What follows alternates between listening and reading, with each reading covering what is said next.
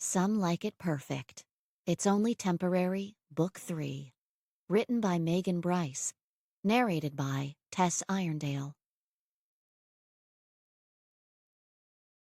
Chapter 1. Delia Woodson was desperate. That's why she agreed to it. Because she was a painter, no one was buying her paintings, and she was desperate. She had bills to pay, food to buy. Someday she might actually want to live in her own apartment instead of on her friend's couch. Crashing on a friend's couch when you were all young and stupid was one thing. Crashing on a couch when you were most definitely not young and the only one still stupid was something else entirely. Delia's friends had stayed in college, and she'd painted. Delia's friends had gotten jobs and moved away, and she'd painted. Delia's friends had bought houses, taken out mortgages, and Delia crashed on their couches. She'd followed Justine from San Francisco to Boston when Justine had gotten a great new job with a great new paycheck. Delia had followed because a free spirit who painted was a dime a dozen in San Francisco, and maybe a free spirit who painted in Boston was just different enough to be successful. Right now, she was just hungry. Justine propped her hip against the kitchen counter and said, "Are you going?" "I'm going." "Painting a ceiling is not beneath you." Delia had heard this before. Michelangelo, yada yada yada. Sistine Chapel, blah blah blah. Delia said, "I'm painting clouds and baby-faced angels on an executive ceiling. I'm happy for the work. I'll be happy for the money. It is beneath me." "You could go get a real job." "I said I'm going. You don't need to be mean." Delia stared at the ceiling. If she was going, and despite what she'd just said, she hadn't quite talked herself into it yet, she probably needed to get up, get dressed. Delia said, "How do you get up and put on a suit and go to the office every morning? I don't know how to make myself do it. I get roaring drunk every evening. That's how I do it." Delia looked over at her. "Tonight?" "Of course. We'll have to celebrate your first paying job in Boston." "I guess drinks are on me then." "Which means you'd better get up so you can pay for it." Delia stared at the ceiling some more. A ceiling she wasn't going to paint. Rip-roaring drunk? The rip-roaringest drunk two 36-year-olds can get without feeling like losers. Delia slid one leg off the couch and let her whole body follow bonelessly to the floor. "Too late. I feel like a loser and I'm not drunk at all." She crawled into the bathroom, her head hanging, every movement slow and tortured. Her friend said, "You're 36, not 16. Go put on your big girl panties and pretend you're an adult." Delia stood. She straightened her shoulders. She didn't sigh again. She didn't slam the bathroom door. She would be an adult. Because doing crap you didn't want to do was what being an adult was all about. Delia would go paint an indecently rich corporate shill's ceiling because he couldn't think of any other way to spend his money, and she couldn't think of any other way to make it. And hey, maybe she'd get hit by a bus on the way. She could always hope. By the time Delia made it downtown, her mood had improved. She loved this city, loved the accent, loved the history, loved the cobbled streets. She'd even enjoyed the commute, enjoyed getting pulled along with busy people late for work. Granted, it was fall. The gorgeous yellow and red leaves crunched satisfyingly under her boots, and the air was chilly but not miserable. She'd yet to experience a New England winter, and maybe she'd change her mind about this whole Boston thing come the middle of February, but for now, it was fun. It was different. She got pulled up the subway stairs, and she went with the flow until fresh air hit her face again.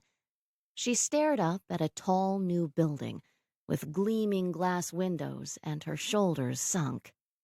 No history here, but there was money and uptight business execs. Delia rode the elevator to the top. She stopped to look out the full-length window and wondered why those who had these kinds of views didn't stop to look. Too busy making money to enjoy what it brought them, she guessed. And, she knew, repetition dulled the splendor. Beautiful and awe-inspiring turned to normal, turned to invisible. It was why she hid things in her paintings, why someone would see one thing when they looked at it one way and see something else when they looked at it another. Why they could look for years and still find something new, something fresh. At least, that was her hope. For someday, when people bought her paintings.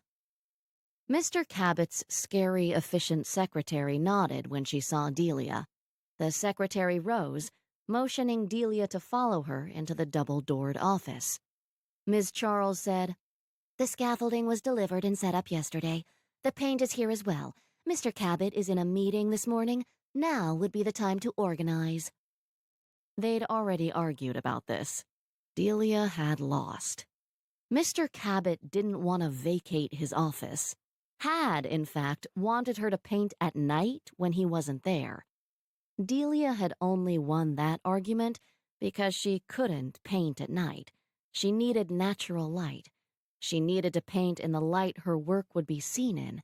Call her a prickly artiste all you want, it didn't change that fact. And that was only what the secretary had called her. Delia didn't want to know what the man in charge had called her. She was hoping he'd decide to move on out once he got a whiff of the paints. Delia surveyed the office. It was as big as Justine's one-bedroom apartment, half of it cleared of furniture and covered in painter's cloth. The large desk was still sitting in front of a floor-to-ceiling bookcase on the other side. The secretary handed her a check and said, "Please don't bother, Mr. Cabot. If you need anything, come to me." Oh, Delia was going to bother Mr. Cabot. She wouldn't be able to help it. She'd never met the man, and he already bothered her. You didn't get to sit in this office unless you worshipped at the altar of efficiency and liked squeezing blood out of stone.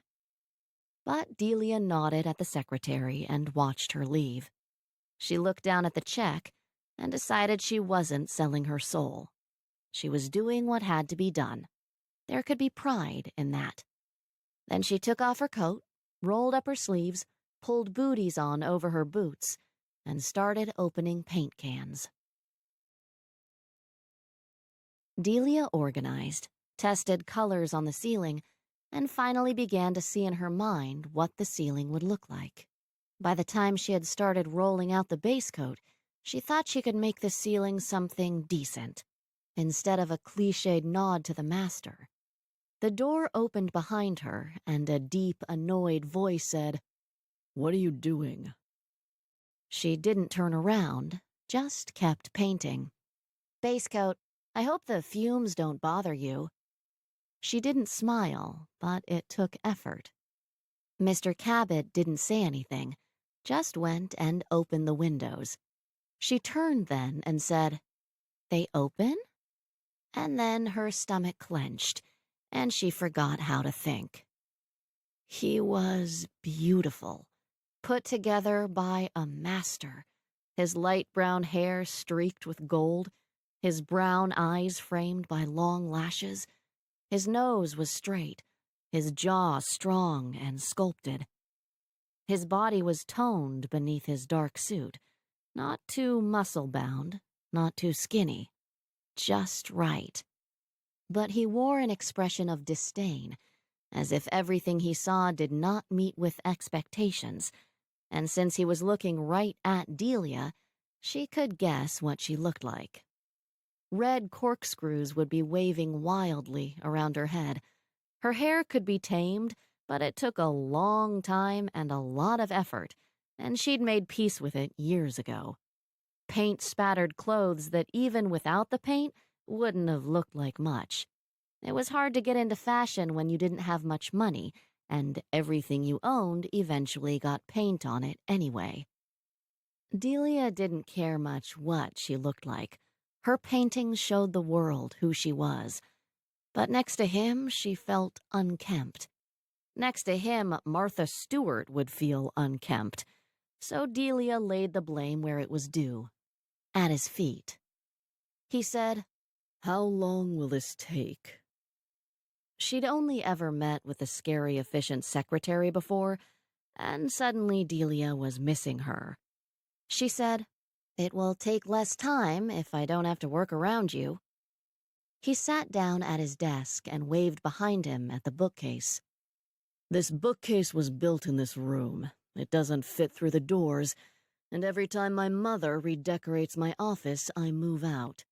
Every time I move the contents of this bookcase, something goes missing. I'm not moving it again." Delia stared at him, her eyebrows knitted together. "Why does your mother redecorate your office?" "It used to be hers." "Huh." "So, again, how long will this take?" Delia stared up at the ceiling. "I was hired to paint the whole thing. It's going to take a while." When she looked back at him, his eyes were closed, his face pained. Delia said, "Does your mother redecorate your office just to get you out of it?" He opened his eyes and said, "The ceiling will take less time if you actually start." She turned back to the roller, filling it with a light ochre, and muttered, "Gee, why didn't I think of that?" "The ceiling will take less time if you don't speak," she said over her shoulder. "D'you think so? I'll have to try that." Delia rolled the base coat across the ceiling, finishing half of her half before she couldn't stand it anymore, and turned back to him. "You don't care at all what I paint on your ceiling, do you?" He didn't look up from his work. "No." "So I could paint Lucifer's brothel up here and you wouldn't say a peep?" "Don't paint Lucifer's brothel on my ceiling." "You just said—" She trailed off when he raised his head to look at her. It wasn't a mean look, a mad look. It was just his attention was focused on her. He stared at her, and she stared back, not thinking, until he finally said, "Just what exactly does Lucifer's brothel look like?" Delia shook her head and turned back to her roller. "Now you'll never know." "And that truly is a shame." She finished the half of his ceiling she had access to without talking to him again and started cleaning up for the day. When her paints were stored, when she'd cleaned her roller in the bathroom down the hall because she wasn't allowed to use his, she turned to find him watching her. He said, "Done already?" "It needs to dry. I'll be back tomorrow afternoon." He nodded. "You've signed the confidentiality agreement? You know anything you see or hear doesn't leave this room." She'd signed the confidentiality agreement. She wasn't a lawyer, hadn't even had it checked by one, but she was pretty sure it had said that if she blabbed about anything regarding Mr. Cabot or his company, that he would own her. Her children, her children's children. She said, "Would I be here if I hadn't?" His eyes sharpened as he looked at her, and she said, "Believe me, I don't care what it is you do here." His eyes ran up to her hair, then down to her booty-covered boots. "I believe you. Do you even know what we make?" Her face blanked as she thought about it. She said slowly, "You make something? Here?" His lips twitched. "We don't make it here. We just run the business from here." "What is it you make?" "Paper." She turned away. Yeah, I don't care. She took her booties off, checked the boots for paint carefully. When she turned back around, his lips were still twitching. She shoved her arms through her coat and waved at him like a demented cheerleader. "See you tomorrow," he said. "I can't wait." Delia went straight to the bank, opened a new bank account, and deposited her check. 3 months' salary that needed to last 6. Not the worst place she'd ever been, actually. And, okay, she was going to have to work adjacent to Mr. Chipper there, but the money was going to come in handy when Justine finally kicked her out. And, okay, he was at least a little bit funny, if you thought perfect assholes were funny. And, okay, she'd never seen a man as beautiful as him in real life. She might have to do a few sketches of him. She actually was feeling better and better about painting this ceiling. Or, at least, she didn't want to jump in front of a bus anymore. Progress. She met Justine at the bar after work. They sat on bar stools and drank light beer and ate peanuts. Justine raised her glass. "To a paying job." Delia clinked her glass. "To money in the bank." "To clients with money." Delia took a drink, holding it in her mouth and tasting it, then saying, "You have gone too far, sir, too far. You are going to have to get over this aversion you have to money. Money pays for beer." I could live without light beer." Justine said, "Money pays for paint." "I know I have a thing about money, but isn't there a point where more money is just pointless?" "I don't think you've reached that point yet." Delia laughed and took another slow taste of beer. "I know, and I know that most people don't start buying paintings or want to paint their ceilings in bad taste until money is pointless. I should get over it." "A painted ceiling is not necessarily in bad taste." "I think I can do something with it. I've decided I've been given carte blanche since Mr. Chipper doesn't care. I'll just paint whatever I want." Justine said, "You would have done that anyway. You just would have hidden it. And Mr. Chipper?" Delia laughed and closed her eyes, picturing him sitting at his desk, typing with no expression on his face, no emotion, except maybe disgust that his ceiling was getting painted. Disgust and resignation. "He's beautiful, Justine. You've never seen anyone as beautiful as he is. Way beyond pretty, beyond good-looking or even hot. Beautiful. I stopped thinking when I saw him." Justine said, "I know what's coming next." They nodded in unison and said, "An asshole." Delia said, "You can't be that beautiful and not be an asshole. It messes with you." "And he has money." "I know. If you're rich, you should be butt ugly, even things out." "Just don't get fired, okay? Ignore his beauty, get over the money, don't taunt him. Don't get fired." Delia sighed. It was long and heartfelt, and she said, "I could have a lot of fun with him." Justine shook her head, draining her glass. Delia said, "He wants his ceiling painted as much as I want to do it. I don't think he could fire me." She thought about it a little more. "He could probably fire me. There are probably other starving artists who would paint a ceiling in return for signing a confidentiality agreement and not using his bathroom." "Probably. Why does he want/not want his ceiling painted?" Apparently, Mother wanted his ceiling painted. He looked like Mother frequently wants things that annoy and inconvenience him, and of course he does it. Justine ate one peanut, brushing the shell carefully onto a napkin. Don't knock keeping Mother happy too hard. It's paying for this beer. Yeah, but don't make me pay for Paul's when he gets here. He can afford his own. Paul's not coming. Why? He loves to drink expensive microbrews that cost 3 times as much as a regular old bud. When Justine shrugged unhappily, Delia said, "Are you fighting?" Justine wobbled her head. "No, but he's being weird.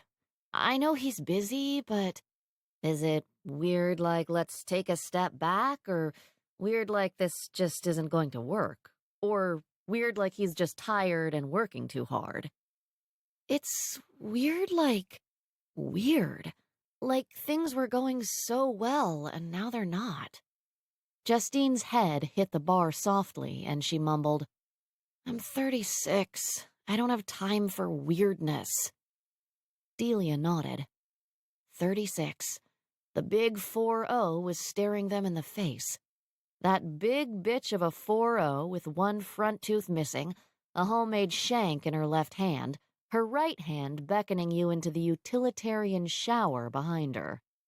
The thing was, you couldn't get away from her. She was coming.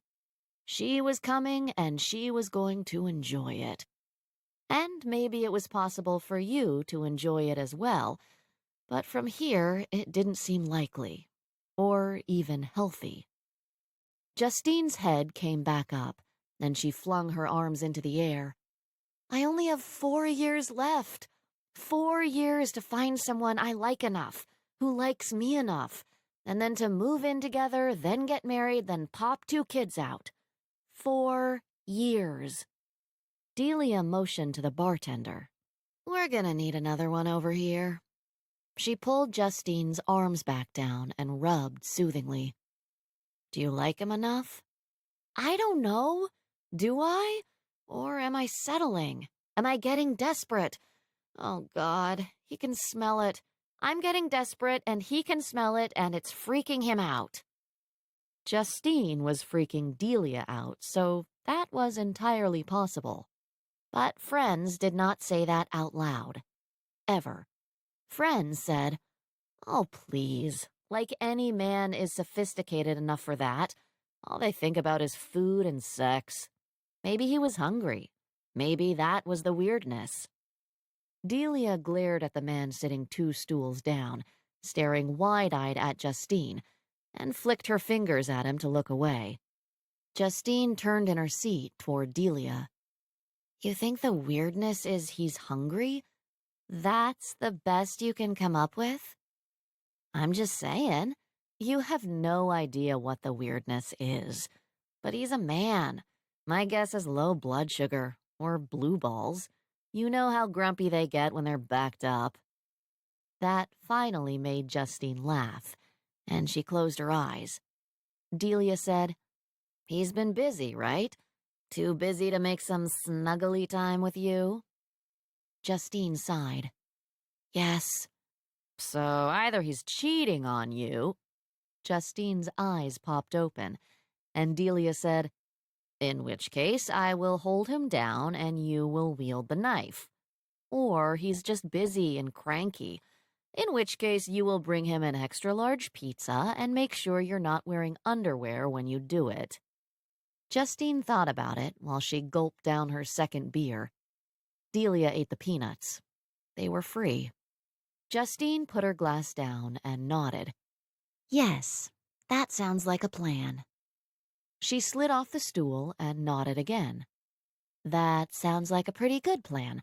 I'll take a pizza to his office, and he'd better be there alone and hungry." Delia said, "Right now?" Justine nodded, and Delia eyed her, mentally calculating how drunk she could be after 2 beers. Seemed like just drunk enough. "Want me to come with you?" "No. You okay to get back home?" "I know the way. Call me if you need to make bail. I can actually pay it now." Justine gripped Delia's hands. "Do you think he's cheating on me?" "I have no idea. Do you think he is?" Justine closed her eyes. holding tight. She finally shook her head. No, he's just being weird. Ask him about it. After the pizza. Justine sighed. That's a good plan, too. Why is it good plans are never fun? Good plans are usually work. Delia said, That's why I've never had one. Going with the flow is a lot less work. Delia watched Justine leave and grabbed another handful of peanuts. She nursed her beer until the bar filled up and the bartender started sending her dirty looks, and then she left, huddling in her coat against the light wind and hoping Justine was warm inside with Paul, hoping the weirdness wasn't the end. Justine wanted it all. She always had. Wanted a house with 2 kids playing in the front yard and a husband mowing the lawn. Wanted to be inside, typing with one hand and baking cookies with the other. Delia wished with all her heart that Justine would get it. Delia just wasn't sure it existed, that it could exist. But if it did, Justine would get it. Hopefully. Delia didn't want a lawn, and she'd already had a husband. She hated typing and couldn't bake. But she knew what she wanted now. She wanted enough. Her mom and G.K. Chesterton would say there were 2 ways to get enough. Make more or want less. Delia had wanted less for a long time now. She was starting to think it was time to make more. And that's why she would paint Mr. Chipper's ceiling and not get fired. She would not get fired. Chapter 2. The scary, efficient secretary held her hand up when she saw Delia the next day and said, I'll let him know you're here. Delia sat and twiddled her thumbs. She watched people walking back and forth, talking on their phones, tapping on their tablets. She was just starting to think about picking up the Harvard Business Review. She was that bored when the woman finally nodded at her. You can go in now. Delia breathed in and told herself she would not get fired. She was thinking about making a plan sometime in the near future, and getting fired wouldn't help with that. She'd never made a plan before, and she was pretty sure getting fired was never on it. Mr. Chipper was sitting behind his desk, typing, and she went straight for her booties, pulling them on and looking at the ceiling for wet spots. He said, painter? She turned her head. Excuse me? Your name, please? Delia. He didn't say anything, and she said, Woodson? Ms. Woodson, these are for you. He held out a small plastic box to her, and she looked at it. He'd gotten her something? She started smiling a little stupidly, and she walked over, reaching for them. What is this? Earplugs, for when I need to make a call I don't want you to hear. The warm feeling that had begun to spread through her body turned to ice. You have got to be kidding me. I think these will make both of us more comfortable. She stared at him, dead-eyed. Yes, I feel much more comfortable now. Thank you ever so much. He raised one perfectly curved eyebrow. Sarcasm? She raised one bright red eyebrow in reply and turned away. She shoved the little box into her pocket. She would use the earplugs. Because his voice made her think of crackling fires, hot cocoa and snuggling under the blankets, everything warm and good when the world was cold and harsh. And his words made her want to stab him with a dull knife. She pushed him out of her mind, trying to pretend he didn't exist, wasn't sitting over there typing and being beautiful. She dragged one end of the scaffolding a foot towards the eastern window, then grabbed the other end and dragged it a foot, back and forth, back and forth. It would take a few minutes until it was positioned where she wanted it. Mr. Chipper watched her with wide eyes, and she said, "I'm stronger than I look." Should I call someone to help you? That made her laugh, and she shook her head. No, don't call someone. Oh, what it must be like to be rich, to have so much done for you that your first thought was to call someone. He sighed and pushed himself to his feet. She held up her hand to stop him. "I can do it." Obviously. Will it get done faster if I help? She didn't want to agree with him, so she didn't say anything. Just moved one end as far as she could. He grabbed the other side and moved it. Her side, his side. Her side, his side. They got it positioned just right, and Delia pushed out a thank you between tight lips. He nodded and walked back to his desk. She spread out another cloth to protect the carpet from paint, filled her palette, and climbed up the ladder to the top of the scaffolding. It was positioned as close to the ceiling as they could get it, and she crawled in, flipping to her back carefully.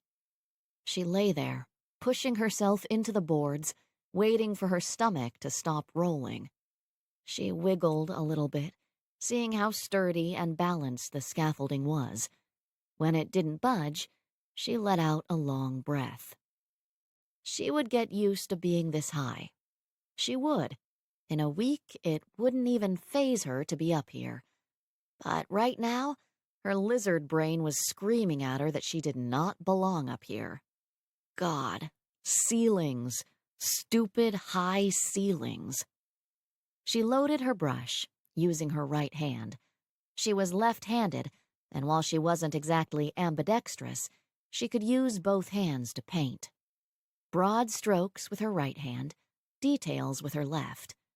It lengthened how long she could paint without cramping, although she still needed to take short breaks to rest and stretch.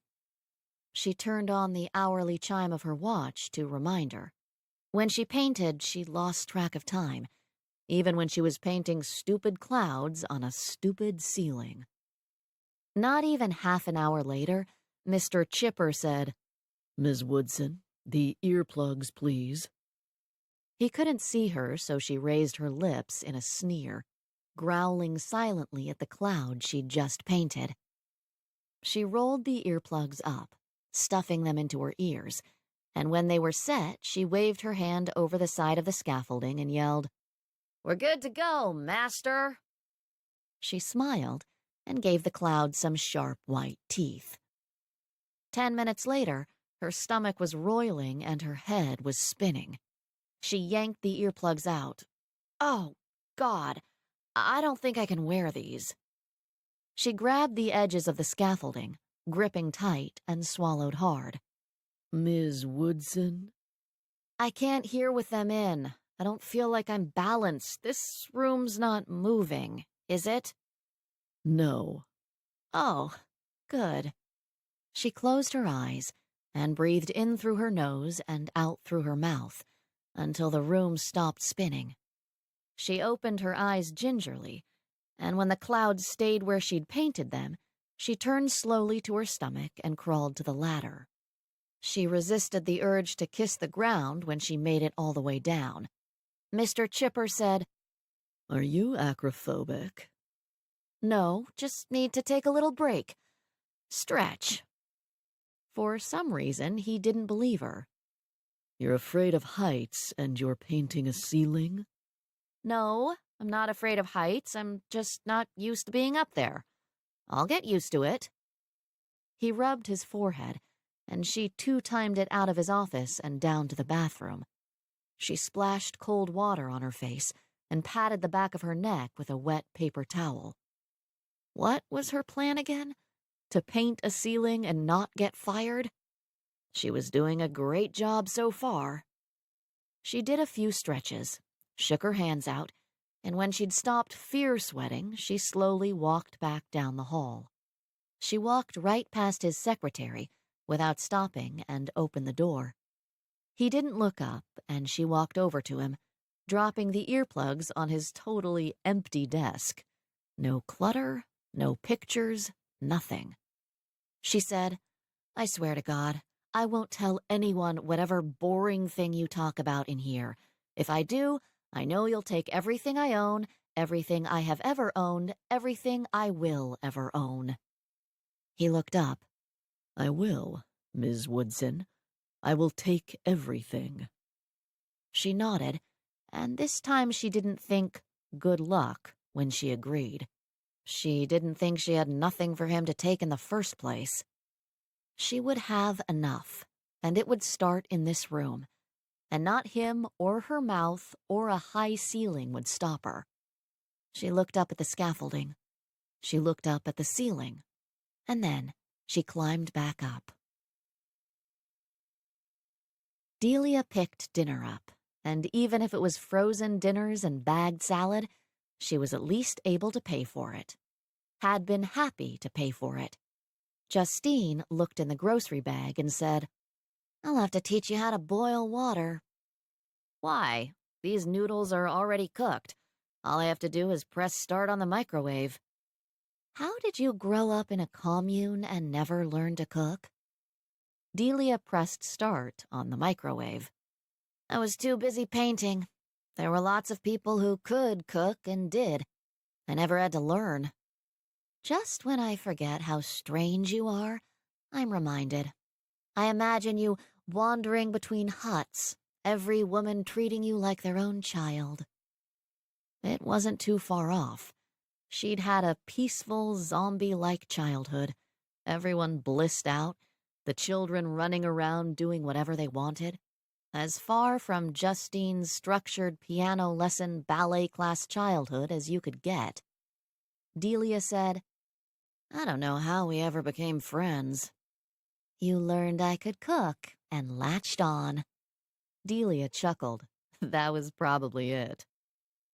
Although it was more like Delia had seen someone with passion, with purpose, and had followed the fire.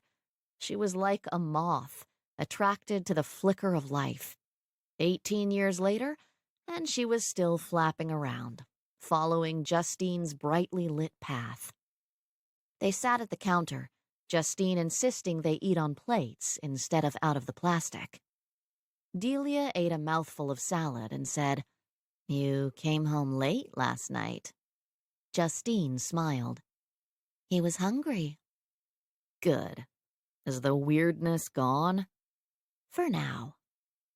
Justine sighed down at her plate. "But I'm getting desperate. It will come back. How do I stop it from coming back?" Not want it. "But I do. I want a home, a family. I want to come home and not be lonely." Then I can't help you. Justine narrowed her eyes. "You want it too. Why can't I smell your desperation?" Delia held out her hands, palm up. The universe will provide. "Don't give me that crap. You don't even believe it." Delia half believed it. It was buried so deep that she knew she could never dig it all out. "Maybe I just don't want it as bad as you do. Maybe I just don't think I can do anything about getting it." "I know you're wrong. I can do something about it." Delia watched Justine attack her noodles, watched with wide eyes. Then she said, "No." Delia pointed her finger in Justine's face. "No. I know what you're thinking, and no. That's not a plan, that's a Hail Mary. That's a last-ditch effort. That's desperate." Justine angled her head away and said softly, "It would be easy. So easy." "Justine? Haven't you ever wanted something so bad that you would do anything to get it? Anything? Is he the one?" Justine closed her eyes, her voice laced with fear and sorrow. "I don't know." "If you do this, he won't be." "I can't start over, Delia. There's no time. I've been in Boston for nearly a year now, and have finally met someone who I might like enough, who might like me enough. Another year before we move in together, 2 years before we get married. If it's not him, then tack on another year before I find another someone I might like enough who might like me enough. God, Justine, you need to quit planning it out.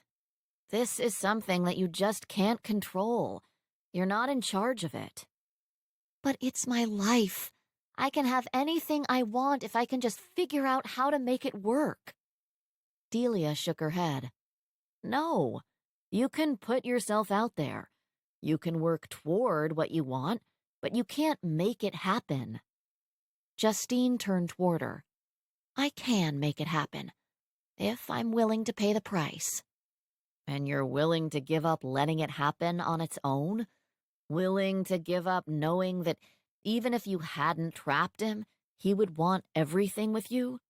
That would be hard to live with.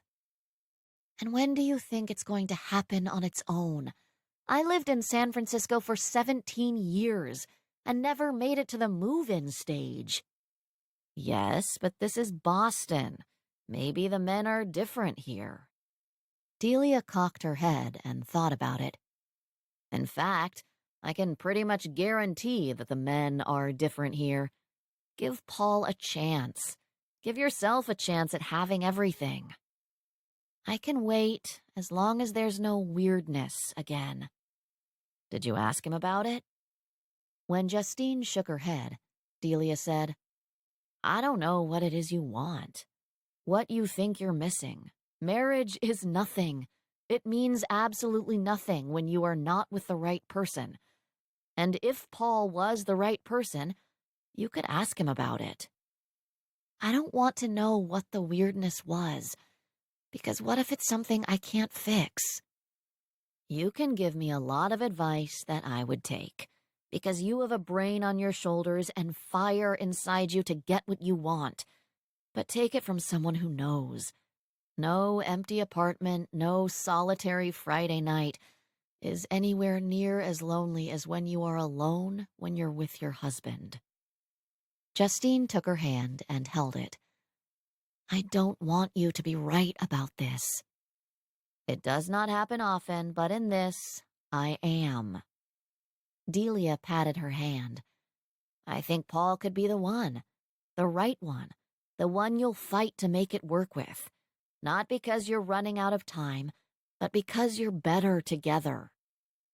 Justine took her hand back and picked up her fork. Maybe. Move toward your goal, Justine. Ask him to move in with you, or give him a key. I'll move on out and you two can nest together and find out if you're lovebirds. You can't move out. Where would you go? I'll rent a room. Know anybody with an empty bedroom? Justine laughed. No, you can stay here as long as you need. I need a bedroom. You need your couch back. Justine shook her head, and Delia said, Yes, because you're going to go ask Paul to move in with you. How much do you think? Never mind. I remembered who I was talking about. His apartment probably costs 3 times as much as it needs to. Justine smiled. I know you like him despite the fact that he's a yuppie lawyer.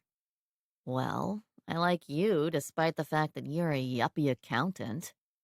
Justine side-hugged her. And we like you despite the fact that you're a hippie artist without a dollar to your name.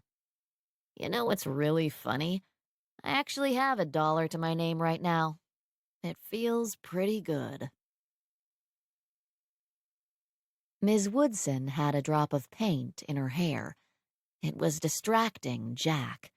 He could only see her hand stroking a small brush across the ceiling, a very small brush, and he knew it was going to take a very long time for her to finish the ceiling. The drop of paint in her hair was still distracting him, and Jack shook his head. She was a painter. Paint would get in her hair. She said, Can I turn on some music? No. It's so quiet. How can it be so quiet? Why aren't your minions running in and out, begging to do your bidding? He looked up at the scaffolding. All he could see was her hair, red corkscrews poking out over the sides, and her very small paintbrush. He said dryly, I don't like distractions. He bent to his computer again, then looked back up. You have paint in your hair. It's pink. Redheads can wear pink, and paint happens. How do you get it out? I shave my head when it gets too bad. It's why I hate painting ceilings. He fought a smile. He finally said, That would be a shame, if it were true. Everything I say is true. Nothing you say is true. You just like to shock and awe. She stuck her head over the side of the scaffolding. Do I shock and awe you? Every minute of every day, He said, and she laughed, a husky, low sound that made him think he'd surprised it out of her, like she thought she shouldn't think he was funny. He had to admit, not many people did. And he hadn't been trying to be funny. She did shock and awe him, with her wild hair, her sarcastic comments. He could close his eyes and see her dragging that scaffolding across the room without even thinking of asking for help. She'd hated him helping her, would have spent 10 minutes doing it herself to keep from thanking him. Every time she had to go clean paint off her brushes, she gave him a dirty look when she thought he wasn't looking. And every time she slammed the door behind her, he laughed. He would have told her she could use his bathroom after she'd trudged down the hall the 5th time in one afternoon. He hadn't realized how often she would need water, but he didn't want to. He couldn't think of the last time anyone had given him a dirty look. He didn't know why he thought it was entertaining that she so obviously didn't like him. He didn't know why he kept egging her on. She hummed a little tune, and though it was soft and pretty, he said, Please stop humming. It's Adele. You can't possibly object to Adele. I do. Stop humming. You have no soul. He bit his tongue to keep from smiling. Excuse me. She said louder, No soul. If you don't like Adele, you have no soul. I'm sorry to be the one to tell you. She wasn't sorry at all. He looked up Adele and said with disdain, She released her first album when she was 19. I have no soul if I don't want to hear a silly 19-year-old sing about the boy she lost. She peeked down at him. How do you know that? I just looked her up. And have you listened to her? I've never heard of her until just now. She gasped. You've never heard of Adele? She scurried down the ladder to stand behind his chair. She leaned over him to read the screen, and she smelled like paint and lilacs. She said, Look up Rolling in the Deep. He brought it up, listening with his eyes closed. Ms. Woodson whispered into his ear, Why do you have speakers if you never listen to music? Conference calls, he said, and he didn't have to look at her to know she was grimacing. Jack said, She was 19 when she recorded this? 21. She has an old soul. He nodded, and Ms. Woodson said, Maybe you do have a soul, after all, corporate shill. He opened his eyes. No, I don't. She shook her hair and headed back to the ladder. I know. I was being polite. She was halfway up the ladder when he said, Miss Woodson? She froze, turning her head toward him and looking at him with her disgusted green eyes. Please stop calling me that. I feel like you're about to fire me every time you start with Ms. Woodson. It's just Delia. She stared at him, and he stared back. She said, Come on, you can do it. Fine. Delia, would you mind? He pointed to the door. She gave him a dirty look and muttered, "I am not getting paid enough." She opened the door and he said, Thank you, Delia. I'll let you know when you can come back in. She slammed it shut behind her, and he laughed. When Delia came back in half an hour later, she said, "Did you even call anyone?" Of course. He'd called his sister. He trusted Ms. Woodson, Delia, with his business because he'd never met anyone who radiated disinterest like she did.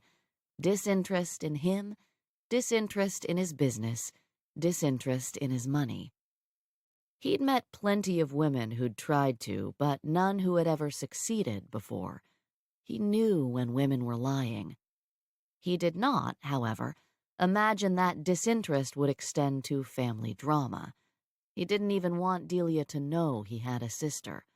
His sister would be right up Delia's alley. Jack said, I was checking this quarter's earnings per share, price-earnings ratio, gross margin. Delia's eyes blanked and she turned away from him, climbing up the scaffolding with a groan.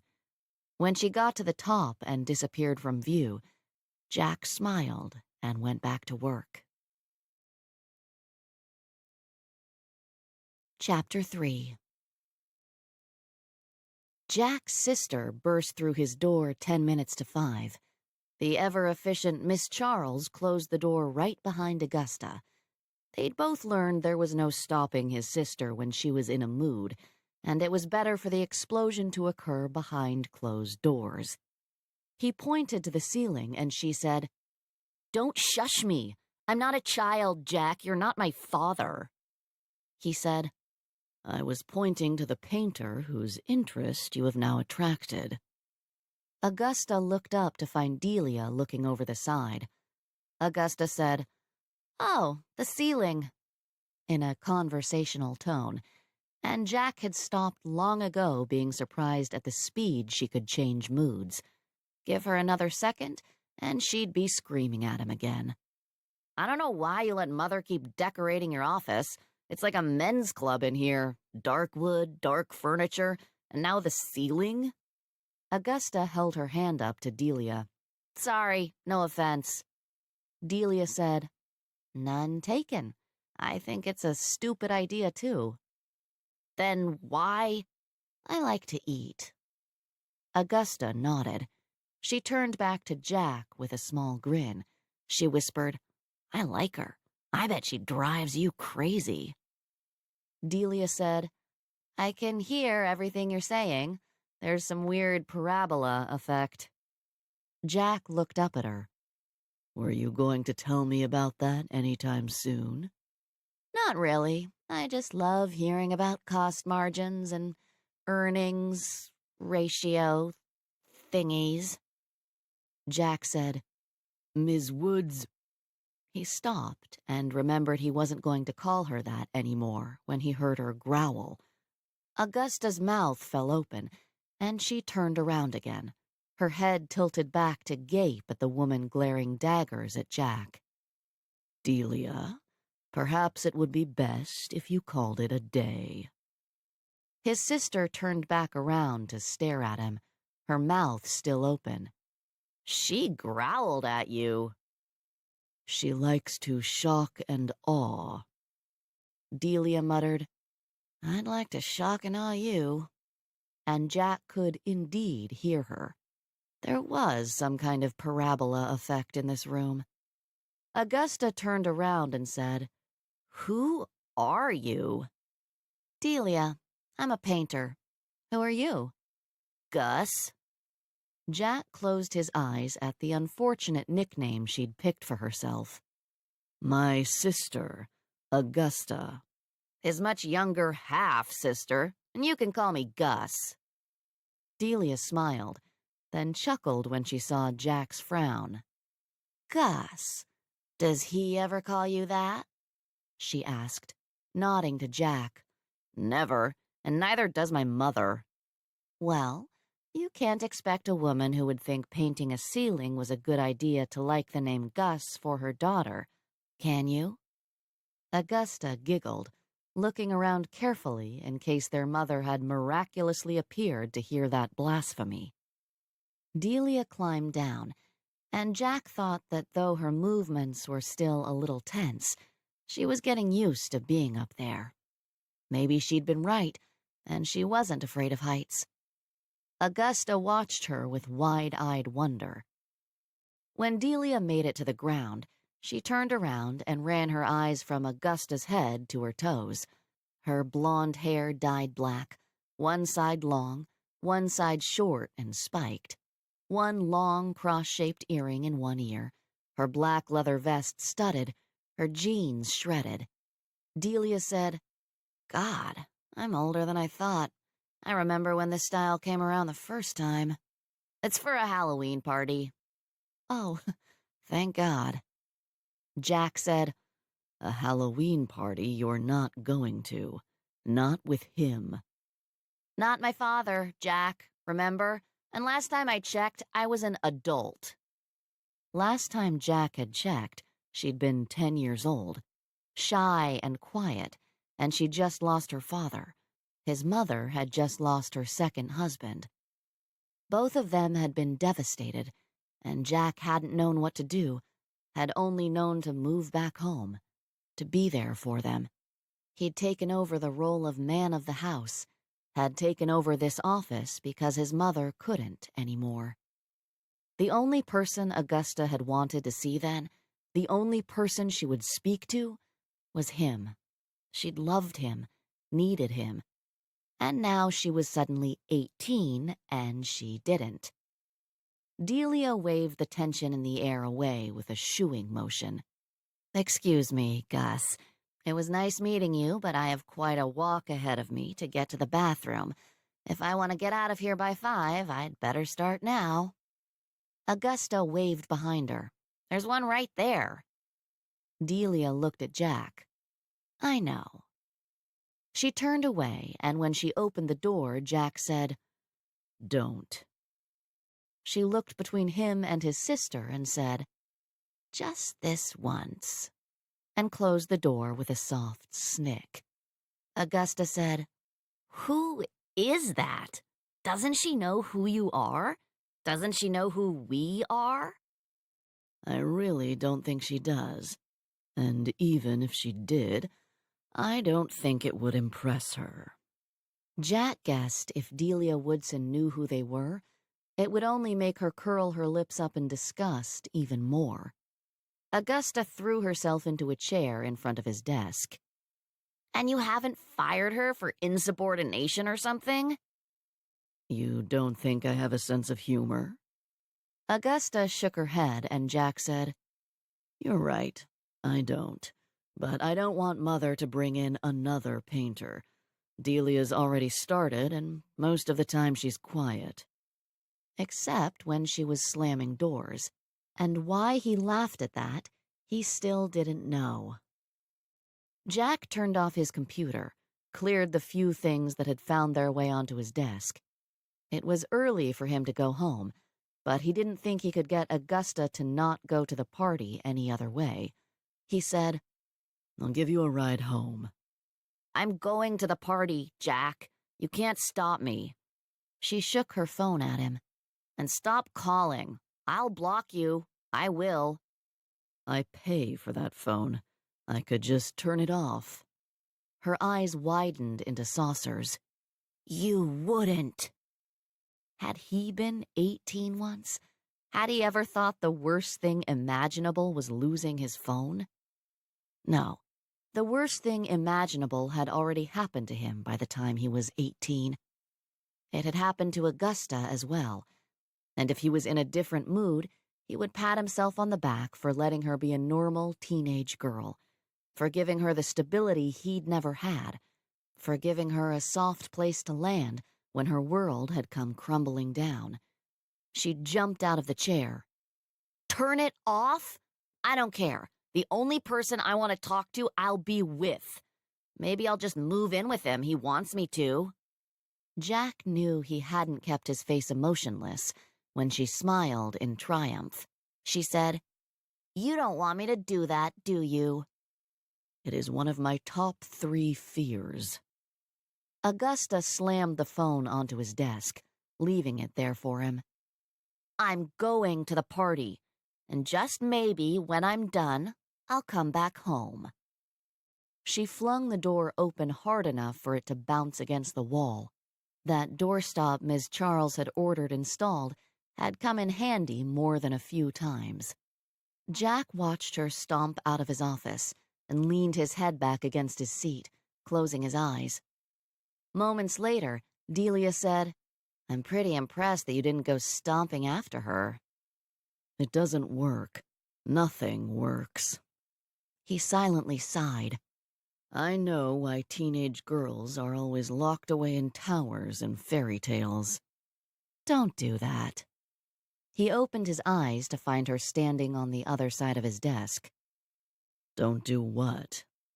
"I'm starting to feel bad for you.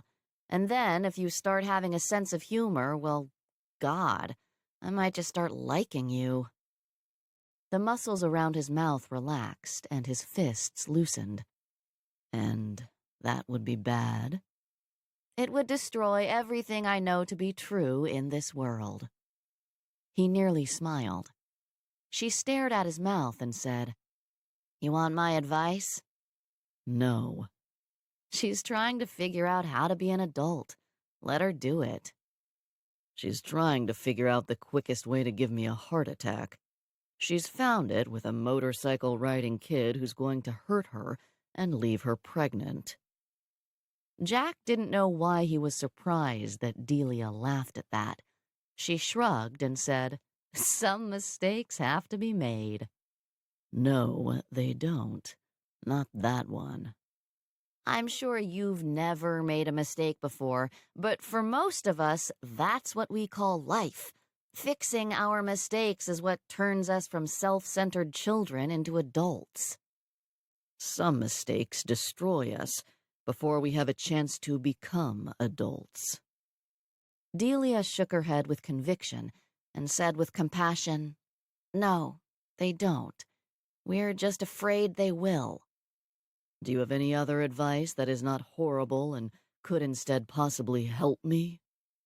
She laughed at him, her face bright and shiny, and he remembered that Delia didn't want him to have a sense of humor. Jack thought he might not want her to smile at him like that again.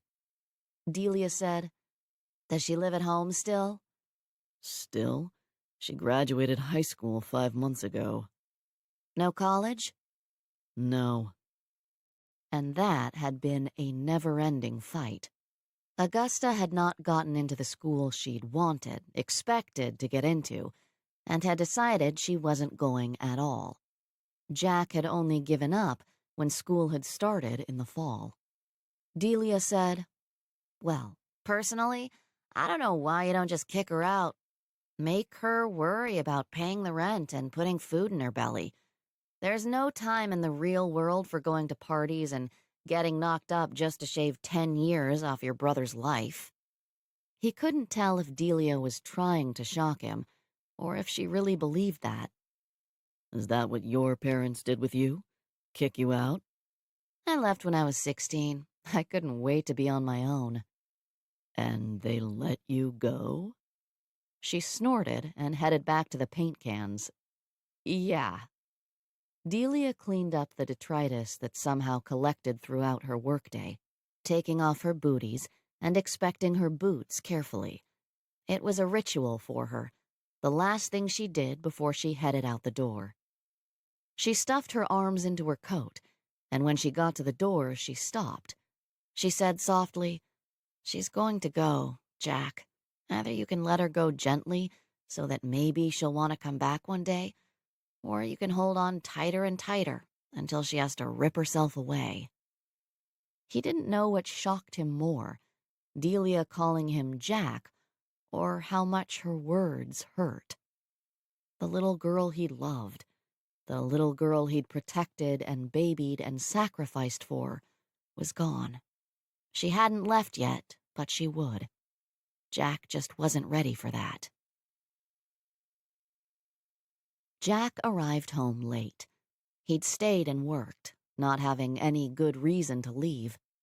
He found his mother in the front parlor, and she tilted her cheek for him to peck a kiss on it. She said, "Augusta?" What do you think? His mother pinched her lips together. "That boy is a horrible influence. I can't believe you would let her go with him." What do you want me to do, Mother? Something. As she has said, I am not her father. And even if I was, she's 18. Take away her allowance. He won't be sniffing around her anymore if she doesn't have any money to throw around.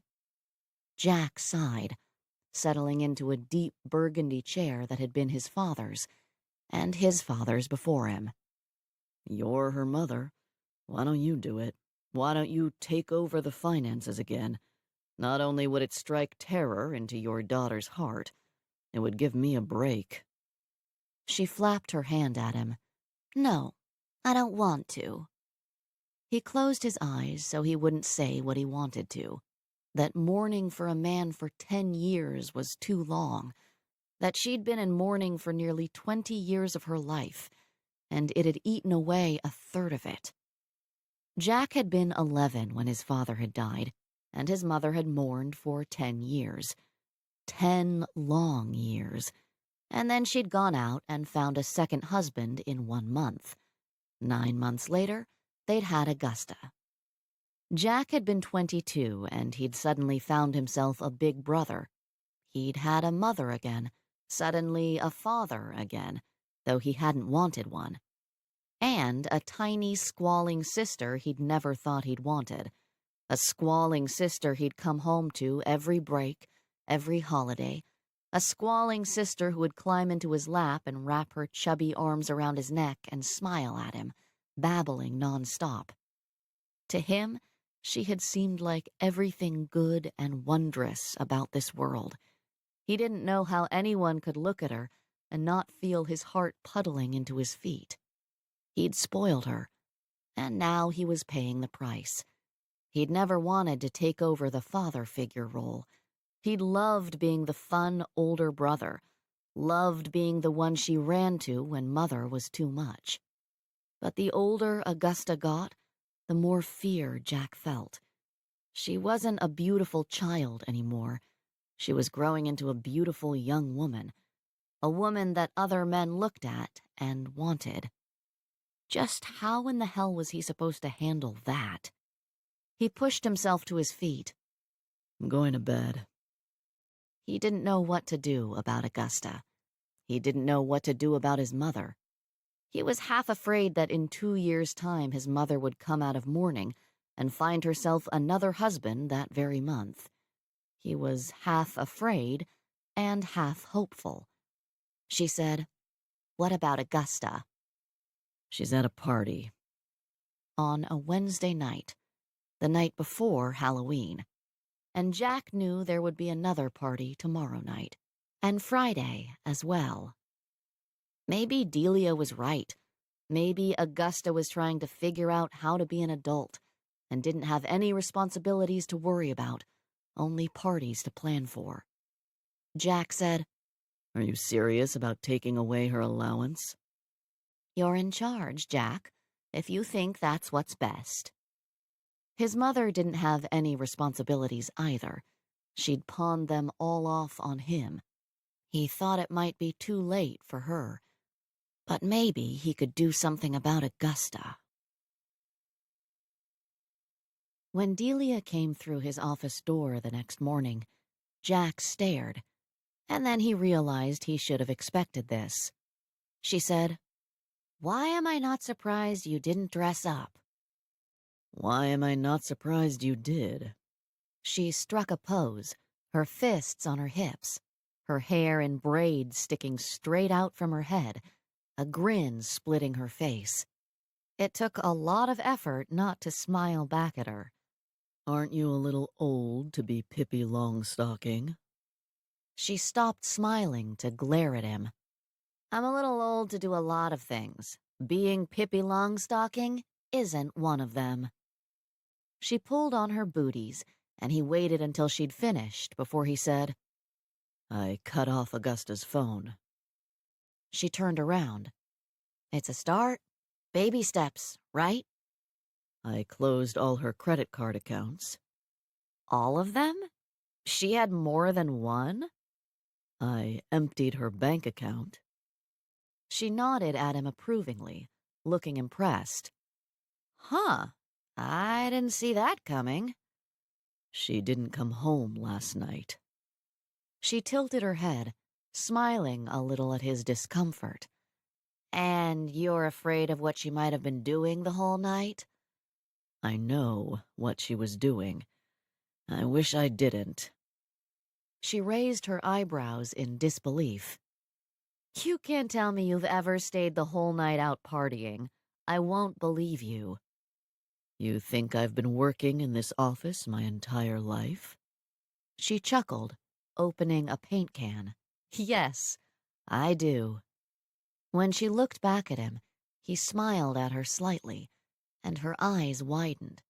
She sucked in a breath and looked back down at the paint can quickly. She muttered quietly, "Put that thing away." And it made him want to smile at her again. Made him want to see her face flush and heat enter her eyes. It made a nice change from disgust. But it clashed with her Pippi Longstocking costume. There was something not quite right about Pippi looking lustful. He said, I expect Augusta to come crashing into the office sometime today to yell at me about the money. You might want to think about calling her Gus. Just a suggestion. Jack couldn't think of an uglier name for his beautiful sister. He said, You're full of them. Suggestions. Here's one for you. Make a hasty exit and take a break when you see her coming. Aw, can't I stay and watch? I signed the confidentiality agreement. Trust me, you don't want to see that. Trust me, I was a teenage girl once. Nothing she could do would faze me. He sighed. It fazed him, and he wished not for the first time that his mother would have handled Augusta, that there had been a woman to deal with this. He'd suspected, and now Delia had confirmed it. A woman would have handled Augusta better than he had. He waved his approval at her, and she grinned at him, looking forward to the show. And somehow, that look fit right in with her costume. Pippi was excited for the chaos and drama to come. His door crashed open far earlier than Jack was expecting, but he didn't take his eyes off his computer screen. Augusta shouted, "Jack!" He continued to type. Just a minute, Gus. Let me finish this email. It shocked her into silence, which hadn't been his plan. He'd hoped that if he said Gus without looking at her, he could get it out. When he looked up at her, he recoiled and stood swiftly to walk towards her. Her hair was matted, her makeup smeared. She looked tired and mussed. He grabbed her arms, looking for anything wrong with her. Are you okay? I have no money. And that's why you look like you've been attacked? No, it was just, I haven't slept. She shrugged. It was a good party. His heart started beating again, and he knew he was doing the right thing. He walked back to his chair, and she said at a slightly lower decibel, "Jack, I have no money." He held out the phone she'd left yesterday. You have no phone, either. I turned it off. What? You were right, Gus. I've been treating you like a child. You're not. You're an adult, and I apologize. She stared at him with her mouth hanging open. He thought he heard a little snicker of laughter from the peanut gallery, and he looked up to find Delia peeking over the edge of the scaffolding, her braids still sticking straight out from her head. Augusta, Gus, angled her head up, her mouth still hanging wide open. Delia said, Sorry, I couldn't keep it in when he apologized. I've known him for a week and I know he's never wrong. Gus closed her mouth. He was wrong. I am an adult. Oh, yeah, I was saying he never thinks he's wrong. Jack said, I can hear everything you're saying. Delia laughed and pulled her head back in. Gus sat down slowly. You do always think you're right, you know? That is because I usually am. Delia snickered again, and Gus's lips twitched. But not about this? I don't want to be wrong about this. The evidence suggests otherwise. Gus smiled at him, as if all she wanted was for him to see that. She said, So now can I have my money back? A laugh pushed past his lips. It was my money that I gave you. Perhaps it's time for a job. She stopped smiling at him. A job? I assume you would like a phone again? You'll need a job to pay for it. Did I hit my head? No, you grew up. She looked around his office. Do I have to work here? No, but if you'd like a share of the profits, then you'll have to contribute. Mother doesn't contribute. And that's who you want to emulate? Gus blinked at him. Then she studied him, like she'd never thought before of what he must think of their mother, of what his mother retreating from the world had meant for him. She said, No, and he nodded. Then you need to find a job. If you would like one here, Ms. Charles can find something for you to do. Gus grimaced. I don't want to make your coffee and schedule your meetings.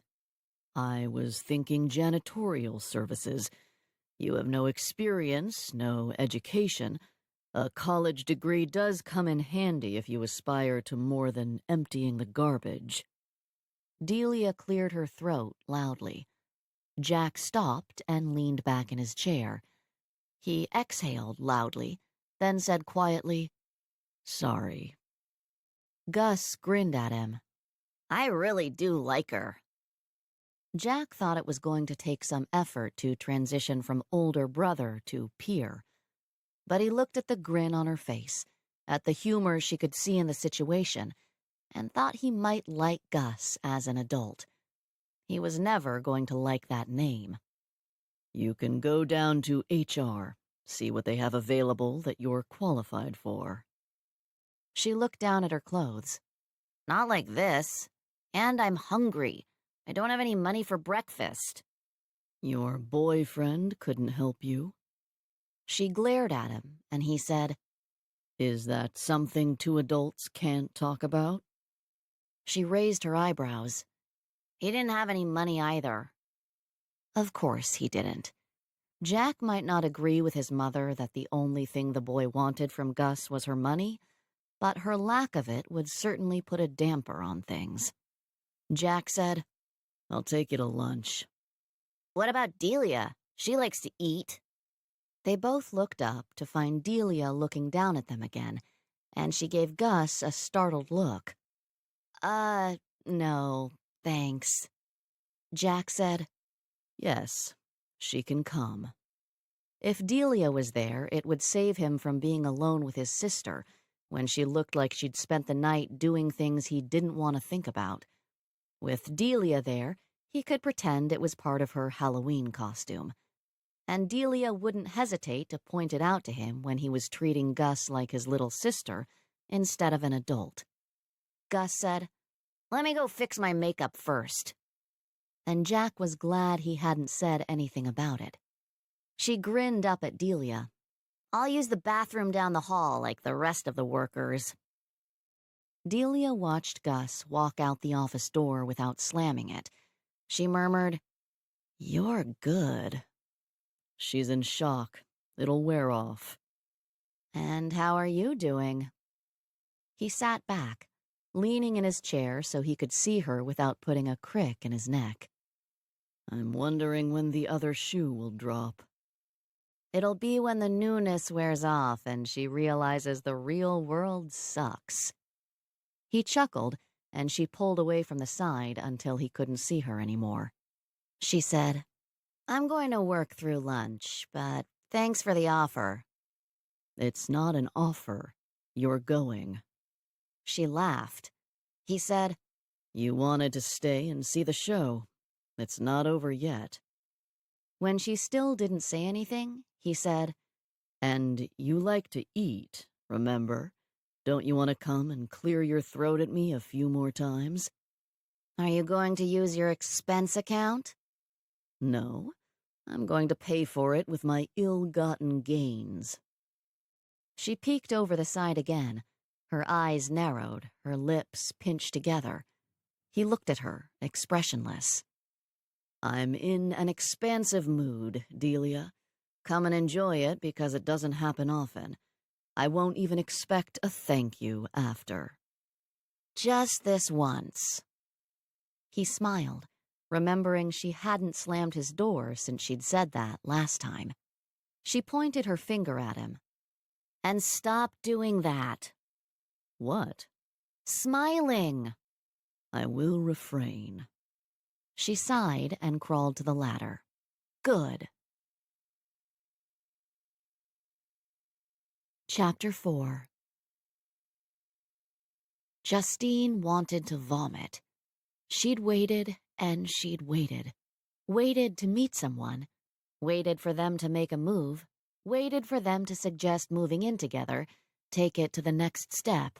And it had never happened. She didn't wait in her career. Didn't wait for her boss to tell her what a good job she was doing. She told him.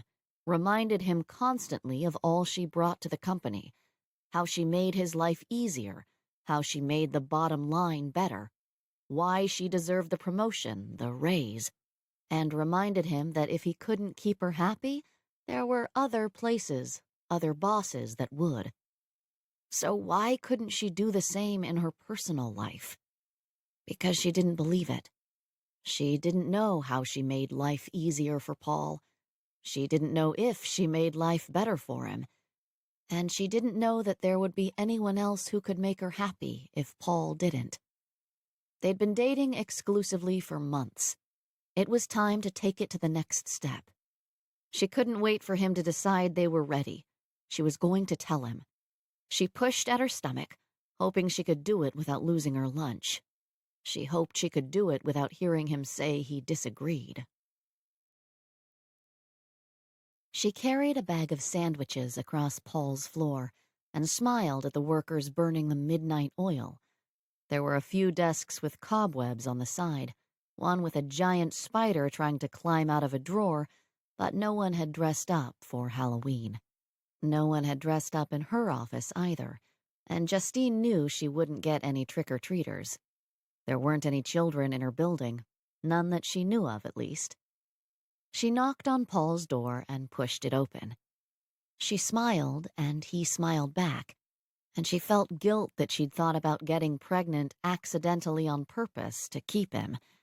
She felt guilt that the idea was still swimming in the back of her mind, whispering to her how easy it would be. So easy. Just have a little accident. Just be a little forgetful. And she could have the family she'd been waiting for. She'd waited so long. Paul stood, walking around the desk to kiss her. He took the bag, peeking inside. Thanks, honey. You know you didn't have to do this. He put the bag down on his desk and pulled her against him. She went to him, smiling, all the while wanting to scream at him. See? See? Don't you want this? Why don't you want this? Justine took a deep breath. I know, but you've been so busy. She ran her hand down his lapel. Your suits are starting to swim on you. He laughed, digging into the bag with one hand. If only that were true. But all this time sitting, along with all the muffins they keep around this place, and I know that you are just being kind. She took the bag from him, pulling out napkins and laying them out on the desk as plates. She'd wait until he was full and happy. She had learned a thing or two about men in the last 18 years, and then bring up moving in together. He took a big bite of sandwich and she blurted, "I think we should move in together." He froze, his cheeks full of meatballs, and she squeezed her eyes shut. "I mean, I like you. I think we should think about moving in together." She heard him chew slowly and gulp. She kept her eyes closed. Honey, I like you too. I don't know if now is the time to move in together, though. I'm so busy I can hardly think. She opened her eyes, and he wasn't looking at her as if he wanted to run screaming. She said, "I know you're busy. We hardly get to see each other, and I thought maybe this would help with that. There would be some time together, even if it was just sleeping in the same bed." He smiled and touched her wrist. I could get behind sleeping in the same bed. "What if we just moved in together on the weekends? We can alternate between your place and mine. We can trade keys." Is that okay with Delia? You do have a roommate to think about. "I already asked her." He nodded slowly, walking around the desk to sit in his chair, and her stomach nodded again. He said, Can we talk about this in a few weeks? She nodded. She took a small bite of chip and her mouth opened again. "I'm 36. Paul blinked. Okay. "You don't know what that means, do you?" He shook his head slowly. Is your birthday coming up? Did I miss it? She laughed a little and was horrified that it sounded wet and teary. "It means I'm high risk. If I got pregnant this second, I would be a high-risk pregnancy. And the older I get, the less chance I can get pregnant at all." She laughed again at the fear in his voice, and this time she had to wipe her nose. "I'm not saying I want to get pregnant right now, but I need to know that we could be heading in that direction, that we could have a future together, and it's not just for fun. I can't do just for fun anymore. I don't have time." She put her head in her hands and muttered, "And this is why men date younger women." Because younger women could have fun. Their ovaries didn't scream at them every month. "Last chance, final call, get a fucking move on." They could afford to wait, like she'd done, until they couldn't wait anymore. And then they were too desperate for any man to want them. She couldn't stop the tears from falling, and she said through a tight throat, "I don't know if I want kids with you. It sounds horrible and cold and calculated, and why you'd even think of sticking around after this, I have no idea. But if I have to scratch you off the list, I have to do it sooner rather than later." You have to know right this second? "Don't you know right this second? Don't you know if you want a wife and a family someday? It doesn't have to be with me, but do you want that at all?" He watched one tear slide down her cheek and said, Yes. "Yes?" I've always assumed that I would get married and have kids. That's what you do. She took a deep breath and swiped at the tear. He said, I don't know if I'm ready for that now. I don't have time for dinner. I don't have time for kids. "Do you think that ever changes?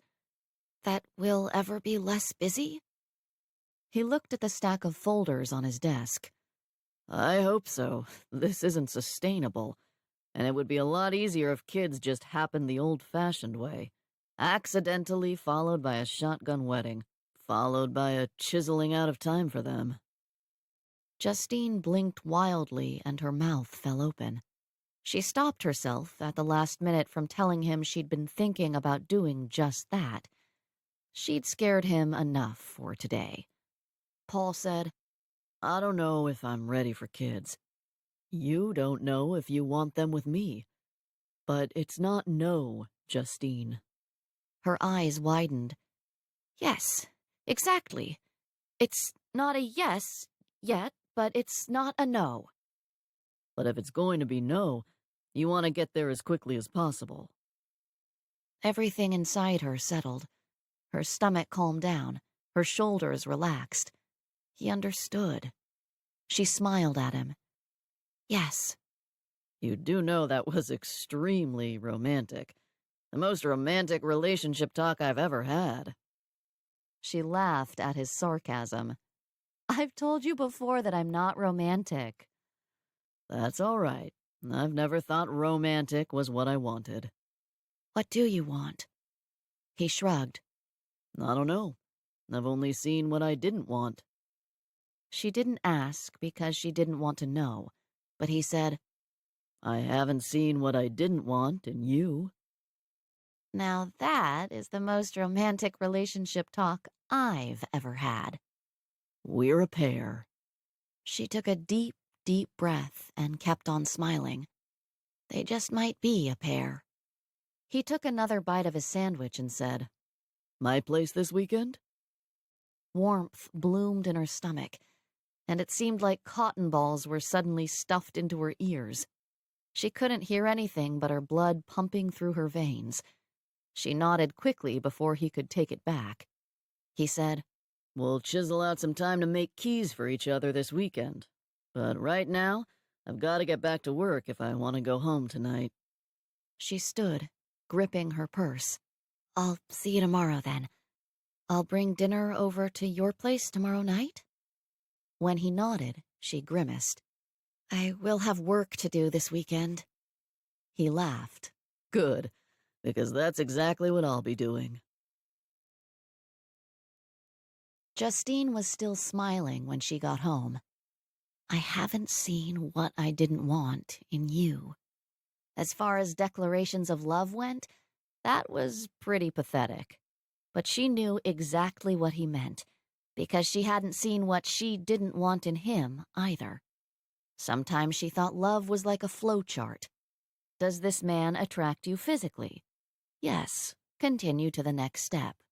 No. Return to the beginning. Keep moving and see if you could make it to the end of the maze, or if it was back to the beginning with someone else.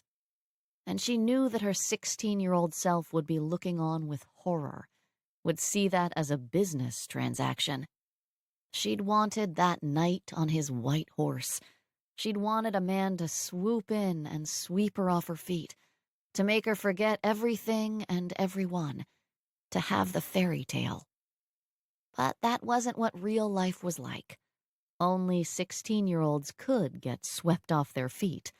The older a woman got, the less likely it became, because the older you got, the more you realized that getting swept off your feet was a little dangerous. Getting swept off your feet meant you weren't expecting him to do whatever it was that bowled you over, which meant you didn't really know him. Romantic love, fairy tale love, was ignorant. It was hopeful, and maybe hopeful was romantic, but Justine thought that really it was just stupid. She went straight to her closet, pulling down her overnight bag and digging through her closet. When Delia came home, Justine's entire wardrobe was piled on her bed. Delia stopped in the doorway and raised her eyebrows. Justine held a sheer robe up, clasping it to her chest and twirling. His place this weekend. She stopped twirling. I was a complete wreck in his office. I cried. I told him I was 36. She closed her eyes at the memory, and Delia said, And now his place this weekend, so it must not have been too weird for him. Justine chuckled weakly and opened her eyes. Do you think he's telling his friend right now that it got weird? Don't answer that. Delia just smiled at her. Justine said, We're going to alternate weekends. He'll be here next Saturday. Delia groaned. I guess I'll be finding a new apartment this week. I can't unsee Paul wearing his Ralph Lauren boxers. Boxer briefs, Justine said, and Delia held up a hand, shaking her head. Please stop. Then Delia sighed. Boxer briefs. I should have guessed that. Justine held up two sweaters, a classy argyle and a tight pink, and Delia pointed to the tight pink one. Justine folded it up and placed it neatly in the bag. Delia came all the way into the bedroom, digging through the clothes and taking all the classy wool slacks and button-up shirts out. She said, "Jeans and sweaters, and no lingerie." Delia took the sheer robe, hanging it back up in the closet. "This weekend will be comfortable and cozy. Don't cook for him the whole time, don't clean up after him. Start as you mean to go on." Justine sat on the bed and put her head between her knees. She breathed in and out and mumbled, "I thought moving forward would feel good, but now I'm thinking if it ends after this, I'll have to go through this again. If it ends after this, it will be worse." Delia sat next to her, rubbing her back. "Repeat after me. I have been given this life." Justine groaned. Not Delia's, "The universe will provide, if it happens, it happens, isn't this life just wonderful as it is" shtick. Delia said, "I have been given this life." Justine sighed and repeated, "I have been given this life.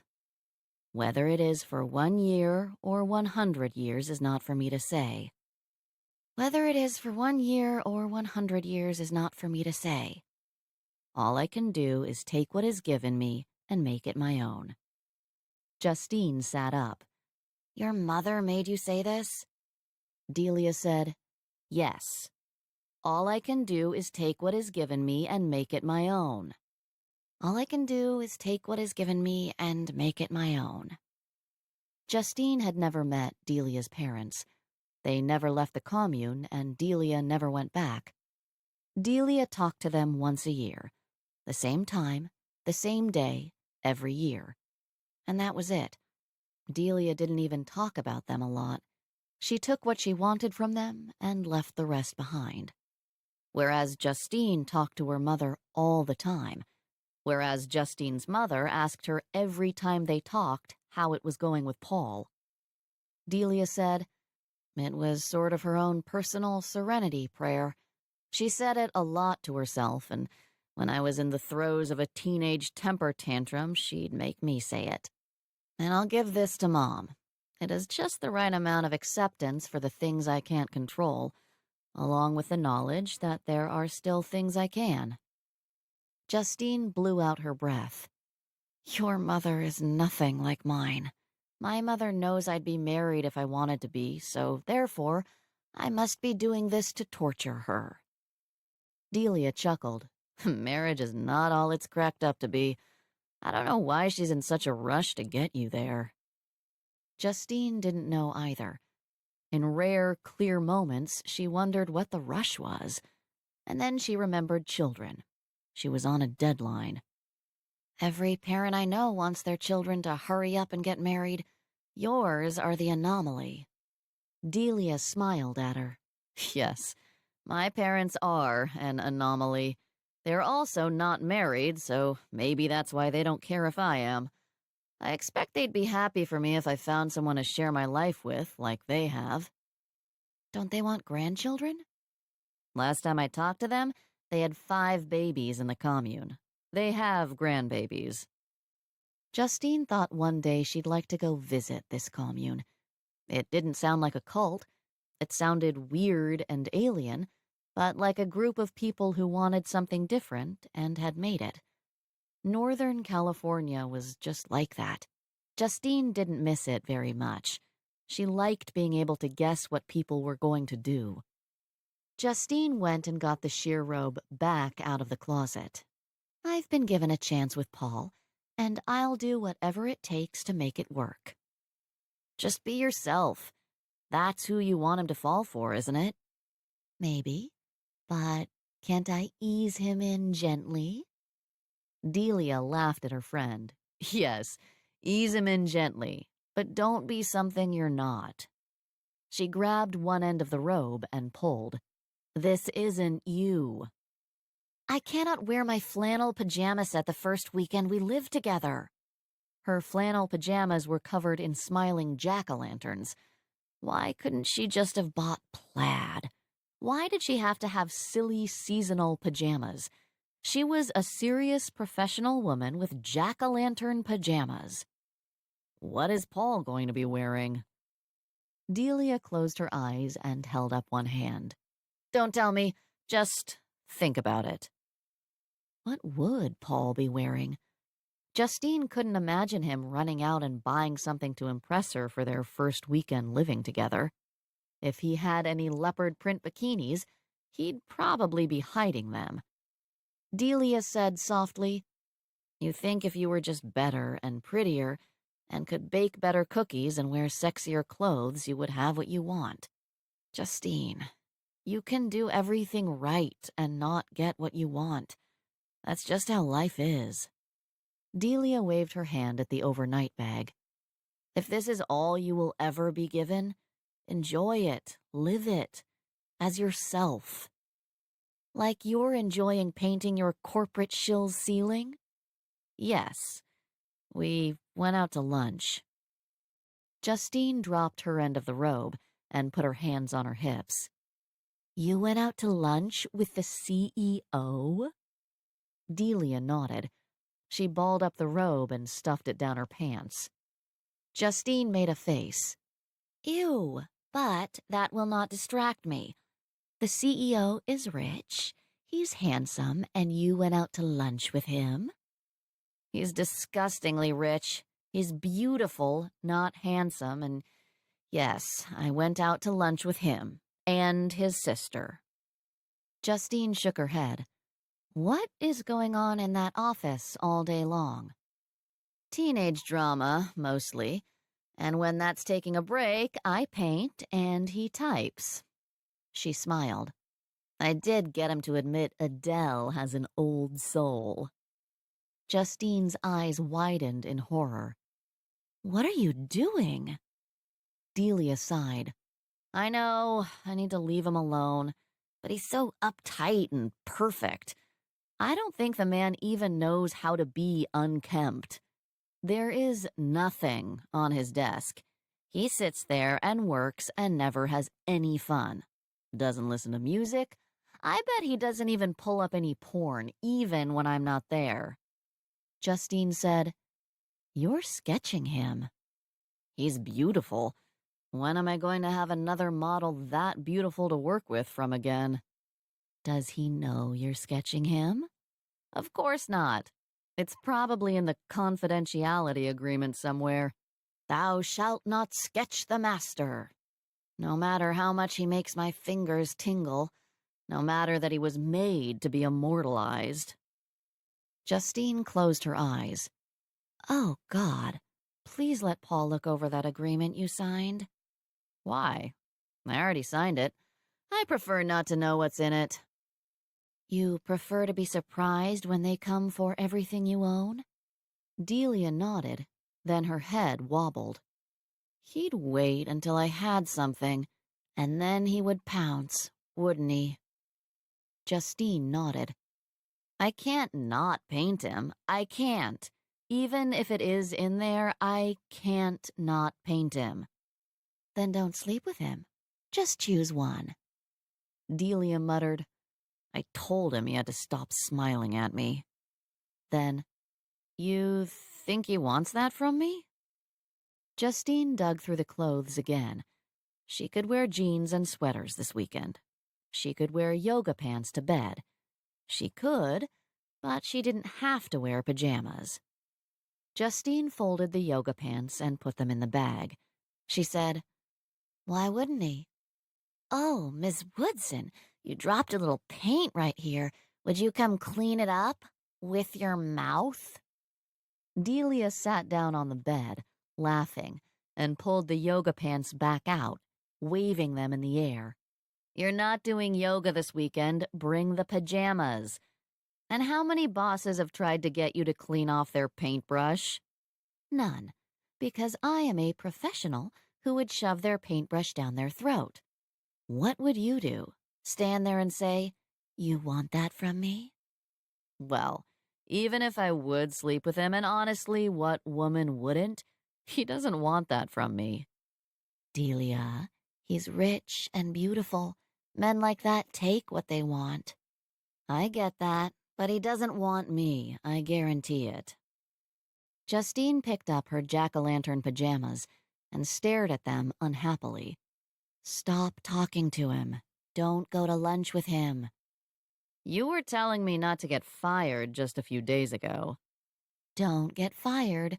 Don't take your pants off. Those two pieces of advice are not mutually exclusive. Delia grabbed the pajama bottoms, leaving Justine with the top. There. Those tops with some orange panties, and it'll say you're seasonally sexy. And lunch was a one-time thing. I'm not going to take my pants off even if I sometimes think I'd like to. I won't ask him to take his pants off so I can sketch all of him, even though I'm certain I'd like that. Delia, I'll take your advice if you take mine. Justine rummaged through her underwear drawer until she found her orange underwear, because yes, she did dress seasonally. She'd never tried seasonally sexy, though. Don't go with the flow on this one. The flow is leading you underneath a perfect asshole, and I can't think of anyone worse for you than that. Delia fanned herself, then shook her head, clearing it. I've got a plan, and I promise you it does not involve Jack Cabot. Justine took a long, deep breath. Well, then, you'll be fine. She would be. Delia was always fine, no matter what happened. Justine was the one sitting here wondering if she could wear pajama tops without the bottoms, wondering if she left the top unbuttoned, if Paul would be distracted enough not to notice the maniacally smiling pumpkins. Delia walked out, the robe still stuffed in her pants, and Justine decided that this was the best she could do. Chapter 5. Paul stared at the office lights in the next building over. Stared, wide-eyed. He liked Justine, and seeing her more, living with her on the weekends did feel good. Scary, especially if she was going to keep crying. But Justine was always intense. She was structured and intense, and he liked that about her. She didn't hem and haw, she didn't waffle. She was focused and put together. Usually. Most of the time. And he liked that most of the time, too, when it wasn't focused on him. But he was a lawyer, and he could hide what he was thinking, what he was feeling. And maybe that's what she needed. Someone who didn't react when she went all intense. She wanted to get married. She wanted kids. He wanted that too. He just wasn't sure he was ready. He wasn't sure they weren't ready. But he was comfortable taking it another step with her. Living together on the weekends, giving each other keys. Baby steps. Baby steps toward a finish line he wasn't sure he was ready to cross. He stopped staring wide-eyed at the next building over and smiled because here he was, hemming and hawing. Where was Justine when he needed her? He called his sister because she always knew what everybody should do. Polly, oh, thank God for another adult. When do you think baby brain ends? By the time the kid turns 18? He looked at the picture of his chubby niece that he kept on his desk. Mom got over it pretty quick. I don't think you need to worry about it. Mom is not a good example.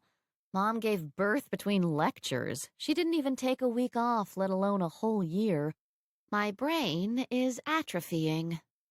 Paul closed his eyes at the mental picture of his mother dashing between lectures to push him and his sister out. Mom always said it was her fault for not planning better, for not having them during summer break. She always said she didn't know why she hadn't learned her lesson the first time with Paul. Mom didn't know why Karen had taken a year off work.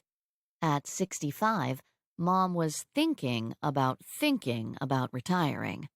Paul said, "How is little princess?"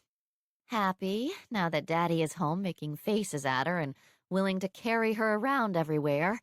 You don't think 20 pounds is a lot until you can't put it down. I'll have to carve out some time to come over and carry her around. Give you guys a break. Yes, please. Sometime before she turns 1. I should be able to just about do that. If he was lucky. But right now, I need some adult advice.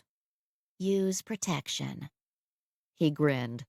That's kind of the advice I was looking for. How do you know when you're ready for kids, for marriage? The skies open up, the birds break into song. And in the real world? You're willing to fork over 2 months' salary on a ring that she will wear to change diapers and mop the floor. 2 months' salary was a deterrent. He said, Seriously, how did you know Steve was it? Karen stopped with the glib remarks and paused. Seriously? How seriously? Serious enough to be asking my sleep-deprived sister. Maybe I should talk to Steve. No way. He's changing a diaper right now.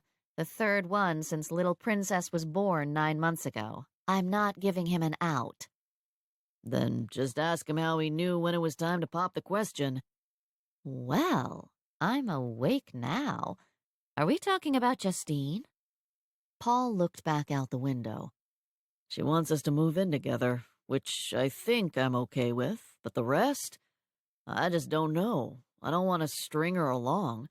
If she's not it, it would be kinder to tell her now, to stop this before it went any further. Are you sure you're a lawyer? That is such a decent and good thing for any man to think, let alone one who is a lawyer. She was in my office crying that she was 36. She told me that if this wasn't going to work, she needed to know sooner rather than later. His sister hummed in the back of her throat. I didn't realize. 36. 2 years older than Paul. 7 years older than Karen. She said, All right, I'll go ask Steve, but I'm not changing this diaper no matter how much he gags.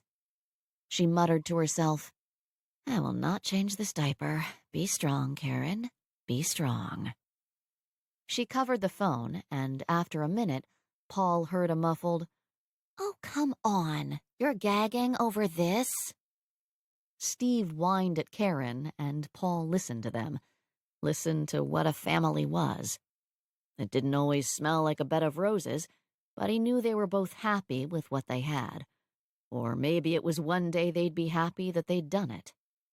His sister came back on the line and said dryly, He says he thought I was the best he could get. She held the phone away from her mouth and said, You weren't wrong. Steve said faintly, I know it, babe. I still know it. Paul knew why Karen had married Steve. Probably even knew why the guy had only changed 3 diapers. He made Karen feel like he'd lucked out by getting her. They had their moments. Moments where Karen would call asking Paulie what the statute of limitations on murder was. But they were a team. They were part of a whole. Steve came on the line, and Paul smiled. Got out of another diaper, huh? You're welcome. You're asking when it's time to pop the question, man. That's not something you ask a woman. They'll always say it was yesterday. Paul grinned. And you'll say it's always someday. Put it off as long as they'll let you. Paul imagined Steve's shaggy blonde hair, his plaid flannel shirt, the big hulking bear of a man, his sister's dark hair, glasses permanently perched on her nose, her face in a book. She was on parental leave from Harvard, assistant professor of ancient history, until the end of December. Steve worked for the Forest Service. They didn't look like they went together, but somehow they did. Paul said, You didn't. I know, but I'm married up. I had to nail that down before everyone talked her out of it. And how did you know you were sure? That this was it, that she was it? I just knew. I knew that I'd never be happy without her. I knew the first time I saw her that she was mine. And you're not just saying that because Karen's standing right there, threatening you with a gag-worthy diaper? Steve made a noise in the back of his throat. I know Mother Nature can be nasty. I see plenty in my line of work. But the things that come out of my sweet little princess, it is just not right, man. Just not right. Paul closed his eyes, trying not to imagine what could be so horrible that it would make a man who'd sucked an eyeball out of a fish, a man who hunted and field-dressed his own game every year, sound so horrified. Steve said, I love Karen more every time she lets me pass that cup. I would lay down my life for that woman. You feel that way about your woman? Would you give her your life? That expectation was a lot to live up to love someone more than yourself. He didn't feel that way about Justine. Paul said, Did you feel like that before, little princess? Maybe not. There's something that happens to a man when he becomes a father. Something magical when you hold your baby in your arms that first time, when you realize you're what's standing between her and the world. Paul was a lawyer.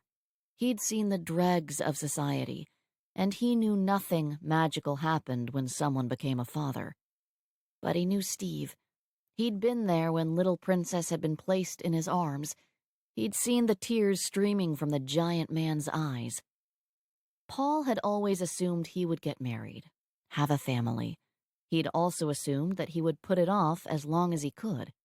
He was just wondering if maybe he'd passed that point. It was time. Was it time? Paul heard Karen say, Take her, you big baby. And he chuckled. The longer they stayed married, the more Karen became like Steve, gruff and expressive. There was a loud smacking sound as Steve kissed his wife. He said into the phone, If you get the chance to have this, Polly, you should take it. And Steve became more like Karen. And maybe that was the trick with picking someone to marry. When there were no birds, no halo of light telling you this was the one, no moment where you just knew, you had to pick someone you wouldn't mind becoming more like. Karen said, Bring Justine to dinner one night. It'll give me an excuse to get out of these stained sweats. Give me an excuse to get a sitter. Oh, please, say yes. I'll think about it in my spare moments. He looked at the stack of folders on his desk, behind his desk. It won't be any time soon. Before little Princess turns 1. Before she turns 1, I will. He hung up, thinking. He knew his marriage wouldn't be like his sister's. She hadn't married down, but she'd certainly married different. There was no one like Steve in their family. They were studious and bookish, while he was rugged, almost wild. Justine was driven, smart. She was an accountant. She'd fit in their family. But he wondered, did he want to become more like her? And he wondered, was Justine the best he could get? Paul picked up a spare key during lunch the next day and surprised Justine at work. He knew she'd be there. She always worked through lunch. Her eyes widened when she saw him, and he smiled, holding out the key to her. In case you're done before me. She blinked when she saw it, her face flushing, and she slowly reached out to take it. She smiled down at it, then up at him. I haven't got you one yet. That's fine. I just didn't want you to have to wait for me in case I got stuck tonight. He nodded at the suitcase sitting behind her desk. Packed already? I thought I could just go straight to your place after work. I'm glad I brought you the key then. Call me when you leave and I'll see if I can't make my escape. I'll be a little late. I need to do some shopping. I thought I could wear my normal pajamas. I can't. He tried to remember if he'd ever seen her pajamas. I can't imagine what you wear to bed that could be so bad. that you would be embarrassed to show me. She looked down the aisle to the next desk, then unzipped the suitcase and pulled out a long flannel sleeve covered in jack-o'-lanterns. She stuffed it back in the bag. I have fall leaves that are bright red and yellow and orange, neon red, yellow and orange, and scary green witches. The jack-o'-lanterns are the least embarrassing. This was something new, that this intense woman wore theme pajamas. He said, I love it. How come I've never seen them before? She muttered, We've never slept together before. They'd never slept the whole night together before. She looked in disgust at the suitcase. I should have prepared better. It's silly. Justine, are you ever silly? She waved her hand toward her suitcase. Unfortunately, he said. Do you have Santa pajamas? She nodded slowly, closing her eyes. And snowmen. And Christmas trees. He laughed, perching on the edge of her desk. I can't wait to see them. You only wear them after Thanksgiving, right? Her eyes popped open. He grinned, tapping her temple lightly. Everything in its place. And don't worry, it's nowhere near as embarrassing as what I wear. Leopard print bikinis? He laughed and leaned down to whisper in her ear. I don't wear anything. When he pulled back, she said, Maybe I don't have to worry about pajamas. Maybe not. They smiled at each other until one of her coworkers passed her desk. He pulled back. Should we go somewhere for dinner to celebrate our first night of sleeping together? I thought dinner at home might be nice. That does sound nice. And then we can model our pajamas for each other afterward. He stroked her hand, then stood up. I'd better get back to work so I can actually make it home for dinner and the show. He didn't kiss her. Too many people walking around her communal desk. He stopped before he got too far away and turned around. How come you can wear Halloween pajamas still? It's November. Oh, he knew Justine. He knew she was the kind of person who took her Halloween decorations down the day after Halloween, put her Christmas decorations up the day after Thanksgiving. She said, I can't. But it's better than the neon leaves, so I was making an exception. They're pumpkins. I thought it would be okay. What about Thanksgiving pajamas? She ducked her head. They're turkeys, carrying axes. He laughed until she looked up at him. Now those I'd like to see. Next weekend. I'm going to have to see the whole collection. She nodded, trying not to smile, trying not to be embarrassed. He left, still smiling, still thinking that he knew Justine, and he didn't. She could surprise him with her silliness, but it was ordered silliness. He liked it. He liked her. Maybe this was really it. He thought, 2 months' salary? Who came up with that rule? Friday morning, Delia entered Jack's office. Late, of course, but not later than her normal, and she pulled on her booties carefully. She studied the ceiling, making sure she wasn't getting lost. The blue sky was tinted, pink, yellow, orange, red, east to west, the breaking dawn, the setting sun. It needed more detail, clouds and angels, and shadows. And then they'd have to move his desk, and she'd have to do the other side of the room. She grabbed one end of the scaffolding, and Jack said, Are you going to ask me to help? She shook her head, and he pushed his chair back. He walked slowly towards her, and her stomach flipped and flopped. She watched him and mentally sketched his nose, wondering why some people were considered beautiful. There were all sorts of theories, usually relying on proportions, but she didn't believe any of them. Songs weren't favorites until you heard them a few times, and if you liked it the very first time, It was because you heard something in it that you liked already. Love was based on familiarity. Beauty was based on familiarity. Delia knew why his eyes were beautiful. They looked like a pool of melted milk chocolate, and what woman could resist chocolate? They got it positioned just right, and she climbed the ladder to the scaffolding, saying, "Is Gus going to come crashing in today?" Most likely. She drove in with me this morning, and I expect she will make her presence known. 18-year-old girls are pretty good at that. 18-year-old girls are good at making all their wishes known. She told me she couldn't start work on a Friday. Delia snorted. Well, sure. It's like starting a diet. You can't do it at the end of the week. But once I pointed out that she had no money for gas, she somehow persevered. Delia closed her eyes, fighting her smile. She had to remember to be careful. She couldn't take him when he was being funny, when he smiled, when he laughed. She chewed on her lip. She dug her nails into her palms, and when she couldn't take it one more second, she peeked over the side of the scaffolding.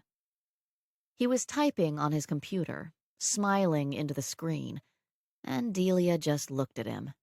She whispered, "Please stop smiling."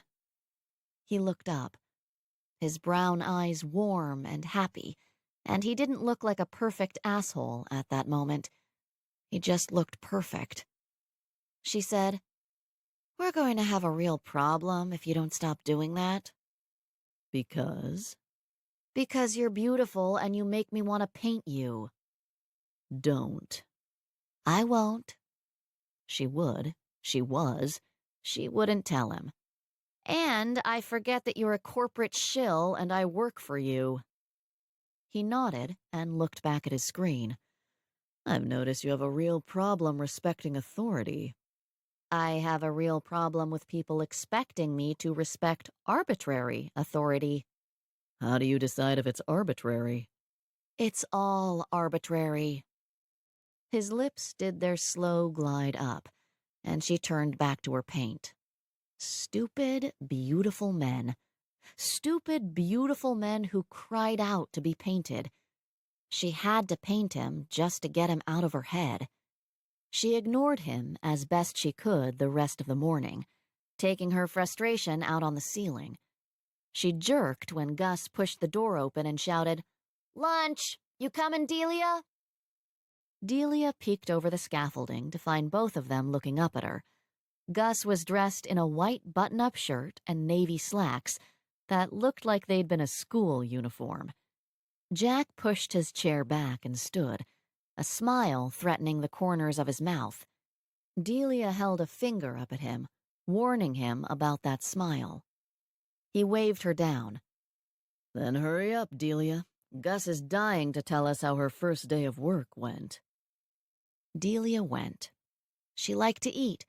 She was hungry, and she wanted to know how Gus's first day of work had gone. Gus dug into her Cobb salad. "I filled out paperwork." Delia cut into her steak, her thick, fatty, cooked just right steak that she would never have ordered for herself. Jack had looked at her and said, Do you eat meat? She nodded. "I eat it. I love it. I can't get enough of it." Gus had laughed. "I would have guessed vegetarian. I would have guessed vegan." Delia had nodded again in agreement. "In my misspent youth." And then Jack had ordered them both ribeye steaks, medium rare. Delia couldn't decide if she was upset at him for his high-handed ordering or happy that she hadn't had to look at the prices. Jack said to Gus, And did you see any positions you were qualified for? She said happily, "I wasn't qualified for any of them. They were obviously hoping for a best-case candidate." Which you obviously are not. "I am. I'm your sister.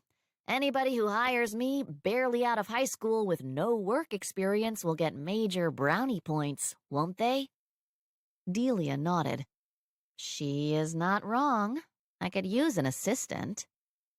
Jack choked on his steak and reached for his water glass.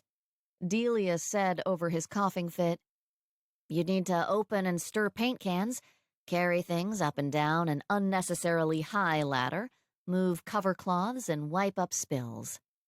"I could do that in my sleep." Delia said wisely, "It is not the chore that is hard, but the everlasting repetition that kills the spirit." "Is that a quote?" "It should be." Jack cleared his throat loudly, and Delia looked at him. "You going to make it?" I appreciate the thought, Delia, but working with you would not teach her the lessons I was hoping for. She raised an eyebrow at him, but he merely said, She's already learned how to disrespect the CEO and how to be late. "But has she learned to do those things with flair?" I don't want her to learn how to do those things with flair. I want her to learn how to show up and get the job done. Gus looked between them. "I'm sitting right here." Delia said to Jack, "Is your ceiling getting painted? The job's getting done. I don't know why getting there at the gong of a clock matters." It shows respect. "It shows that you're anal, and I respect my work. I may not respect you.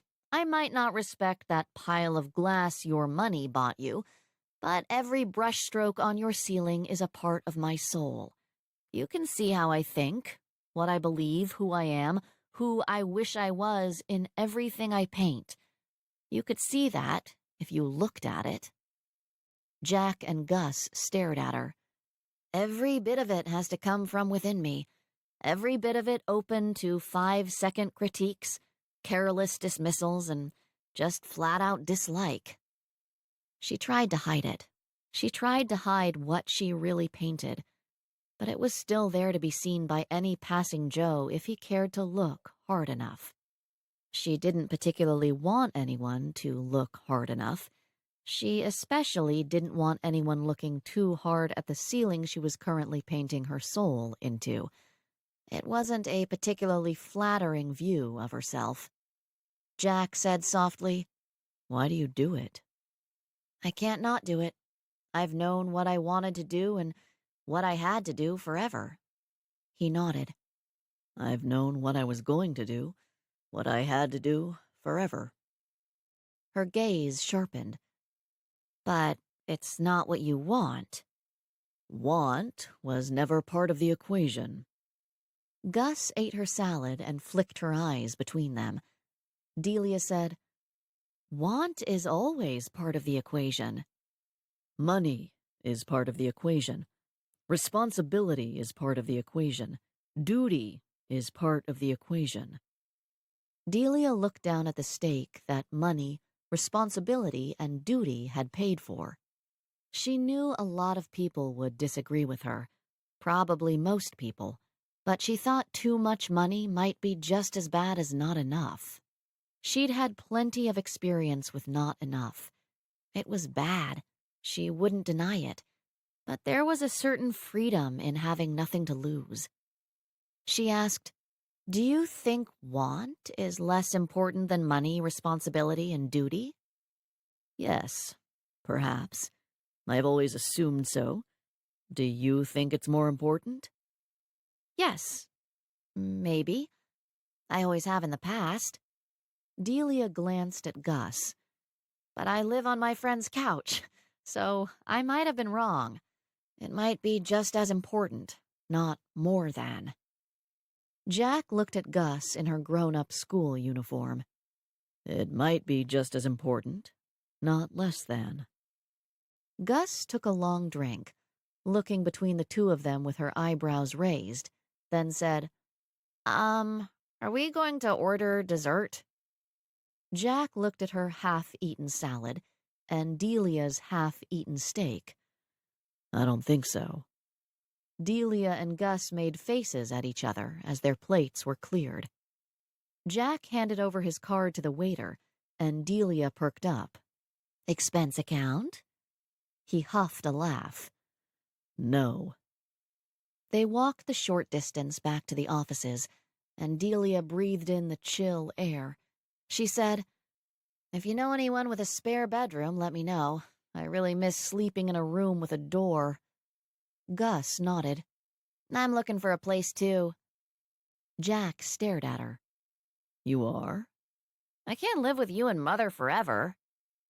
Jack looked like he'd thought that was exactly what she'd do. He looked like he'd expected to have to kick her out, like Delia had told him to.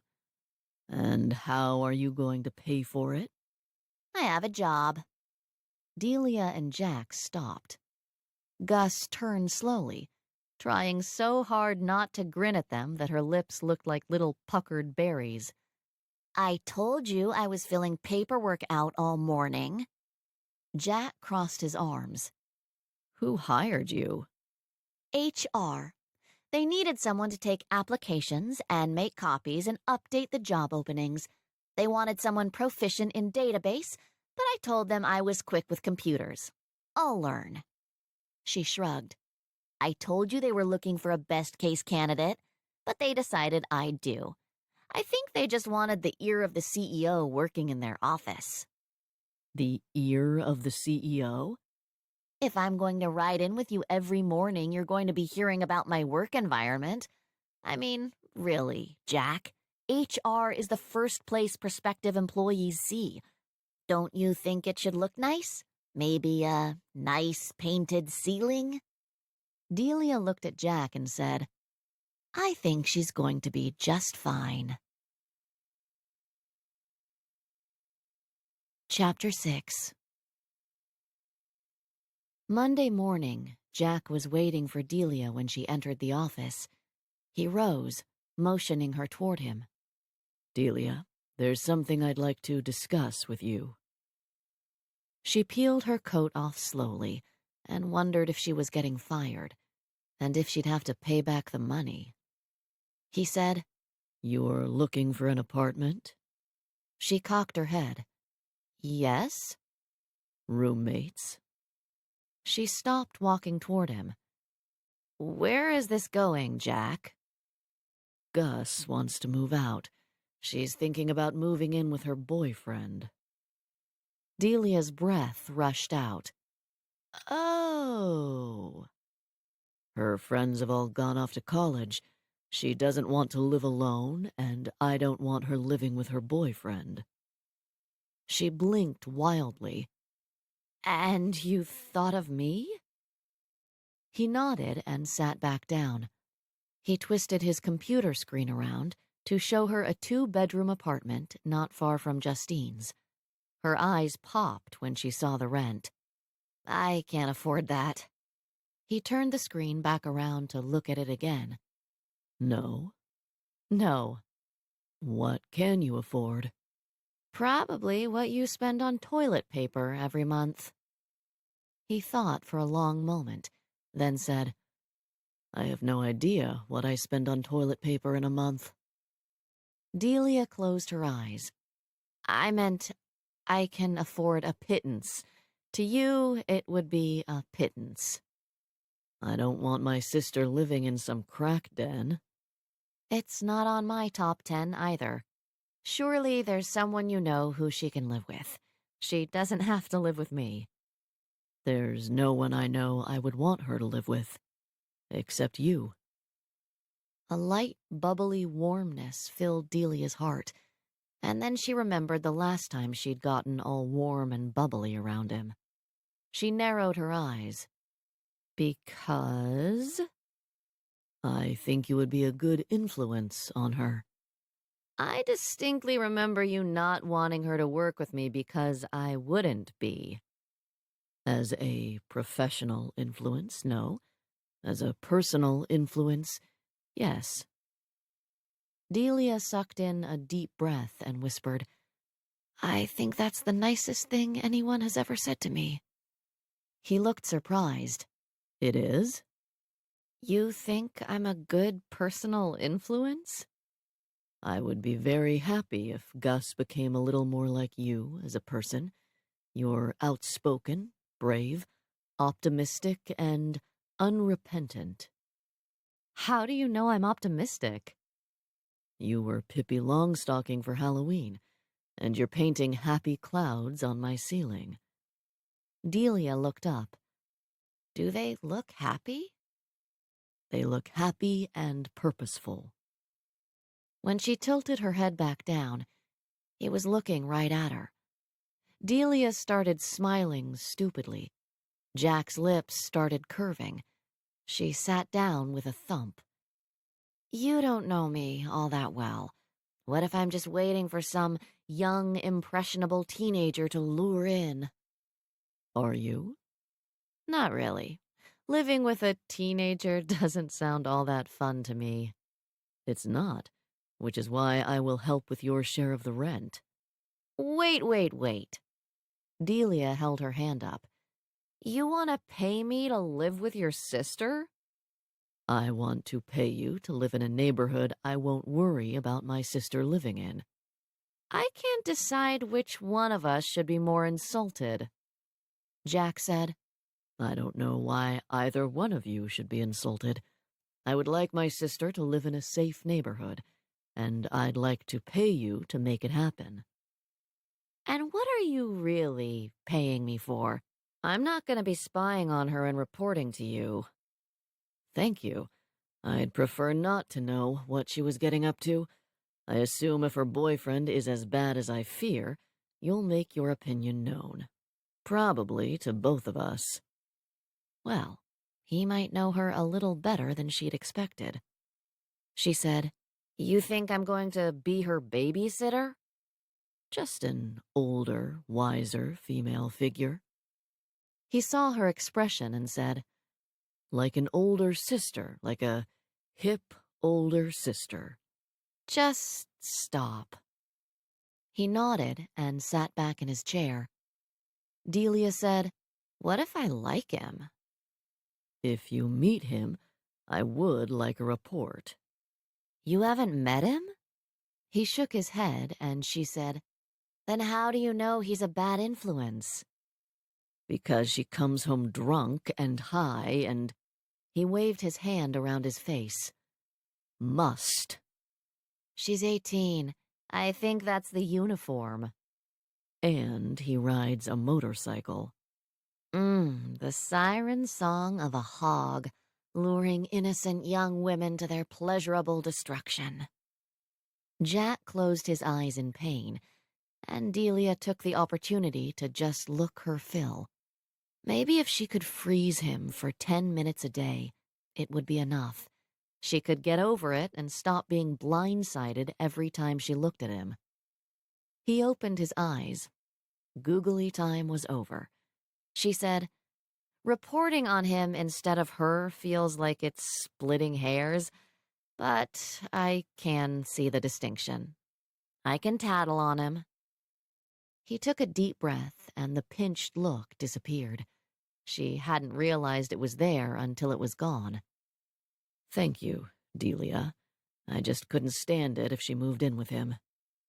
You've got a real prejudice against motorcyclists. And I didn't say I'd live with her, just if I'd be willing to narc on him. I've got a real prejudice about wild boys dating my younger sister. Delia crossed her arms and looked out the window behind him, trying to decide if this violated any of her principles. She thought of Justine and what she'd say when she heard about this development, and flicked her eyes back to Jack. This isn't some weird scheme to get in my pants, is it? You're not going to be popping in unannounced to get your money's worth, right? He blinked, then laughed. No, there will be no dubious strings attached. He laughed again, closing his eyes and shaking his head. I'm not expecting anything from you except to live with my sister and help her become an adult. She needs a woman she can emulate. You're really making it hard to say no. And you're really making it sound like work. Gus needs to be around someone who treats her like an adult. Someone who doesn't want anything from her. You don't think paying me to live with her counts? No, Because I don't think paying you will affect how you act toward her. When she's ready to move on, you'll tell her without a thought for the money. Oh, God. Sometimes he could say beautiful things to her. She wasn't sure he knew they were beautiful. Maybe she just hadn't looked at him enough yet today and it was coloring his words. Maybe he was doing it on purpose. I'll think about it. When she wasn't looking at him. Jack nodded. I haven't said anything to her about it yet. I thought you could bring it up at lunch. She stood, heading to her paints and saying over her shoulder, I'll think about it.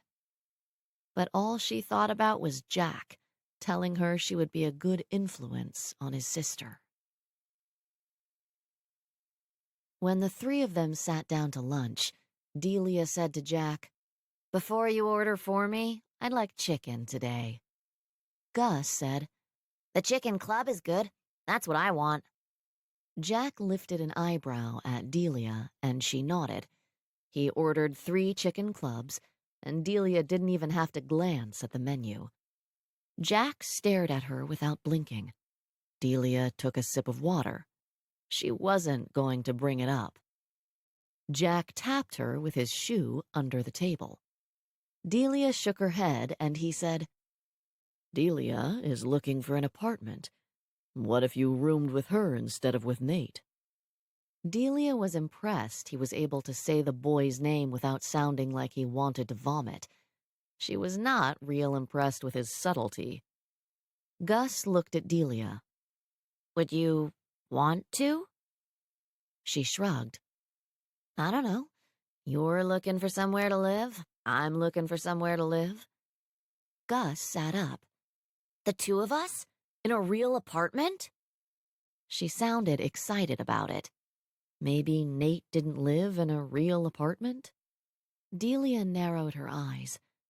I wouldn't mind sharing an apartment with you. I don't want to share an apartment with you and your boyfriend. I don't mind him staying overnight once in a while, maybe just on the weekends. But if I ever see him in his underwear or less than his underwear, he's gone. Jack cleared his throat, and Delia ignored him. And no parties. I need my beauty sleep. Gus thought about it. She said, You can't say when I come home. I don't care when you come home. You're an adult. Just don't wake me up at 3 a.m. I can do that, or not do that. Delia leaned forward. Now, this is important. Have you ever cleaned your own bathroom? Gus wrinkled her nose. No. You will have to learn. Can't we get a maid? Can you afford a maid? Because I can't. I don't think peons who work in human resources can usually afford a maid. Jack said, She's not a peon. She owns part of the company. Gus said, Only 10%. Mother gifted me some of her shares when I turned 18, and I don't even get the income. It goes into a trust. Only 10%?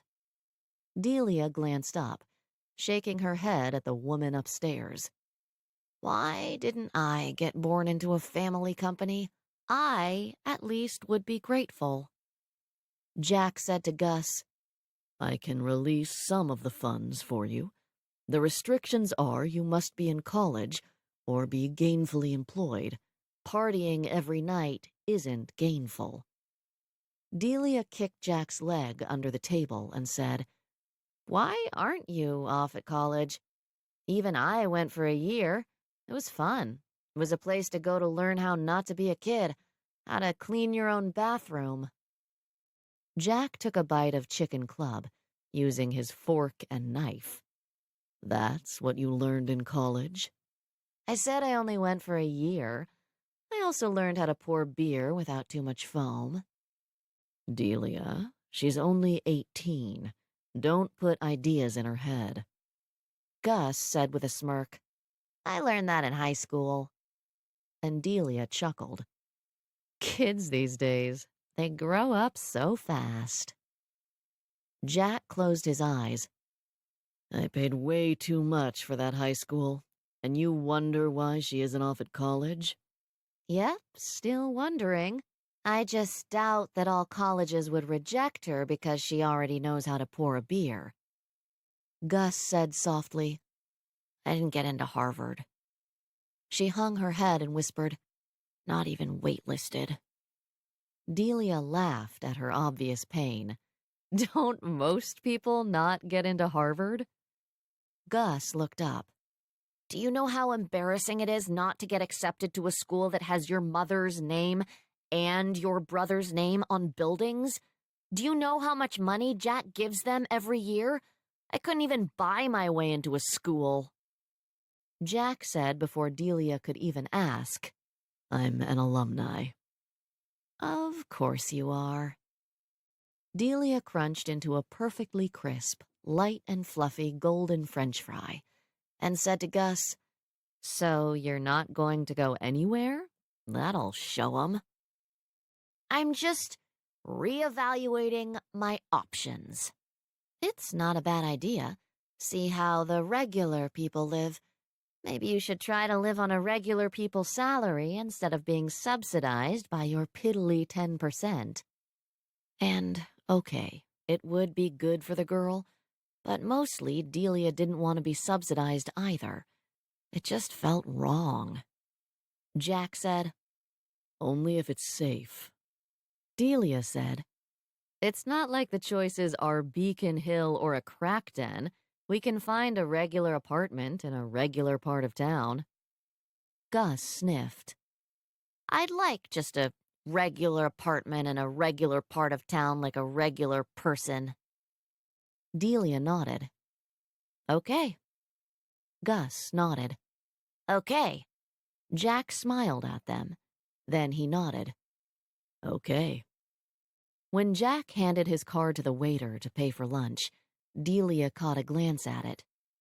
John F. Cabot, not Jack? My family calls me Jack. What does the F stand for? Fitzwilliam. Delia snickered. No, you're making that up. He pulled out his driver's license and handed it to her. She looked at it and tried not to laugh. Fitzwilliam? It's a family name. The laugh bubbled out. He said, And what's your middle name? You will never find out. He chuckled. I can guess. He tapped his chin with his finger. Rainbow? Delia laughed, shaking her head, and Gus said, I know, Moonbeam. Good guess, but no. Jack looked at her hair.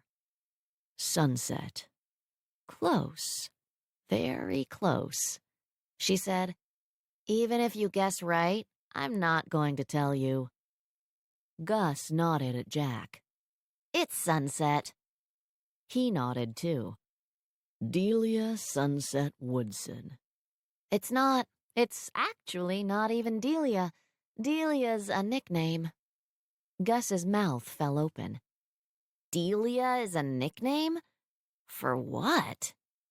Again, you will never find out. But I will say that it makes more sense than Jack for John. Who came up with that? Jack stood. We will never know. It is lost to the ages. He pulled Delia's chair out, and she murmured under her breath, Thank you for lunch. He said into her ear before pulling Gus's chair out, That hurt, didn't it? She said, A little bit. Gus said, Jack doesn't care if he pays for your lunch. She's right. I don't. But Delia doesn't like to say thank you. How could he know that about her? He smiled at her, and she thought lunch with him was probably a bad idea. And not just because she felt like she had to say thank you. Also because he was getting entirely too comfortable with her, getting to know her entirely too well. Delia and Gus found a regular apartment in a regular part of town that they could afford on 2 regular salaries. It even had the luxury of a washer and dryer. That had been a surprising requirement from Gus. Delia said, "Have you ever done your own laundry before?" "No, and I'm not going to learn at a laundromat." So there. But even with a washer and dryer, there had been no need for extra payments from Jack that would just feel weird. No need for Gus to ever know he would have paid Delia to live with her. That just had hurt and nightmare written all over it. Delia had talked Justine into going to Paul's for one more weekend, so Delia wouldn't have to see Paul's boxer briefs. Everyone was happy. Delia even plopped down the cash for a brand new bed. True, it was a twin. True, it would have been softer to lay a blanket down on the carpet and sleep there. But it was hers, and it was brand new. She put brand new sheets on her brand new bed, hung up her clothes in the closet, and sighed. She had a bedroom with a door. Pretty good. And then she went back out into the living room and watched a troop of movers carry in Gus's furniture. Bed, dresser, desk, entertainment center, TV. Gus carried in a box labeled towels, and Delia said, "Never heard of less is more?" "Never heard of more is more?" Delia didn't know how everything was going to fit. She sat on the couch, Gus's, of course, and watched the boxes pile up around her. Jack carried up a box labeled kitchen. When he saw her sandwiched between two boxes, he said, Doing okay? "How can one person have so much stuff?" This is half of what she wanted to bring. Delia whimpered, and he chuckled sadistically before heading back down for another box. Finally, the furniture was in. The boxes were stacked, and Gus happily unpacked. "This goes here, and this goes here. Delia, where should we put this and this and this and this?" Delia's eyes glazed over, and she said woodenly to Jack, "I changed my mind. Can I change my mind?" 3 hours later, they'd put a dent in half of it. Gus lay on the floor, limp. "I'm tired, and I think we need a bigger apartment." Delia looked around at the boxes littering the living room and said, "No, no, no, no. If you can't make it fit, it goes back." Jack broke down a box. Let's have dinner, take a break, and then come back and finish.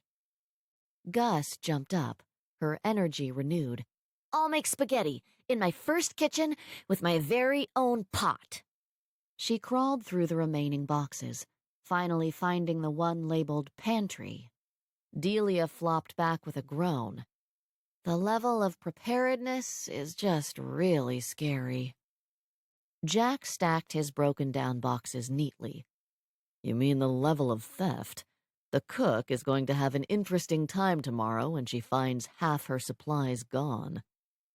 Gus said, "She helped me pack." Delia watched her grab a pot and fill it with water. "You can cook spaghetti?" "Delia, you boil water and open a jar. Anyone can make spaghetti." Funny. That was what Justine had said. It was just, "You've never done your own laundry, but you can cook spaghetti?" "I have, on occasion, helped out in the kitchen on account of I get to snack while I do it. I've never felt the need to clean Jack's boxers." Delia couldn't fault the logic. She looked at Jack. "And you? Can you cook spaghetti? Am I the only person in the world who's never done it?" He shook his head. But we might be the only 2 people in the world if Gus is proficient. Gus stuck her tongue out at him. "Are you going to want some of this, or should I just make enough for you two to watch me eat it?" Jack looked at Delia and said woodenly, I've changed my mind. I don't want my sister becoming even more unrepentant. She's already a brat. Can I change my mind? Delia tried not to laugh. He was calling both of them brats, but she couldn't stop. She covered her eyes with her arm and laughed and laughed. Jack grabbed her ankle, squeezing and saying to Gus, "We've lost Delia. Get a move on with that spaghetti." They ate off Gus's plates at Gus's dining room table, and Delia sat across from Jack so that he wouldn't accidentally touch her again. She could still feel his handprint on her ankle, burned into her skin.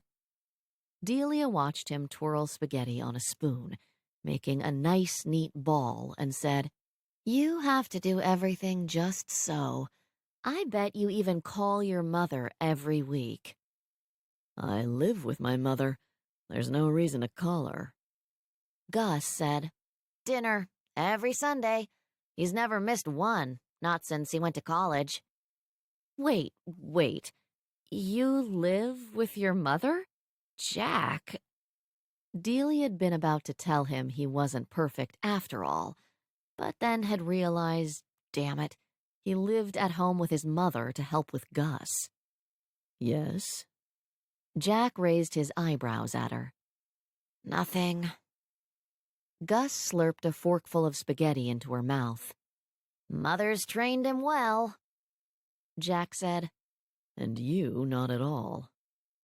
He nodded at Delia. "And you? How often do you call your parents? When the mood strikes you?"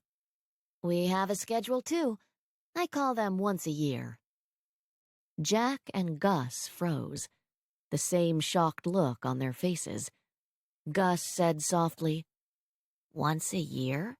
Do you hate them?" "No, we get along fine." Now that she didn't live with them, they just don't have a phone.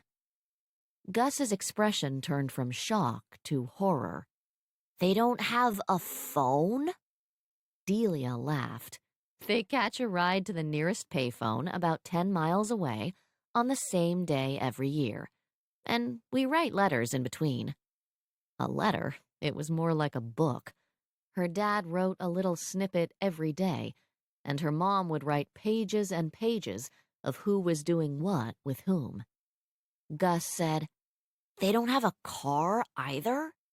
"No car, no phone, no electricity. Think Amish, just with more pot and a whole lot of sleeping around."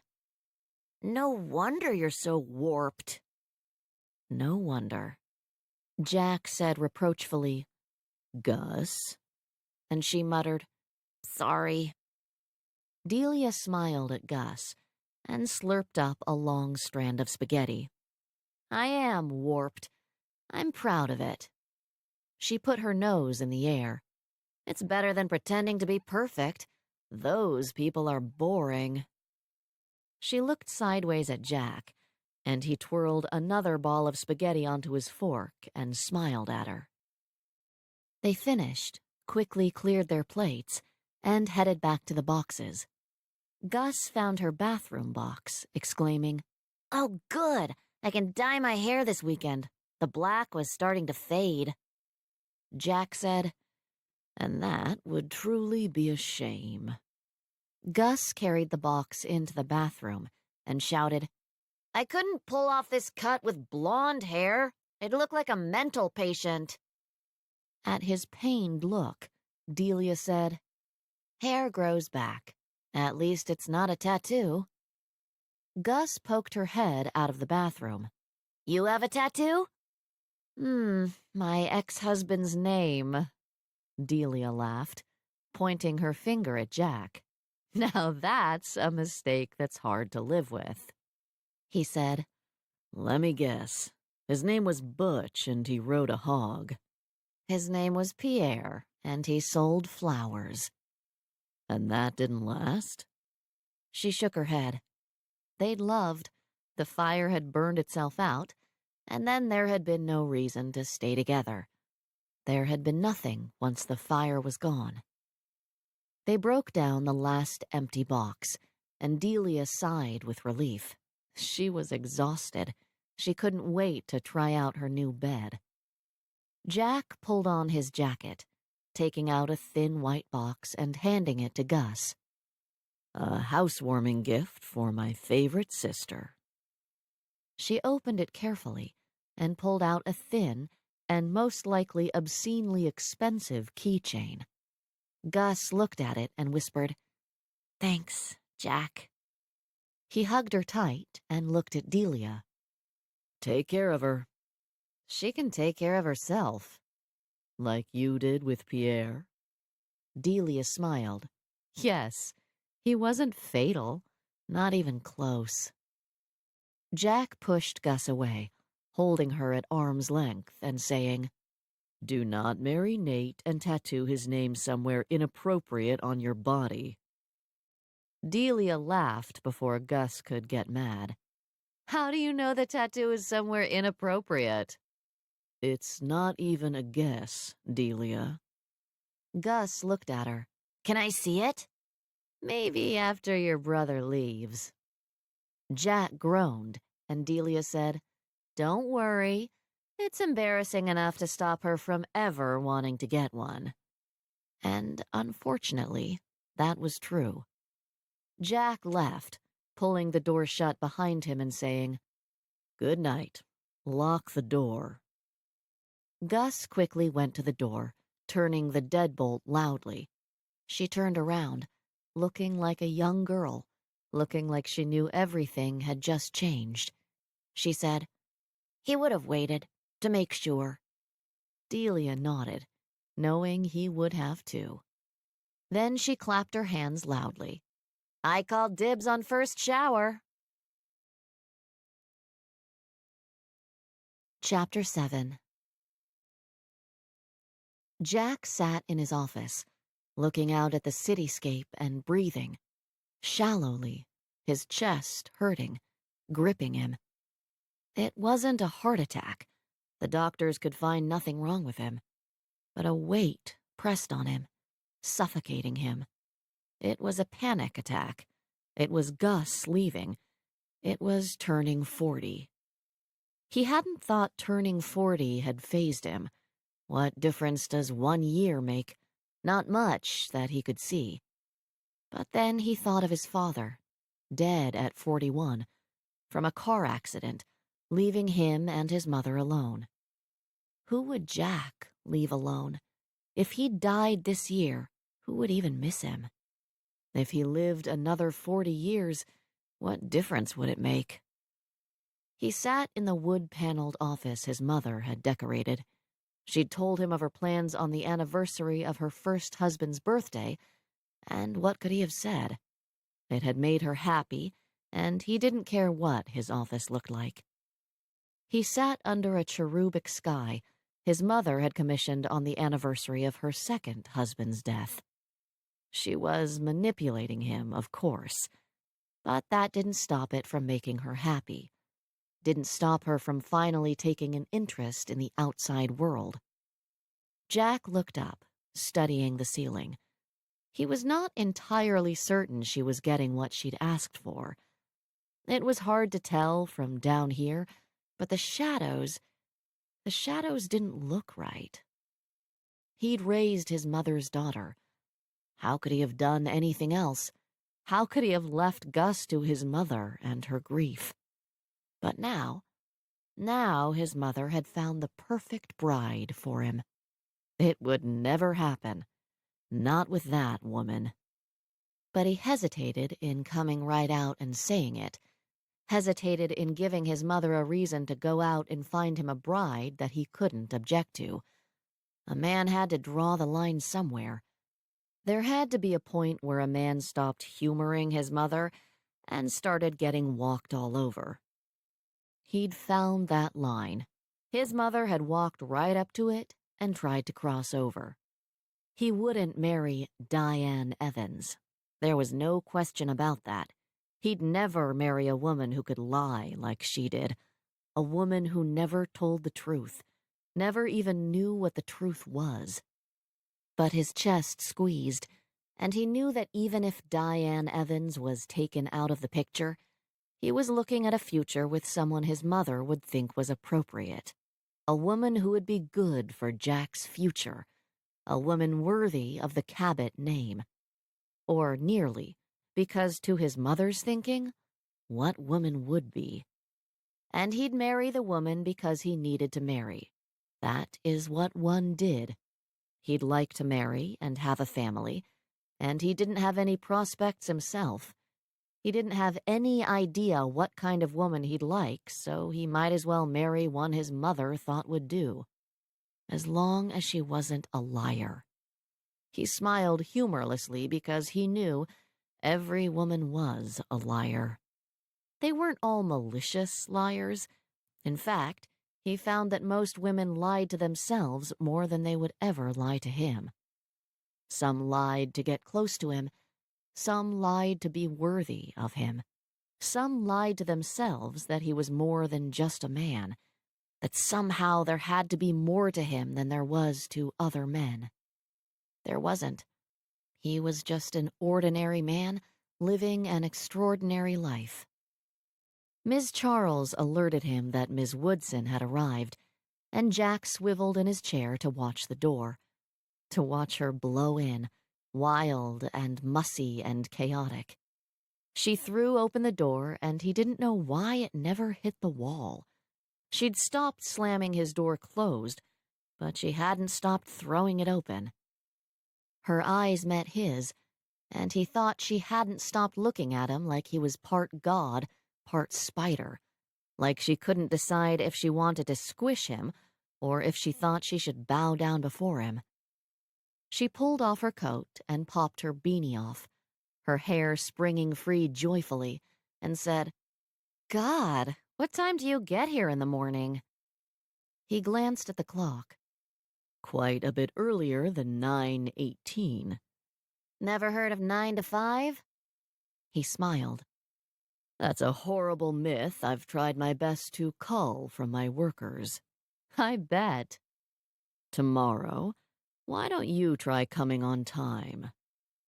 He was almost sure it was humanly impossible for her to get here on the hour.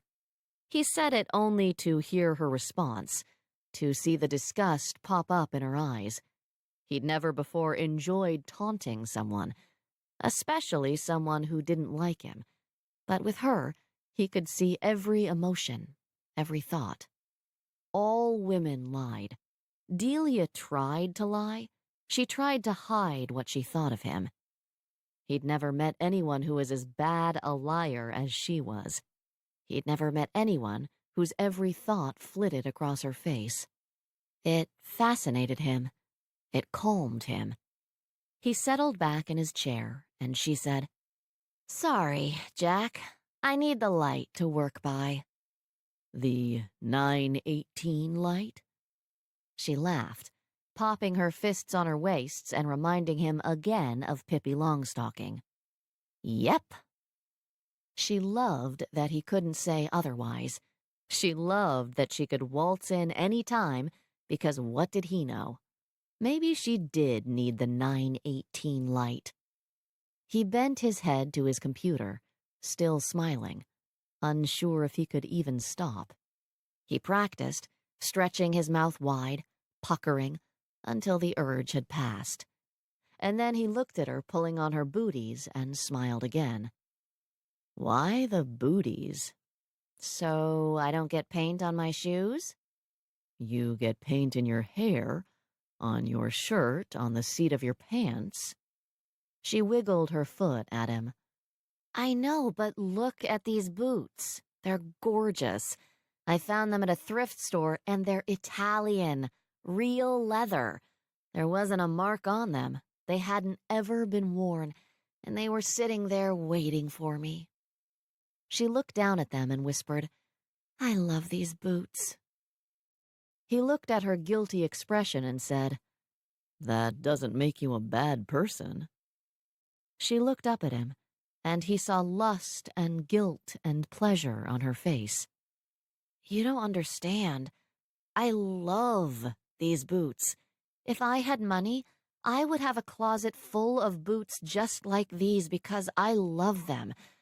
I might do horribly wrong things for boots like these." All women love shoes. "Not all women. Maybe most women." She looked at her boot again, turning it this way and that so she could see it from every angle. She sighed. So many wants, not enough money. Then she snorted. I'm sure that's not a problem you have. It wasn't. But it wasn't because he had enough money. It was because he didn't want anything. That wasn't true. It was because what he wanted was silly and so unlike him that he couldn't do it. Jack closed his eyes in disgust. When the doctors had found nothing wrong with him, they'd sent him to a psychiatrist. The diagnosis? He was having a midlife crisis. How horribly pedestrian. How incredibly embarrassing. What would he do next? Buy that sports car he wanted? A little red sports car. Convertible. And he would drive it up the coast to a little fishing village in Maine and sit and watch the gray ocean. Just sit and watch. No worries except for the icy spray, the storm on the horizon. He would be unreachable. Let everyone take care of their own problems. He bet Delia would go with him to Maine. No thinking, no hesitation, just, Maine? I've never been to Maine before. And then, just this once. He smiled, imagining her red curls dancing in the wind, imagined her laughing, trying to tame that hair, and shouting at him that maybe he had a soul, after all. And just maybe he did. When he was around her, he wondered. He could breathe around her. His chest stopped trying to strangle him. The gray got pushed to the edges. He was gray. He had no soul. And yet, around her, he forgot. Around her, it didn't matter, because she had plenty to spare. Plenty of color, plenty of soul, plenty of life. Plenty of want. He opened his eyes, bending to his computer and answering another email. How's Gus? Alive. He waited for more, and when nothing was forthcoming, he said, Alive and well? Delia turned to face him, putting a hand on her hip. I told you I wasn't going to report to you about every little thing she does. I'm not asking for every little thing. I'm asking if she's okay. She's okay. He blew out a breath. Delia said, She's a few floors down. Go see for yourself. I don't want her to think I'm checking on her. I'll see her at lunch. Good. Because I told her I wouldn't tell you what she was doing. I told you I wouldn't keep track of her for you. And if you keep asking me about her, I'm going to make up something to tell you, and it will be graphic and horrifying, and you will want to rinse your ears out with soap after I'm done with you. Jack stared at her with his eyebrows raised. You could have just told me instead of warning me.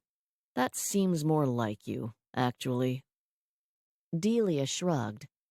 Gus was a little worried about you weaseling her after-work activities out of me, so I told her what I'd tell you if you kept bugging me, and she asked me not to. Because it's pretty bad. Nothing any little sister wants her big brother to think of her doing. She pointed to her head. I have a pretty active imagination. Jack looked up at the ceiling. He'd have to take a close look at what she was doing up there one of these days. He didn't doubt for a minute that she had an overactive imagination. Jack sighed, and Delia said with a little less hostility, She's an adult, and I will give her privacy. She needs to figure out what she wants all by herself. She needs to figure out who she wants to be without interference from us. He liked the idea of it. He was scared of the execution. But if his sister could figure out what she wanted from life, she'd be ahead of him. He had no idea what he wanted. He had no idea who he wanted to be. He knew who he already was, but he wasn't sure he'd ever had a choice. He'd always done what he should. He'd always done what was expected. Right now, he could only think of one thing he wanted, and it wasn't what he should. It wasn't what was expected. But he would do that one thing and see where it led.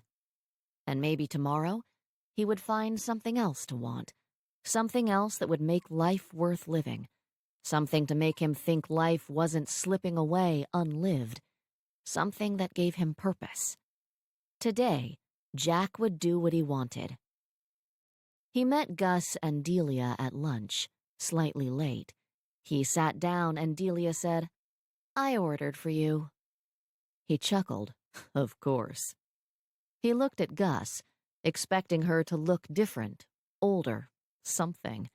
But she looked the same, except her hair had obviously been re-dyed. Jack said, "How are you doing?" "Delia didn't tell you?" He cleared his throat. "No, she was pretty persuasive." Gus turned beet red and ducked her head. Jack shook his head. "She didn't tell me anything, just said I'd prefer not to know what she can come up with." "Believe her. You do not want to know what she can come up with." Delia smiled and ate the smoked salmon pâté the waiter put in front of her. Jack looked down at his spicy mussels fra diavolo. He smiled at Delia. "My favorite." Delia said, "I wanted to see you eat something with your fingers. You ate a chicken club sandwich with a fork." Jack said again, "How are you doing, Gus?" She rolled her eyes. "I'm fine. Why were you late?" And that was it. That would be all he would be getting from the child he'd raised. Jack shook it off and grabbed a mussel, holding it up for Delia to see him using his fingers. "I'll show you after lunch." They ate, and before Gus could talk him into dessert, the maitre d' handed him a set of keys, saying, "Your car is ready, sir. It's waiting for you downstairs." Jack nodded, rising. He jingled the keys at Gus and Delia. "This is what I was doing. I bought a car." They trooped down to the curb where his little red sports car waited. Gus stared at it with her mouth open. "You bought a sports car?" Delia walked around it, tracing its curves with her hand and grinning. Jack said, "You want to take it for a spin, don't you?" "I do, I so do. But I can't drive. I don't have a license." "I meant as a passenger." "In that case, of course you did. And yes, I do." Gus pointed to the non-existent back seat. "We can't all fit." Jack nodded. "That's the real drawback of a two-seater." "Take Delia. Her boss is a real stick in the mud, and he gets cranky when she's late." "And your boss doesn't?" "She expects it of me. I mean, I'm related to the CEO. That's the only reason I got the job in the first place. I wouldn't want to actually be dependable and confuse her." He opened the door for Delia, and when she bounced into the seat, Jack murmured before she could, "Just this once." He put the top down, waving at Gus and blasting the heater, and drove right out of the city. Delia laughed, her hair whipping around her head. He drove and drove, flying around corners, going faster than he should. She sat, her eyes closed, her lips smiling. When the city had dropped away, when the suburbs had thinned to small villages surrounded by forest, he pulled to the side of the road and turned the car off. The leaves had almost all fallen off the trees, and he could see into them just far enough to make him want to get out and walk just a little bit farther. Just keep on walking. He looked down at his wingtips. Not great walking attire. He looked at Delia's real Italian leather boots and thought she'd say no to the muddy forest as well. Unless she'd brought her booties. Jack said, "Cold?" She shook her head and opened her eyes. "Feeling better?" He nodded, breathing in the crisp air. She said, "Midlife crisis?" Apparently, I like it. I don't. I bought a convertible. What am I going to do next? Let's pull out the midlife crisis list. Convertible? Check. Next up is extremely young girlfriend. His lip curled in a grimace. I can't. It'll just make me think of Gus. You don't have to go that young. Late 20s, a model. Ooh, do a model. That'll work. I've dated models. It's not all it's cracked up to be. Delia leaned her seat back and stared up at the cloudy sky. I was starting to feel sorry for you. Thanks for snapping me out of it. You're welcome. And all I meant was that there is something really satisfying about watching a woman eat a steak, like it's the best thing she's ever eaten in her life. A woman who looks at a French fry and sees perfection. You don't get that eating with models. That was the best steak I've ever eaten. Have you had better? It was delicious. I'd say top 10. Delia groaned and whispered, Top 10? There are 9 steaks out there better than that one? There are 2 steaks in this city better than that one. You'd have to go a little farther out to get to the very top. I do not often think that having lots of money is worth it, but I'm reconsidering that right now. Jack leaned his seat back as well and watched a cloud sprint across the sky. Delia said, That one looks like an alligator. He looked where she was pointing. I don't see it. She traced the air with her finger. Teeth, long body, tail. It looks like a piglet. Fat body, skinny tail. What about the teeth? I don't see any teeth. Huh. He turned his head and stared at the gold leaf that was stuck in her hair. Thanks for taking care of Gus, even if you or she won't tell me about it. I'm not, really. She's taking care of herself and teaching me how to make spaghetti. You should come learn. I can't think of any reason to. I honestly can't either. You can buy spaghetti in cans, but Gus likes knowing something I don't, likes teaching me. She folded her arms. And that's the last you're getting out of me about Gus. Jack breathed in deep, the air chilly and moist. His sister would be okay, and Delia was probably right that she would be okay even if she was out there alone. But he felt better knowing there was someone there for her, just in case she wasn't. Delia said, Can I drive back? You don't have a license. I'm thinking about getting one. I'll need to practice. You are not practicing in my car. A puff of cold wind blew across the car, and Delia pulled her coat tighter. Now I'm getting cold. Should we put the top up? She shook her head no, and he turned the car back on, making sure the heater was blasting at her. He put the car in drive and just sat there. Delia watched him. What are you thinking? I'm thinking Maine. I'm thinking lobster pulled fresh from the ocean. I'm thinking about not answering any more emails. Here's to no more emails.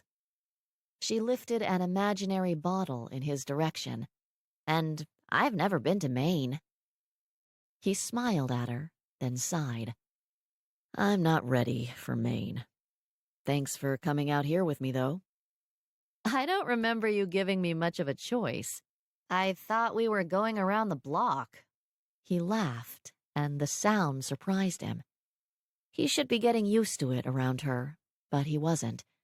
He was surprised his laugh didn't sound like a rusty motor starting up after collecting the dust of a decade. She said, But you're welcome, anyway. And next time, I want to drive. He shook his head, grinning. He stroked the dashboard and whispered loudly, Don't worry, baby. I won't let her anywhere near you. He turned his head, and there was that look on her face. That look that said he'd better knock that off. That there would be trouble between them if he didn't stop making her like him. He wondered briefly what trouble with Delia would be like. He thought it would be the kind of trouble that put a smile on your face and a spring in your step. The kind of trouble a man going through a midlife crisis craved. He looked at her, and she looked back. He lifted his hand, slowly moving it toward her, and she watched it, unmoving. He picked the leaf from her hair and held it out to her. She took it, carefully not touching him, and stared at it. She cleared her throat. "I'm too old for your midlife crisis." He nodded and looked away, stopped thinking about her flaming hair spread out on his beige pillowcase. She said, "And, more importantly, I'm not a model." In certain circles, artists are more exotic than models. There's a great Chinese place I'd like to take you for dinner. "No thanks, Jack." She knew what he was offering. She wanted him. He could see it on her face. She wasn't being coy with her rejection, wasn't playing hard to get. She simply didn't want him. He said, It might be awkward if Gus saw my boxers coming out of your bedroom. "Not boxer briefs?" She bit her lip and said quickly, "Completely awkward. Not to mention we'd have to keep working together in your office." He blanked his mind before he could picture her hair spread out on the scaffolding and him painting gold paint down her limbs, slowly and carefully, and then smearing that gold paint with his own body. Yes, he stopped what he was thinking before any of those images could sear themselves into his brain. He said, Completely awkward. And then he gunned the engine, the wheels spinning on wet leaves, and Delia whooping beside him as she grabbed for purchase. He drove like the wild man he wasn't, in his red car with a red-headed woman beside him, still thinking of Maine, wondering what kind of man could escape his responsibilities, what kind of man could talk the woman beside him into being completely awkward with him. Chapter 8. Jack had dropped Delia off at the office and left again. He'd played hooky for most of the day, deciding to just take the whole day to himself. He finally made it back home after 8 and went to greet his mother. She was sitting, like always, in the parlor, and she held her cheek up for his kiss. She said, "Diane came by tonight. She said she couldn't reach you at the office." Jack sat with a silent sigh. He leaned back in his chair and looked at the ceiling, wondering if Delia could liven this house up like she'd livened his office. I was out of the office all day. Not that it would have mattered anyway. He was permanently busy for Diane Evans. He continued, And I told you I would think about it. I told you not to encourage her. "She would make you an excellent wife, Jack. She's from a good family, has good connections." Is that what makes a good wife? Family and connections? "Is that not what makes a good wife? I'd like to hear what it is you're looking for." What was he looking for? Loyalty, certainly. To him, to his family.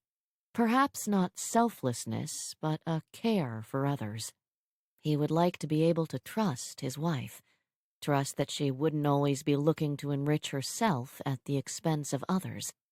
He could give his wife money and power, and he hoped that he could pick a woman who wouldn't abuse either. He hoped there was at least one woman in the world like that. I don't know what I'm looking for, Mother, but let me look for a while before you pick one for me. He smiled at her. Let me enjoy my bachelorhood for at least a little while. Augusta has finally flown the nest, and I would like just a moment to myself before you marry me off." She nodded regally at him. "Take your moment, Jack. Just remember that some women will not wait for you." "There is always another waiting in the wings." She looked away from him, sad, and he was sorry for being flippant. She said, "I'm sorry you feel that way." "Maybe I feel that way because I just haven't met the right one yet." She waved her hand, shooing that away. "A million women could be right. It's not a matter of finding the right one. It's a matter of picking one and then becoming something together.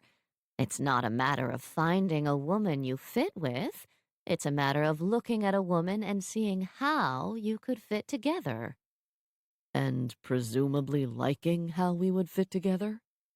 "Of course, but it will be different, Jack. You have to accept that it will be different." "It will be different anyway, Mother. I might not like the thought of it being different, and neither do you, but it will be. Augusta has moved out. I came home to help with her, and now she's grown. Neither one of us was prepared for that to happen, but it did." She didn't look at him when she said softly, "She won't be coming back, will she?" And Jack knew it was hurting her as much as it hurt him. An empty nest, and he hadn't realized how bad that would hurt. He knew his mother wanted him to marry, to start a family, to fill that nest back up. She didn't realize that he couldn't stay. He didn't want to hurt her, but he couldn't stay. Jack shook his head. "She can't come back." His mother said, "How is she doing with the painter? I still can't believe you thought that was a good idea." "It was better than with the boyfriend. She's doing fine. Delia will be a good influence on her." "I seriously doubt that." He laughed, thinking of Gus looking horrified and telling him he did not want to know what Delia could come up with. "She will be, if only because now Gus isn't the most shocking thing around." Catherine sniffed. "Wonderful." He stood, taking her hand in his. She looked at him, questioning, and he said, "I bought a car today, and a condo downtown." Her hand jerked in his. "A condo?"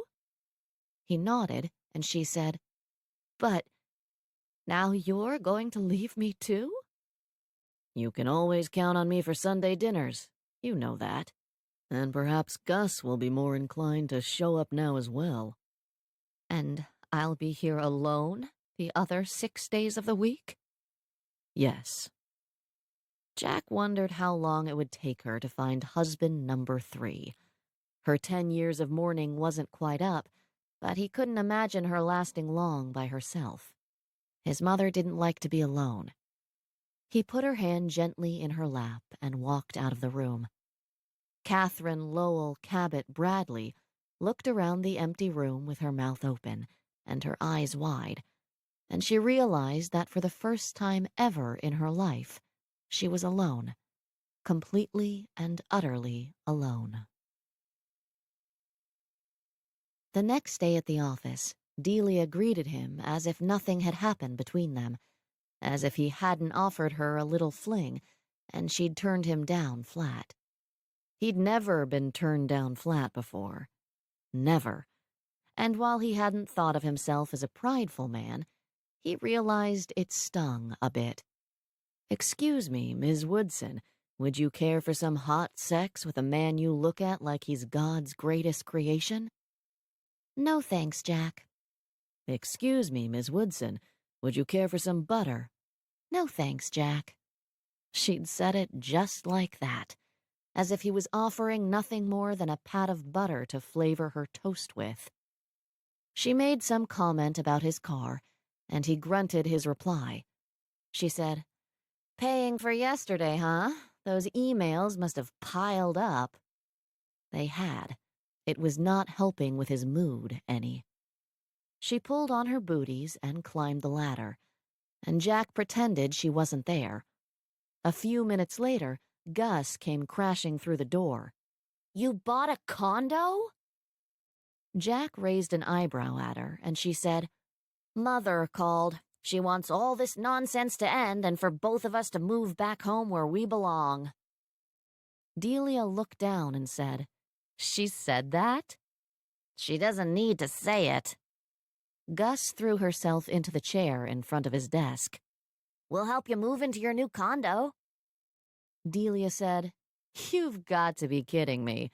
How many times am I going to have to help you guys move?"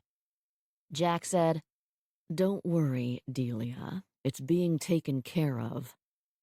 Gus and Delia exchanged a look at his tone of voice.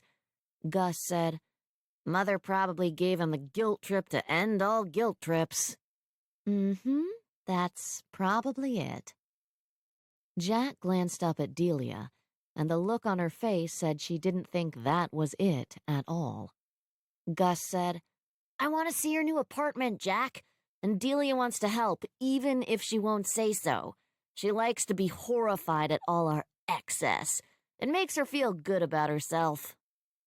Delia spit out a laugh. "That is mean, but true.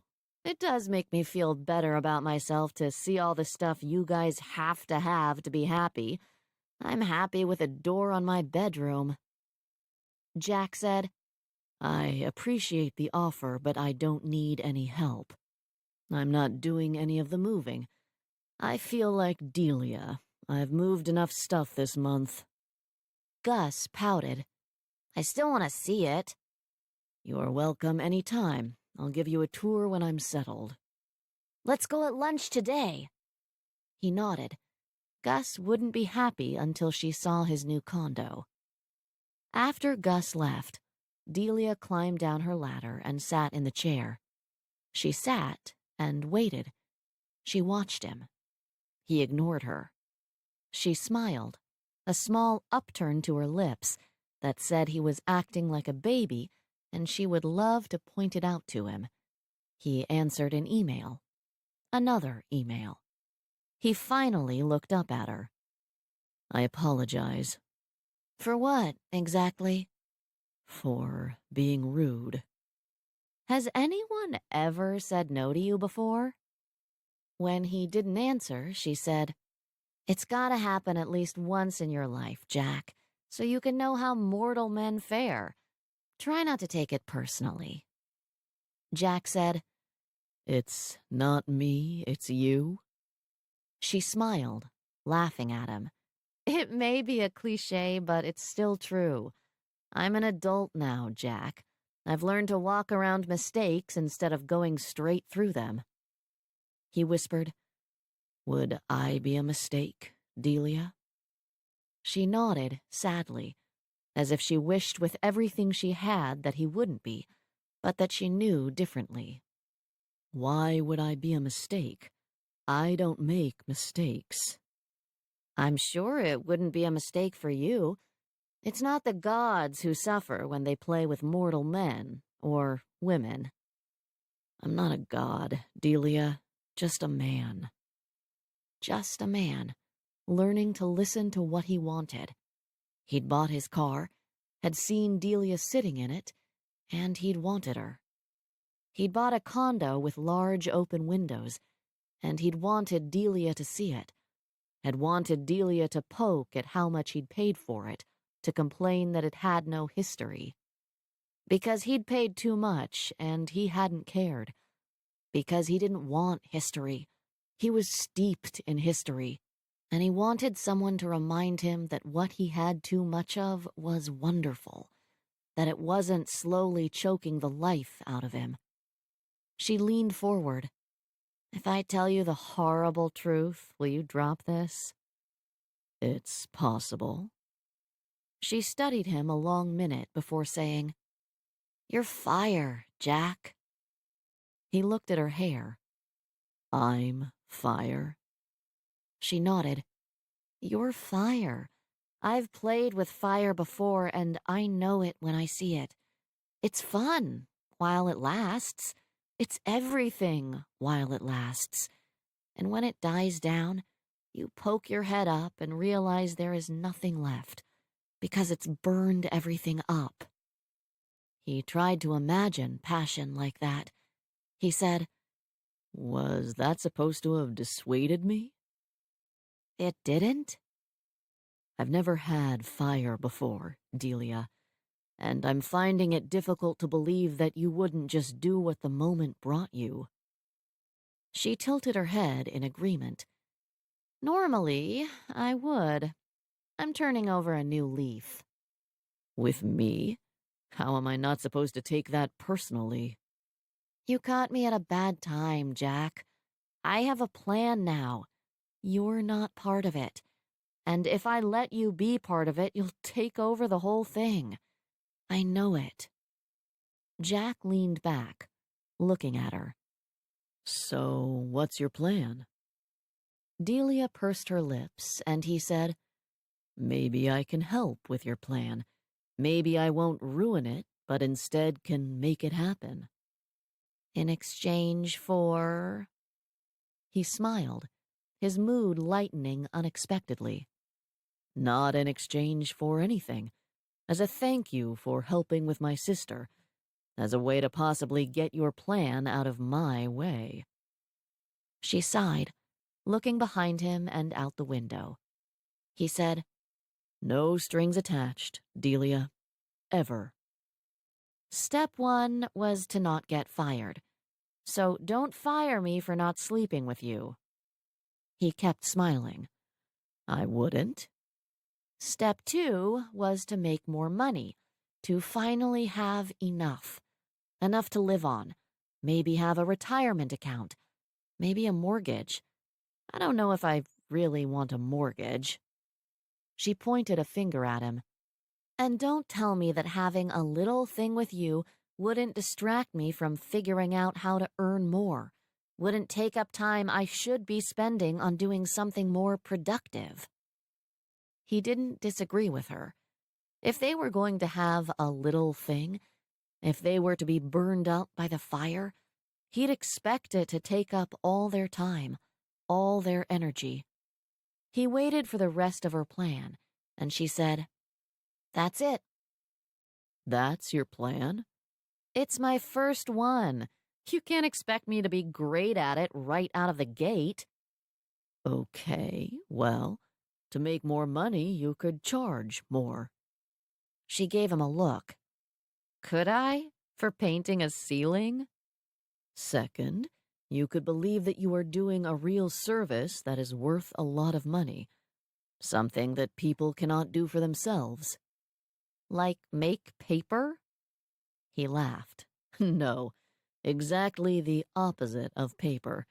Paper is abundant and needed in great quantities, so I can make a tiny bit on every piece I sell and still come out ahead. What you do is rare and needed one-off, and you need to make a hefty profit on each one to come out ahead. Delia said, "If what I do is rare and has a hefty price tag, I either have to be a master, which unfortunately I am not, or I need to be able to butt kiss, which unfortunately I cannot." Or you need to be at the right place at the right time and take advantage of it. And all you have to be is an artiste. They are notoriously hard to work with, which unfortunately you already are. How much did you charge to paint this ceiling? She told him, and he shook his head. It's worth 5 times that. "I don't know anyone who would pay that much to have their ceiling painted." You know one. My mother. He looked up at the ceiling. I'd like to see it up close. "You don't. It's meant to be seen from down here. It's a full-on Monet. Up close, it's a big ol' mess." At his blank look, she said, "That's from a movie. Clueless." I've never heard of it. He said, and she shook her head at his cluelessness. Jack said, My mother knows a lot of people with ceilings who would like this sort of thing. She sunk into the chair. "Oh, God, Are ceilings going to be my bread and butter now? What would you like to be your bread and butter? My paintings. I can do them standing up on the floor instead of lying on my back 10 feet up, as God intended. Do you have any already painted? Of course. How come I didn't see them when we were moving Gus in? I don't move them around with me. They're in a storage facility. He shook his head. Third, you don't hide your assets in a storage facility. You make them available for people to buy. I'd like to see them. Delia took a deep breath. Are you going to buy one of them? If I see one I like, I do have a new condo to decorate. I'm going to charge you 5 times more than I think it's worth. He stood. Good. Let's go take a look at them. She stayed seated, her face scrunched up in pain and fear. Delia, you're never going to have enough if you don't sell your product. Stop calling them assets and products. They're not. He said softly, I know. They're pieces of your soul. Do you feel that way about your paper? No, but I'm not an artiste. But you are, unfortunately, hard to work for. Jack lifted her by the elbow. That's because I like to get my way. That's because no one ever says no to you. He'd get his way in this as well. He just hoped her paintings weren't chicken scratch. He glanced back at the ceiling as he escorted her out of the office and thought he probably didn't need to worry about the quality of her paintings. And he was looking forward to getting an up-close look at something she'd painted, getting a look at those shadows. Justine was thinking about heading home when night security called her, letting her know Delia was downstairs waiting for her. Justine threw the rest of her work in her bag and went downstairs. Delia was chatting to the security guard, on first-name basis already, and Justine waited until there was a pause in the conversation before she pulled Delia away. Delia waved goodbye to the guard and shoved her hands into her pockets. Justine sighed. Oh, God, did you get fired? No. That's your I got fired face. It might be. It's also my I got propositioned by my boss face. Justine shook her head. Why does this happen to you? I don't know anyone who's been propositioned by their boss. I don't know anyone who would want to be propositioned by their boss. I didn't want to be propositioned by him. I just meant that he's gorgeous instead of being fat and bald like most of us are stuck with. Jack and Gus had helped Delia move her pitiful amount of possessions, and all Justine could think was Delia had been right. He was beautiful. There was no other word for it. She sighed, remembering, and said, His eyes. Delia nodded. I know, melted chocolate. Though how chocolate can be cold, I don't know. He's not cold. He's uptight and he tries to do everything right. It comes out as cold. Delia snapped her mouth shut, and Justine flicked her eyes at her. Delia shrugged. He warms up. Justine narrowed her eyes and tapped her chin. I bet. What kind of proposition are we talking about? Maybe something that could lead to a nice settlement? Delia laughed. No, he hasn't touched me. He hasn't made me uncomfortable. I told him no. Then why are you looking like Christmas got canceled? Because I said no. And Delia never said no to anything. She was like that movie, saying yes to everything because life was short. Delia said, He bought 2 of my paintings, one for his condo, one for the office lobby. Delia handed 2 crumpled-up checks to Justine, and she squinted at them. She choked when she finally made out the amounts. Delia said, "I told him he couldn't buy me." Justine laughed, picturing her friend waving her finger in his beautiful cold face, her other hand clenched around the checks. "What did he say to that?" Delia took the checks back, stuffing them into her pocket. She walked down the subway stairs and finally said so softly that Justine had to lean in to hear. "He said he didn't buy them to get me to sleep with him. He said he bought them because he needed something colorful and happy and feisty in his life." Justine thought that if Jack Cabot had said that to her, she wouldn't be standing here. She'd be pantsless in the back of his car, and she thought he was a cold asshole. She wasn't sure how Delia had summoned the willpower to walk away from him. Justine hooked her elbow through her friend's. "I know what my job is here. To get you nice and drunk." Delia nodded. Justine said, "To make you forget all about Mr. Smooth Chocolate when he wants to be." Delia nodded again. Justine vowed to herself that his name would not pass either of their lips the rest of the night. She said, "We'll go back to my place.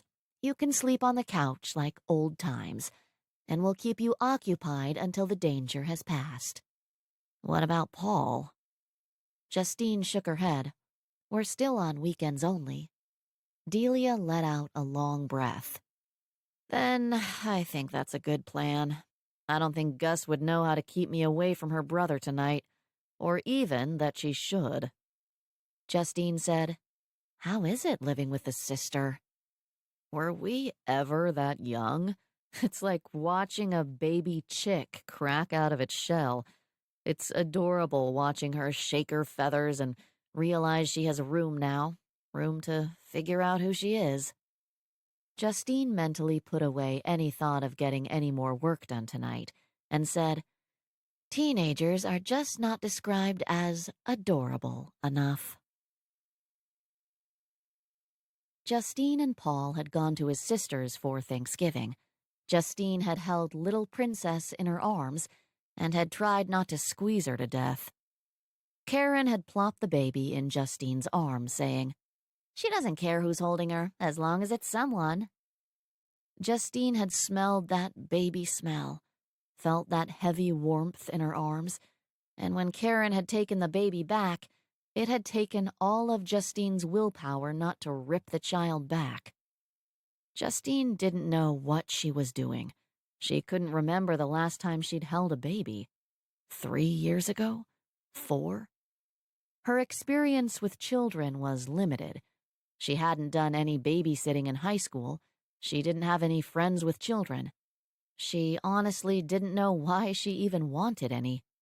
Rationally, she shouldn't, and she knew she wasn't rational about it. She saw a baby in a stroller, and she smiled like she'd never seen anything so wonderful, as if having a baby was really the point of life, as if not having a baby made everything else in her life worthless. Justine knew Mother Nature was merciless. Mother Nature wanted one thing: to survive.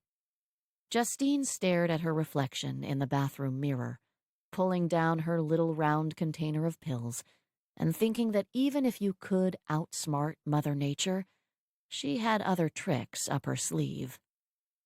Paul had come home with Justine after dinner, was waiting for her in bed. Justine closed her eyes and felt once again that baby filling her empty arms. She wanted that. She wanted that more than anything. She wanted that more than she wanted to like herself. Justine popped the pill out of its foil and stared at it. She heard Delia screaming at her to not do it, to not trap him, to not make this decision without him, to not make this decision when she wasn't sure herself.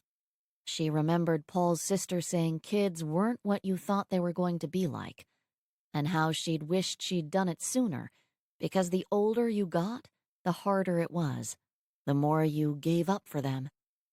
She thought of Paul saying how he wished the decision would just be taken out of his hands. A good old-fashioned shotgun wedding. Justine listened to them all, and she looked at that little pill, and then she dropped it down the drain. Chapter 9. It had taken the ever-efficient Ms. Charles a few days to get Delia's painting framed and hung. Thanksgiving had interfered, but finally, it was there. Front and center in Jack's lobby, and Delia stood in front of it, grinning. If you were thinking paper, like most people who came through the door would be, that's what it looked like. Brightly colored specks of paper, flying, like a brisk wind had just flown in through an open window and flung the papers in the air. And they did look colorful and happy and feisty. They looked joyful in their one moment of freedom. Jack had asked what she called this painting, and when she'd said, "Supernova," because she'd thought she'd been painting an exploding star, he'd said, "Now it's called paper." She hadn't even argued with him. He was right. It was paper. She thought she'd been painting the stars, and it had turned out to be paper. And that seemed just about right. Delia floated to Jack's office. She couldn't decide what she was happier about, having her painting there or having the check deposited in her bank account. They were all really, really great feelings. And this week, Jack's desk and bookcase would be moved to the other side of the office, and Delia would start painting the other half of the ceiling. Halfway done. Delia smiled at Ms. Charles and breezed into Jack's office. When she found it empty, she deflated a bit, but realized this was probably for the best. She was just entirely too happy to trust herself around him. Delia pulled off her coat, pulled on her booties, and realized something was wrong. It was 9:23, and there was no Jack. He could have been in a meeting, but his computer was on. His desk chair was out from behind his desk instead of pushed in neatly. Delia said into the empty office, "Jack?" "Up here." She climbed the scaffolding to find him lying on his back studying the ceiling. "What are you doing?" He tipped his head to look at her and said, "Looking at Lucifer's brothel." She sucked in a breath. "I think you're imagining it." "I assure you I couldn't imagine the things I'm seeing up here. You're the one with the overactive imagination." He pointed to a spot that from far away would look like a cloud, and her face turned red. He said, "Is that me?" "No, that's Lucifer." "Lucifer looks like me." "Oh? Do you have a tail?" "No, I especially don't have a tail that is shaped like a phallus at the end." Delia looked away from the ceiling. "Okay, let's go down. The scaffolding really can't hold two people."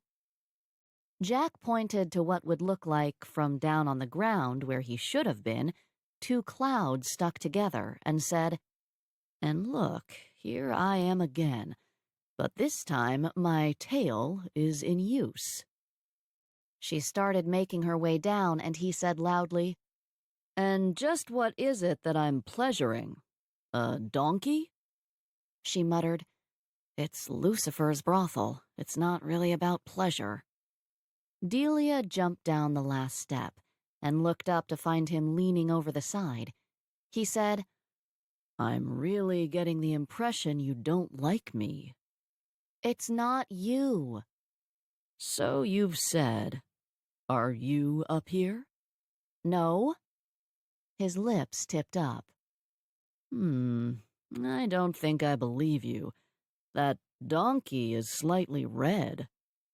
"That cloud is just close to the setting sun. It's a red sky. Things are red." He smiled, a smile that made her stomach twist, that made the fire flicker in her belly. Delia turned away. "I've got to go. Don't kill yourself climbing down the scaffolding." When she got to the door, she turned to find him still watching her, still smiling. And she ran. She ran to the stairs, flying past the elevators and down 3 flights before she slowed. Another 3 flights of stairs before she stopped to sit wide-eyed and unseeing on the slate-gray step. She sat, and she told herself what she'd been telling herself since she painted him up on that ceiling doing indecent things to a 4-legged animal. Don't be an ass, Delia. The ass is not enjoying it. Oh, sure, it looked like it was having a good time. It looked like it had forgotten its name and never needed to remember it again. But it was just fire. He was just fire.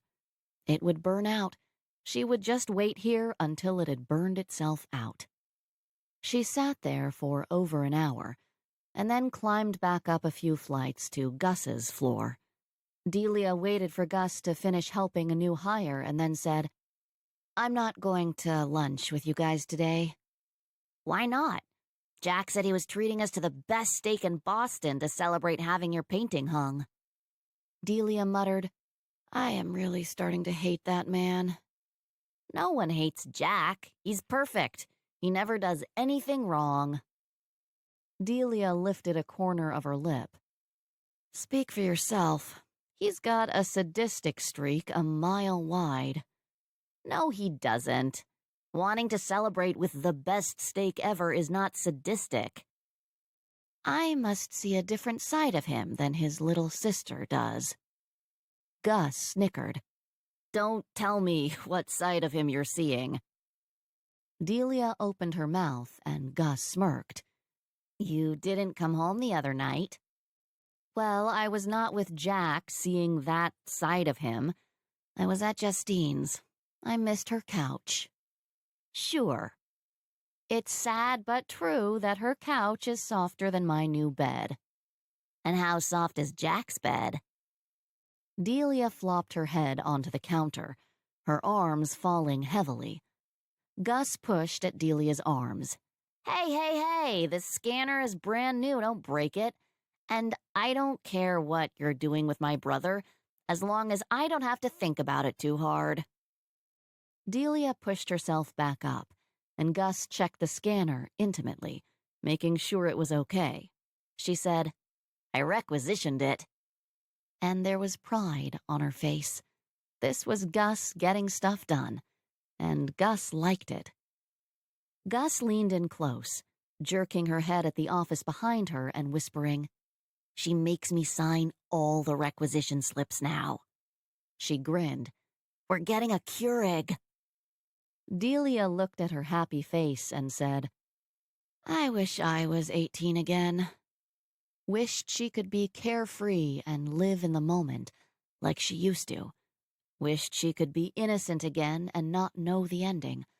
Not know that in 6 months Gus would hate this job that she loved so much. Not know that after the excitement and pride came the boredom. Not know that after the fire came the emptiness. She wished that she could just go upstairs and close Jack's door behind her and put out the flame, because it wasn't going away on its own. She wished that she could be happy just having that one moment. But she wasn't 18, and she did know, and she couldn't unknow it. Gus said, "No, you don't. You just can't remember what it's really like. Everyone tells you what to do." "That doesn't change, Gus. You just learn not to listen because everyone always has an idea of what your life should be like. It is too easy to advise and criticize. It's living that is hard. It's taking your own advice that's hard." "Is that why you're not sleeping with him?" Gus pointed to the ceiling a few times. "Because you think you shouldn't? Or because someone else thinks you shouldn't?" "Are you trying to pimp out your own brother?" Gus folded her hands and said seriously, You're good for him. You make him smile. I'm not good for him. I'm not anything for him. And anyway, I don't think he'd be good for me. He reminds me of when I was married. He reminds me of how I was with my ex-husband. Delia folded her arms and looked up at the ceiling. She didn't think about how she'd paint a reverse pyramid, a reverse stairway to heaven on it. Gus said, "Do you hate him?" My ex-husband? I know it's hard to imagine, but I don't think anything of him. Delia shook her head. I wanted him so bad. I thought I would die without him. And now, he's nothing to me. It happened, it's over. I have the tattoo. Can I see it? Delia sighed. Don't tell Jack I showed it to you. It's embarrassing. She looked down the hallway, making sure it was clear, then pushed her jeans down just enough to show Gus the Pierre that was scrawled across her butt cheek. Gus studied it silently, then said, You know what it kind of looks like? Delia closed her eyes and nodded. She knew. She'd designed the stupid thing, made everything just right, but somehow, with the placement, with the cursive, it didn't look like Pierre, it looked like P.U. She must have been trying to tell herself something. Gus screeched, Oh, God! That is embarrassing! Delia pulled her pants back up. It does make me think twice before I hop into bed with someone, and I make sure the lights are out. Gus shrieked with laughter, and Delia couldn't help but laugh with her. Delia had only been 18 when she'd gotten the tattoo, when she'd gotten married. So young. So stupid. Gus finally choked out, Now if you'd told me you didn't want to sleep with Jack because you didn't want him to see that, I'd believe you. Delia didn't want to sleep with Jack because she didn't want a tattoo on the other cheek that said, Jackass. Delia watched Gus laugh for a little while longer, then said, I guess I've got to go back upstairs. I can't stay down here listening to you squeal about my tattoo. Gus wheezed out, I'll be sure and knock before entering, just in case you're getting Jack's opinion on it. Don't make me come over there and break your scanner. Gus wrapped her arms around the scanner protectively, and Delia waved as she walked out the door. She trudged back to Jack's office, ducking her head as she pushed his door open. She pointed a finger in the direction of his desk and said, Don't. When he didn't say anything, she snuck a glance at him. He was smiling. Not a sexy smile, not a melt-in-your-mouth smile. It was a smile that said he knew he'd made her run. She said, Don't. He wiped the smile off his face and looked down at his keyboard.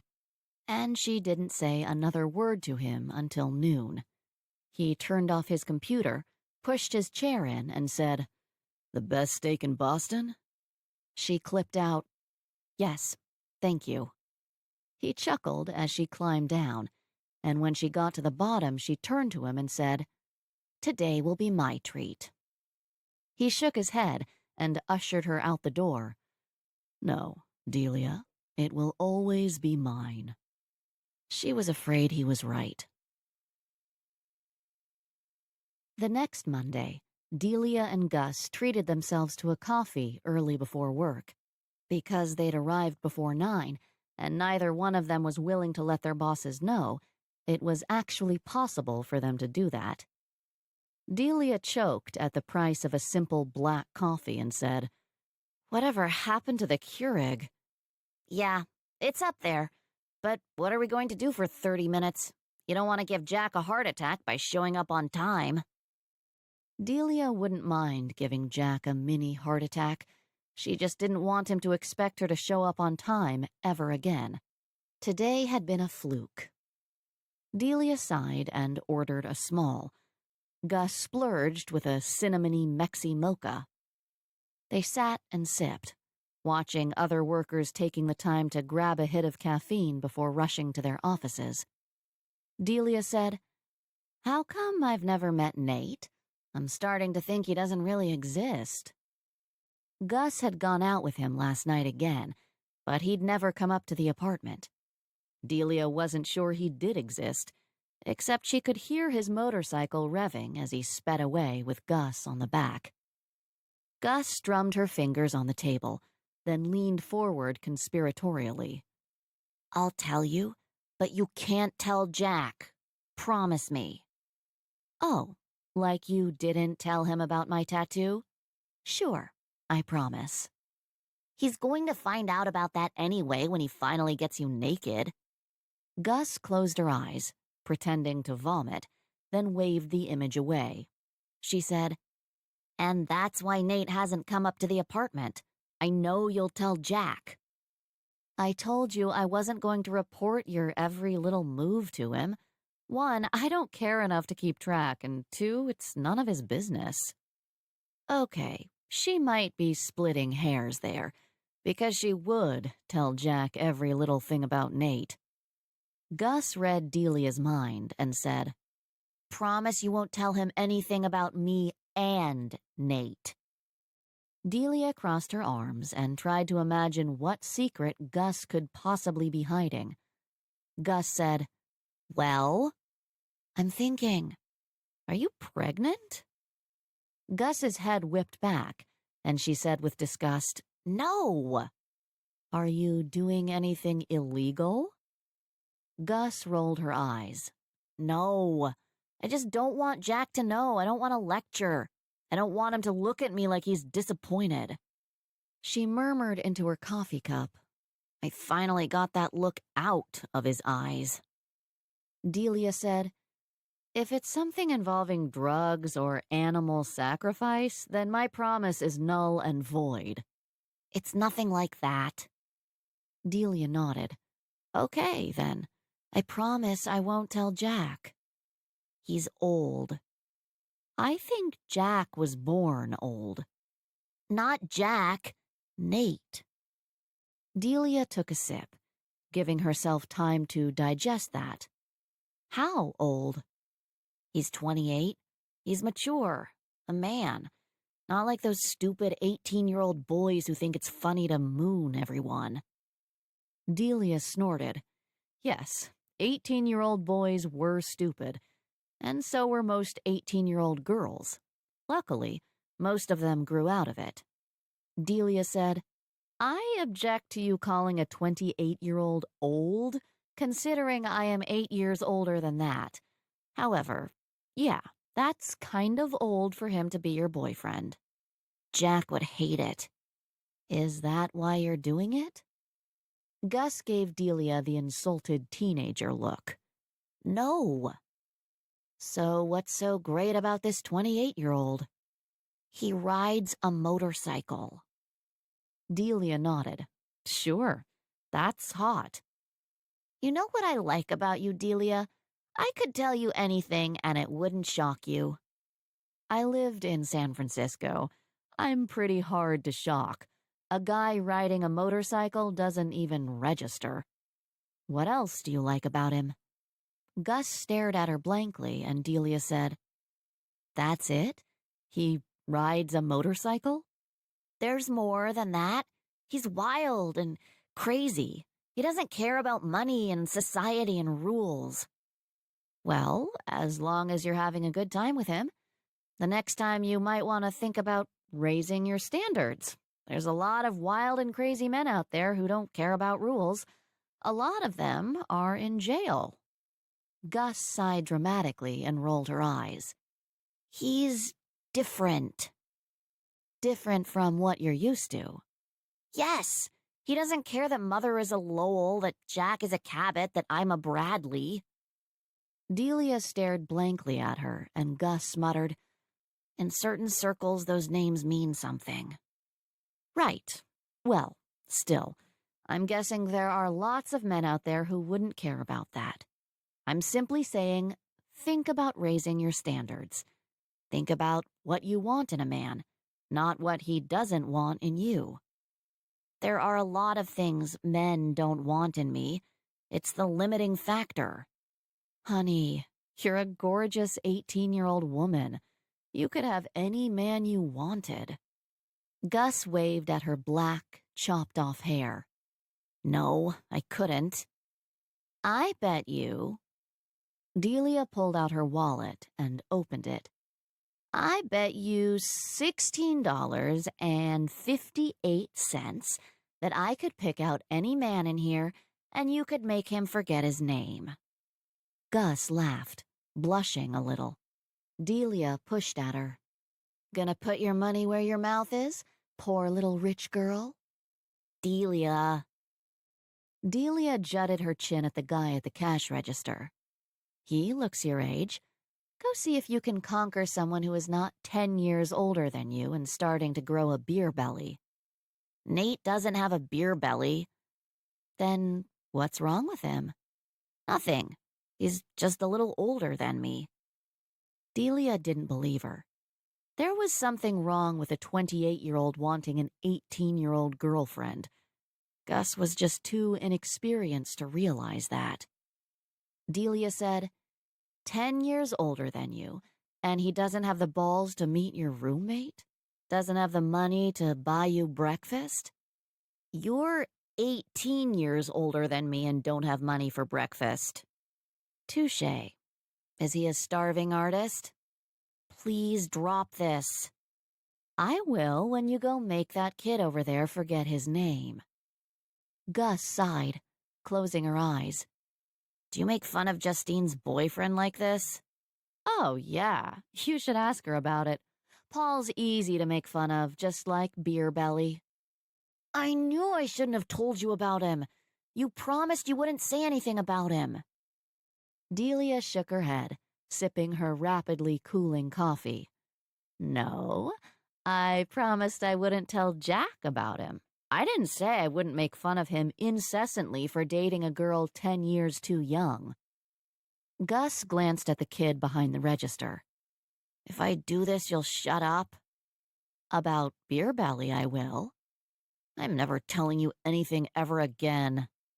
That's fair, but I'm pretty sure you've already told me all your juicy secrets. Gus glanced again behind her at the register, sizing the boy up. Delia said, How are you going to do it?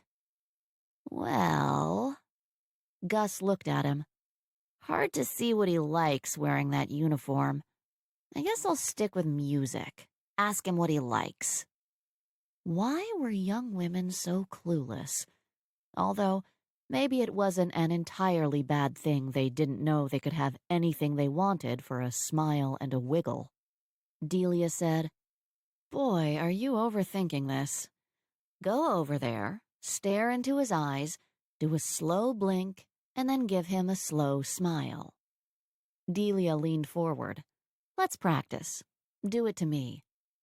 When I am 36, I will not be this embarrassing. Yes, you will.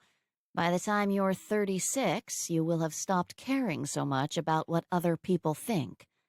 Now give me a slow smile. Gus gave her a sultry look, pouting her lips and taking 10 long seconds to blink at Delia. Okay, less Jessica Rabbit. Stop thinking how stupid you must look doing this, and instead think you've never met anyone more interesting than me. Gus blinked and smiled at Delia, looking at her like her head had just turned into a giant cheesecake. Delia said, Good. Now say, Hi, I'm Gus. Gus said, Hi, I'm Gus. And Delia shook her head. Slowly, all the blood will have left his head at your smile. Gus said, Hi, I'm Gus. Delia chuckled. Okay, go get him, Tiger. Tell me what color his eyes are, and remember, I'm a painter. I need something more than blue or brown. Gus looked at the register, and Delia said, Or we can talk more about Beer Belly. I'd love to know if he lives at home still. In the basement? On a pull-out? Gus muttered, "You were sleeping on your friend's couch a month ago." But she stood up. She shoved her hands into her pockets and went to stare at the muffin case. Delia sipped her $3 coffee. Next time, they were going to McDonald's. Making something cost 3 times as much did not make it taste 3 times better. The kid came over, asking Gus what she wanted, and Gus looked up, blinking at him and slowly smiling. The kid blinked in return. He stopped being bored and his interest zeroed in on her. He stood up straighter, and then he smiled back at her. Gus's back straightened, and the interest on her face turned real. Gus leaned forward. Delia could only assume she was trying to see what color his eyes were, and the kid's face heated. They exchanged a few words, oblivious to everything around them. The kid leaned against the counter, pulled into Gus's orbit. Gus turned back to Delia and started walking back to the table, smiling wildly. Delia mouthed, "Name." Gus stopped and turned back to the boy and said into a sudden lull, "Oh, I'm Gus. What's your name?" Delia held her breath. Come on, come on. Show her what kind of power she has." The kid went, He laughed and shoved his hand through his hair. Rick. My name's Rick." Delia's breath rushed out, and she hid her relief behind her coffee cup. Gus said, "Maybe I'll see you tomorrow, Rick." Oh, great. And there went $1 coffees. Gus floated back to the table, and Rick said loudly, Gus? Did you want a muffin?" She stopped, her face flaming, and she turned back around, trudging back to the case one more time. Rick was standing taller, his shoulders wide, his chest puffed with pride. Delia could practically hear him thinking, wondering if Gus had come over there just to talk to him. To him? Gus bought a muffin, the transaction taking 3 times as long as it needed to, and involving a lot more giggles than the customers waiting in line thought necessary, if their sighs and shuffles were anything to go by. Gus finally made her way back to the table, and Delia said, "I told you." He remembered it. He had to think about it. "You owe me $16.58. Gus couldn't get the grin off her face, and she nodded in defeat. "He's actually pretty cute up close. He goes to UMass Boston. English major." Delia bit her tongue before she could warn Gus off an English major. An English major had to be a step up from beer belly. "You should ask him out." Gus shook her head. "I told him I'd see him tomorrow." Delia nodded. "Good. Be sure to feed and water your new pet." Gus's grin turned into a full-blown smile, and it said she'd just had a glimpse of what she was. A woman. An 18-year-old woman with the power that had launched 1,000 ships, started 1,000 wars, sitting inside her. She said to Delia, "Now you do it." Delia laughed, shaking her head. "I don't think so." "Delia, you are a beautiful, mature woman. You could have any man in this room." "Mature?" "With so much experience, you could run rings around any man here." "I'm going to slap you in a minute." Gus took a bite of her $3 muffin. "You've got to give me a chance to earn my $16 back. Or you can just admit defeat because you know you can't do it." Delia wasn't a fresh-faced teenage girl, newly blossoming, but she knew she still had that power inside her. Along with the knowledge that came from her decades of experience, she knew she could still make a man forget his name. And redheads weren't known as wild vixens for nothing. Delia nodded. Anyone but Rick. Gus smiled like she'd already won and pointed behind Delia. I choose Jack. Chapter 10. What? Delia turned to see Jack walking through the doors, looking beautiful and perfect. It was windy outside, and everyone else looked slightly windblown, but he looked as if the wind had left him alone, as if it wouldn't dare muss such perfection. And maybe it wouldn't. Maybe when the wind got close enough to him, it just stopped, just decided it had found a nice place to be, and why rush anywhere else? Delia turned back around to glare at Gus. You fight dirty. It's in my blood, and I want my $16 back. Gus scooted over on her side of the booth until there was no room for Jack and whispered, Don't overthink it. It's going to hurt when you have to give me $33 instead of just $16. Gus looked skeptical. I'm not even betting. Jack's not going to forget his name. Jack ordered his own coffee and muffin and came over to them. Is this where you come every morning instead of going to work? Delia looked up at him. Is this where you come when you say you're going to a meeting? Delia slid over in her seat, and Jack sat down next to her, and Gus put her face in her cup, trying to hide her grin. Jack took a sip of his coffee. Miss Charles said she saw you two down here, and I thought I would like to know how my employees spend their time. Delia pushed her cooled coffee away, raising an eyebrow at Gus. Was she really going to do this? Gus nodded imperceptibly, and Delia knew she was being stupid. But she didn't want to lose that $16. Didn't want to accept that she didn't have that power anymore, that age had taken it from her. And she wanted to see if she could make Jack forget his name. She bumped his shoulder playfully. You already know how these two employees waste their time. What did you order?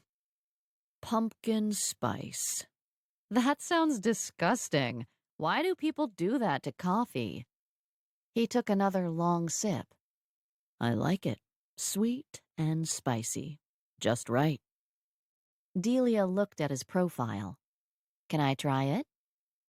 There was a long pause, and then he turned his head slowly in her direction. Their eyes met, and he pushed his cup over without a word. She put her lips where his had been, still looking in his warm brown eyes, and a firebolt shot southward. She sipped, and it was sweet and spicy. She said softly, It's just right. She handed the cup back to him, their fingers grazing, and Delia swallowed. He brought the cup to his mouth and watched her over the rim as he drank. Heat flooded her. His eyes dilated. Gus said, Jack, let's do sushi for lunch today. Delia drank Jack in. She let him see how much she wanted him and how much she hated it, how she knew she could never have him and how grateful she was for that, how she would never survive him, how she knew she'd forget everything but him if she only let herself.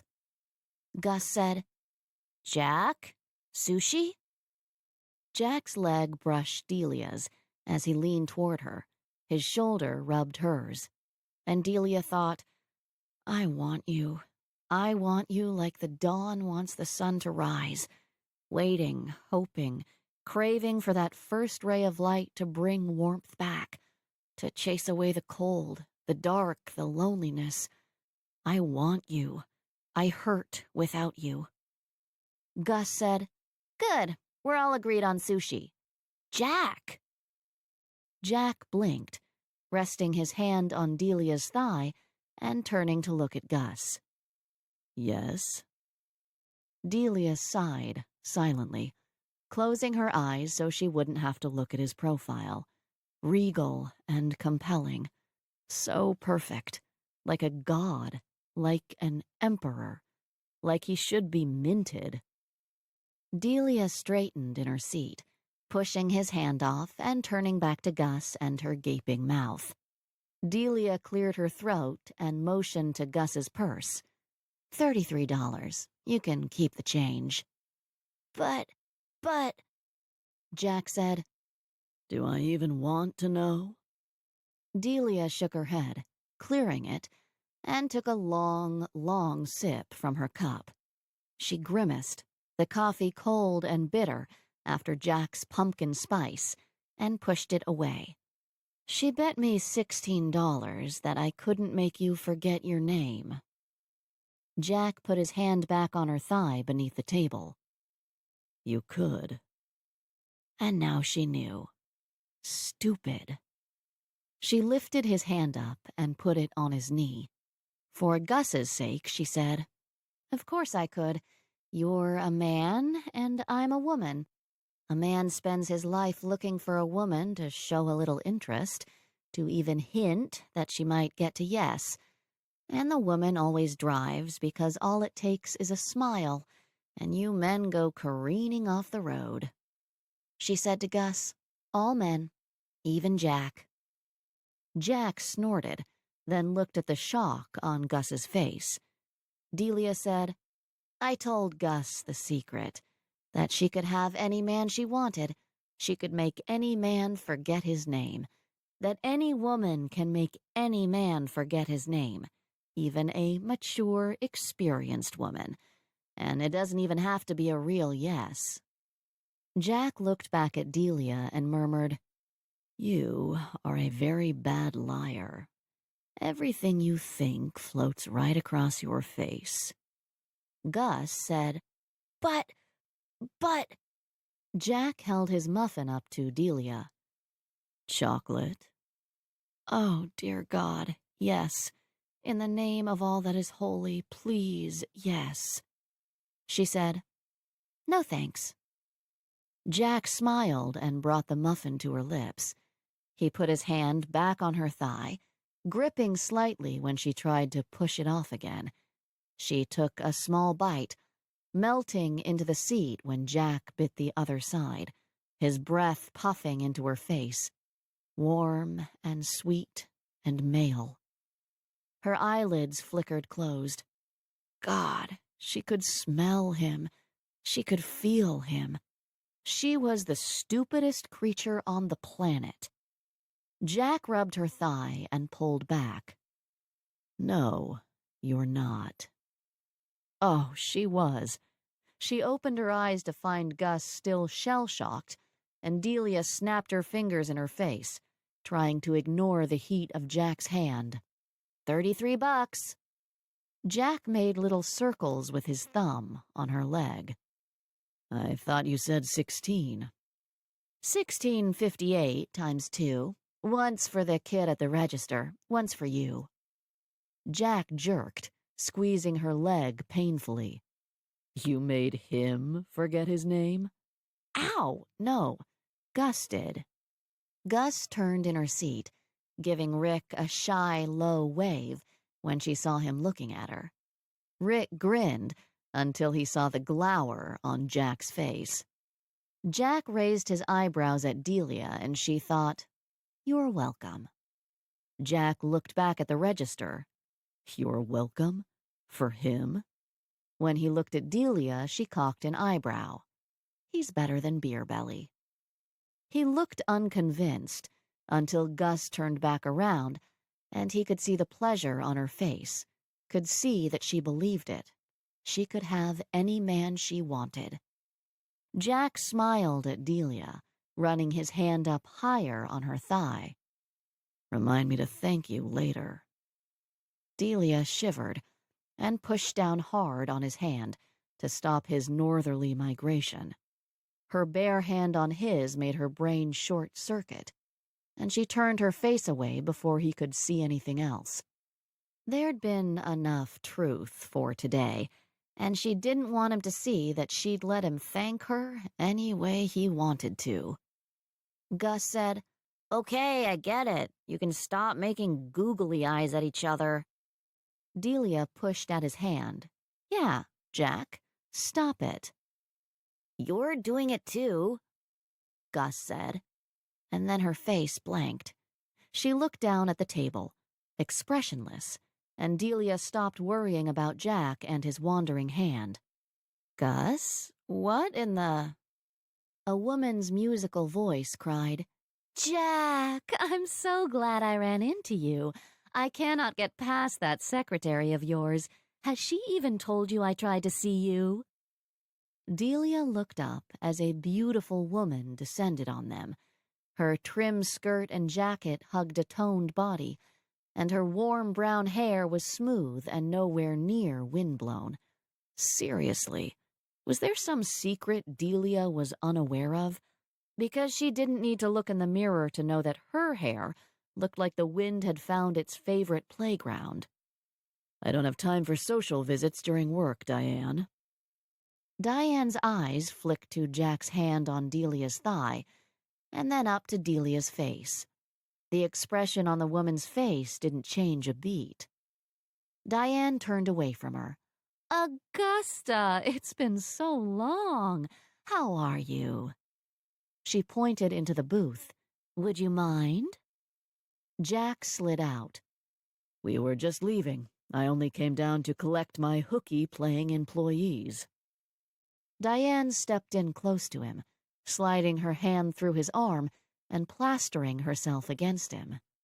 Delia watched them for a nanosecond, then turned back to Gus. She said softly, "Let's go, Gus. If we leave now, we can beat him back to work and he won't have anything to complain about." Gus slid out silently, not looking at Diane. They got halfway across the coffee shop before Gus stopped, her hands clenching into fists. She looked back at Diane, still pressed thigh to shoulder against Jack, and rage filled her eyes. She said loudly, "It's going to come as quite the shock when she hears you're engaged to Jack, Delia." Delia stopped and blinked. Diane looked at Gus and smiled pleasantly, a little Stepfordy. Jack's eyebrows raised imperceptibly, and Delia finally chuckled. "Yeah, that's going to shock quite a few people." Gus said, "Jack, we're late." He pulled away from Diane, and Gus's shoulders relaxed imperceptibly. She said, soft enough that only Delia could hear, "You're wrong. Not any woman can make any man forget his name." Well, Delia wouldn't argue with her, but she would bet that woman could make any man forget his name at least once. When Jack came up to them, Gus maneuvered him between her and Delia, never looking back at Diane.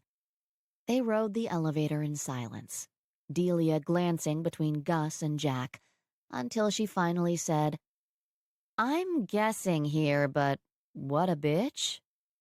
Gus blinked, coming out of her trance. Jack said, "Diane Evans. She's an old family friend." Delia said, "I don't think so." And Gus said, "No, she isn't." at the same time. Gus said, "Don't ever call her friend, Jack. Ever." He nodded and said softly, "I know what she is, Gus. I misspoke. She is an old acquaintance." Delia raised her eyebrows, wondering just what this woman had done to Gus. But Gus lifted her chin and said, "All you need to know, Delia, is that she is a liar." "Okay, but I really know 3 things. She's a liar, she's a bitch, and we hate her." Gus's eyes stopped glowing. "She is? She is, and we do." She smiled. "And now she thinks Jack is engaged." Delia put her hand to her chest and blinked wildly. It was so sudden. Jack's lips tipped up, but he said, "That won't stop Diane, especially when she asks Mother why she hasn't heard the happy news before this." "Maybe we should invite Delia to Sunday dinner." He said, "Gus, I can handle Diane Evans without resorting to a fake fiancé." Gus folded her arms, facing him squarely. Could she make you forget your name? Of course not. Even now that she has Mother doing her dirty work? Even now, even with Mother championing her cause, I will not ever marry Diane Evans. I could not ever forget anything around her. Not my name, not my sister. Gus nodded, relief crossing her face, and she said, Because you want Delia. Delia froze. Jack didn't say anything. Gus said, Delia doesn't know how to fight dirty. She's going to be on Diane's radar now. He turned to look at Delia and folded his arms as well. We'll keep her safe, between the two of us. Delia waved her hands. Hello, I'm standing right here. The elevator stopped at Gus's floor and the doors slid open. Gus hopped out and said, Remember, sushi for lunch. Delia grimaced. Sushi? I did not agree to that. Yes, you did, while you were making Jack forget his name, while he was making you forget yours. Not what happened. Then why are we getting sushi for lunch? Delia looked at Jack. Do you remember agreeing to sushi? He shook his head, and the elevator doors closed on Gus's wide grin. Unsubtle was the word Jack would use to describe his sister. Delia said, I hate sushi. I really don't remember anyone saying anything about sushi. Jack turned to her and smiled. We can't win this. Either we agree to it and we really can't remember, or sushi was never mentioned and we still can't remember. She muttered, I didn't forget my name. Jack didn't say anything, because he had. Gus could have told him she was marrying Nate the motorcycle-riding delinquent, and he'd have no idea. He said, I thought you weren't going to interfere, that you were going to let Gus figure out who she was and what she wants on her own. I wasn't interfering, I was pointing out something that she hadn't yet realized. Delia jabbed a finger in his direction. She doesn't know, Jack, what is even possible. Why haven't you ever told her she could have the world? Someone told you. You got the memo. He tried not to laugh at her outrage. He tried not to worry that he had failed Gus, somehow. I didn't know that when I was 18. I doubt that. I didn't know I could have the world until 30 minutes ago, when you made my coffee blush. She sniffed. That was for $16, and to show your sister how it's done with a mature man. I gave her a hormonal teenager. Her face warmed. Her face said that lesson hadn't gone according to plan. Jack put his hand on the small of her back as they exited the elevator. Liar. Such a bad liar. I wouldn't believe you even if I hadn't seen what you'd painted on my ceiling. It's not you. It's not me.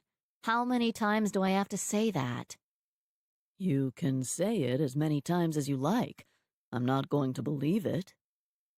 Delia let out her breath in frustration, flinging open the office door. Jack closed it carefully behind them, watching her pull on her booties, watching her think about fleeing up the ladder and away from him. He followed her onto the painter's cloth, crowding her but not touching her. She whirled around, holding a paintbrush between them. Your desk is over there. But she kept telling him with her eyes and her mouth, I want you. I don't want you. He wanted her. He wasn't conflicted about it. She jabbed him lightly. I'm not going to clean your paintbrush. I don't even know what that means. You know what it means, and I'm not going to do it. He bent his head until his lips brushed her ear and whispered, I know what it means, and you'd do it if I cleaned yours first. She sucked in a breath and said huskily, I wouldn't clean it with a 10-foot pole. What about a 10-foot tail? Come back when you have one, and we'll talk. He sniffed her, right below her ear, where it was warm and musky, sweet and spicy, and murmured, I'm back. She dropped the paintbrush. Her fingers curled into his side, and she said, That's not a tail. Alas, it's not 10 feet either. He slid his hand around her waist, pulling her into him, her body fitting into his. Just right. She put her hand on his chest and said, I'm not going to sleep with you. You want to, you don't want to. You haven't decided what you're going to do yet. He breathed in her ear, hot and moist. He didn't say anything more, just let his breath surround her, warm her from the inside out, curl down her neck. When her belly quivered against his, he said, And we weren't talking about sleeping together, were we? He put his lips on her cheek, still cool from outside, and trailed his way to her mouth. She closed her eyes and whispered, Don't kiss me, Jack. He stopped at the corner of her mouth. Why? Because one of us has to think about the future. I am. I'm thinking 30 minutes into the future when I have you naked and soaped up in my shower. Her eyes blinked open. Wait, you have a shower in your bathroom? This bathroom that I'm not allowed to use? He nodded, sliding his hands up her back, pulling her even closer, and she managed, Why do you have a shower in your bathroom? Long nights, early mornings. I can't always get home to clean up before a function. So it's not for getting naked with stupid women who can't remember their plan when you smile at them? Not yet. She fisted her hands between them. The future I was talking about was more distant than 30 minutes. Like tomorrow, when I'll still be painting your ceiling. He chuckled. I'm getting confused. And the next day, and the next, for the next few weeks. Still confused about what you're talking about. She pushed at him. Lizard brain wants what the lizard brain wants. I can't help it that lizard brain wants you. He sighed at the unfamiliar phrase, at her hands pushing insistently at him, and she said, But I know you'd be the worst mistake of my life. He pulled away. Would I? He was fairly certain he'd never been anyone's mistake, let alone the worst. He couldn't imagine he'd be Delia's worst mistake. Worse than your tattoo? Yes. No hesitation. He let her go, stepping back. She watched him a long moment, then nodded and turned away. She scurried up the ladder, crawled onto the scaffolding. When he couldn't see any part of her, Jack said, Delia, my lizard brain wants you too, and I know you wouldn't be any kind of mistake. Delia did not go to lunch. Jack couldn't make her. Gus hadn't been able to coax her down, and while he might have frightened her off, he thought it really was she just hated sushi. He didn't believe, even in his heart of hearts, that Delia could be frightened off. Gus said, Who hates sushi? You don't have to get the raw stuff.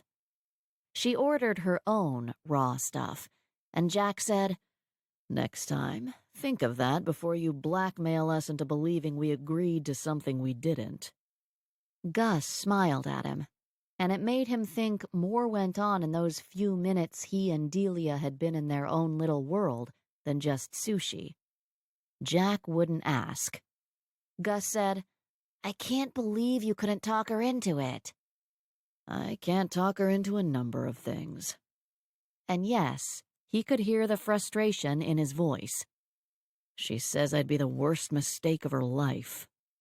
Gus said. And you believe her? He'd seen Delia's face when she'd said it. She believed it. She was wrong, but that didn't mean she didn't believe it. He nodded, and Gus said faithfully, She's totally wrong.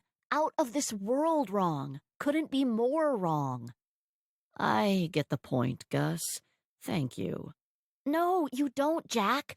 She threw all caution to the winds once, loved with everything she had, and he hadn't been worthy. You would be. He remembered the look in Delia's eyes in the coffee shop, the need, the want, how he just knew that them together would be more than, better than anything he'd had before. It would be a raging fire, burning them up. He could understand Delia's reluctance to let that happen to her again, could understand that it might be as painful as it was wonderful. He said, I don't think it would be a matter of worthy. I think it depends on whether the fire turns the two of you into ash or into steel. And maybe there is no way of knowing beforehand which way it will go. He sipped his bitter tea, thinking Delia wouldn't have liked that either, and said, Tomorrow, let's go Thai. She'll like that better. And you might want to think about what the fire would turn you and Nate into. You might want to think about if there is any fire. He didn't want to think about it. He prayed there wasn't any fire. Lizard brain wants what lizard brain wants. And Jack sighed. It wasn't Gus's heart that wanted Nate, thank God. It was her lizard brain. Jack could accept that, as long as she didn't end up pregnant. Gus slammed her hands onto the table. She told you, didn't she? Jack debated what to tell Gus while their food was served. On one hand, he could probably trick whatever it was out of her by saying Delia had told him.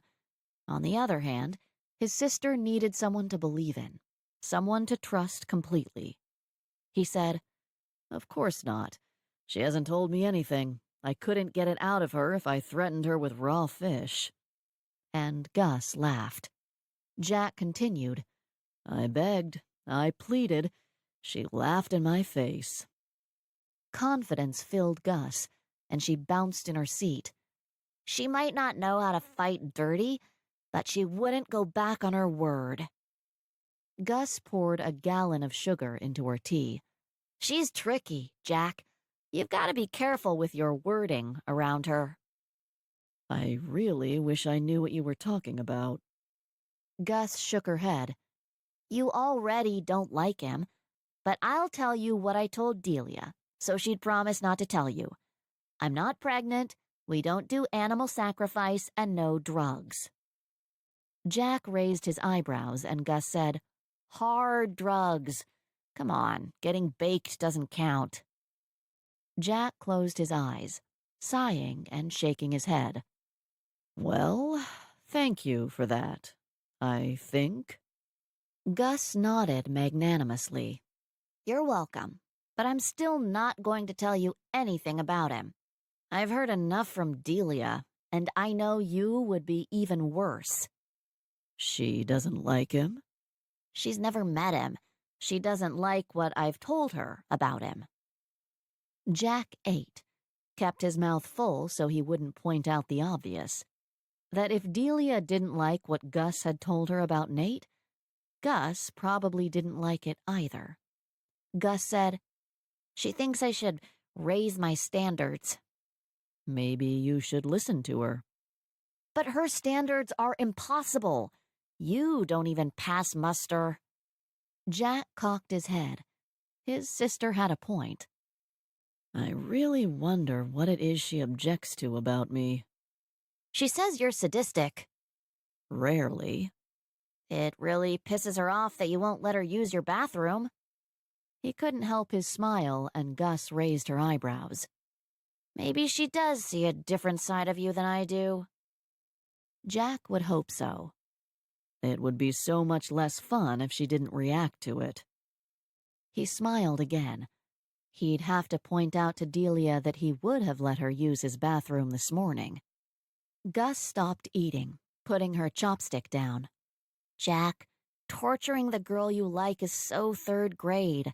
Stop it. He laughed. You assume that's what she doesn't like about me. I don't think that's it. What else could it be? He said slowly, hearing the truth as it left his lips. I don't think there is anything. I think that's what she doesn't like. He looked into his cup, at the pale green liquid, and he smiled yet again. He said, I think that is exactly what she doesn't like. Chapter 11. Delia came to Sunday dinner at his mother's. All it had taken was Jack saying on Friday, She has a ceiling, Delia. She has walls crying for good art. Don't you want enough? He'd heard her muttering and cursing the entire afternoon. She'd glared, she'd banged lids and stomped up and down the ladder. She'd ripped her booties off and thrown them at the end of the day. She'd turned to him and he'd said, I'll pick you and Gus up. Fine. And she'd slammed the door on her way out. Sunday evening, she and Gus were waiting outside their apartment when he drove up. Gus was wearing jeans and a bulky sweater, but Delia looked like she had dressed up from her normal paint-covered casual to business casual. Her hair was smooth, the red sleek and shiny, the curls gone, and her makeup made her green eyes sparkle. Gus jumped in the back, waving Delia to the front and saying, Glad you didn't bring the convertible. Jack stared at Delia's hair. Gus poked her head between the seats. She looks good, huh? Jack said, Your hair. Delia smoothed her hand down it. I thought if I was going to try and bilk your mother out of a chunk of change, I should dress up. Gus said, You're not bilking her. She'll love having her ceiling painted. So old world. Everyone will want one. I don't want to paint her ceiling. I want her to buy a painting. Jack thought there was no reason they couldn't do both. Delia unzipped her coat in the warm car, and he closed his eyes in pain. You're wearing a cardigan. She patted his leg. It's okay, Jack. Tomorrow morning I'll be back to my jeans and sweatshirt. And your hair? She laughed. If this lasts through dinner, it will be a miracle. When they arrived at his mother's and he could see the whole ensemble, emerald green cardigan, black slacks and flats, he could see how polished she looked, how normal. His mother would love it. His mother had complained long and loud about bringing an artist to dinner, of all things. Jack hated it. His only consolation was he could see her hair beginning to curl at the base of her neck. He wanted to twirl his fingers around in it and help it along. He pecked his mother's cheek, and she stared at Delia. Delia stared back. Catherine nodded at her daughter and said, Diane came for a visit today.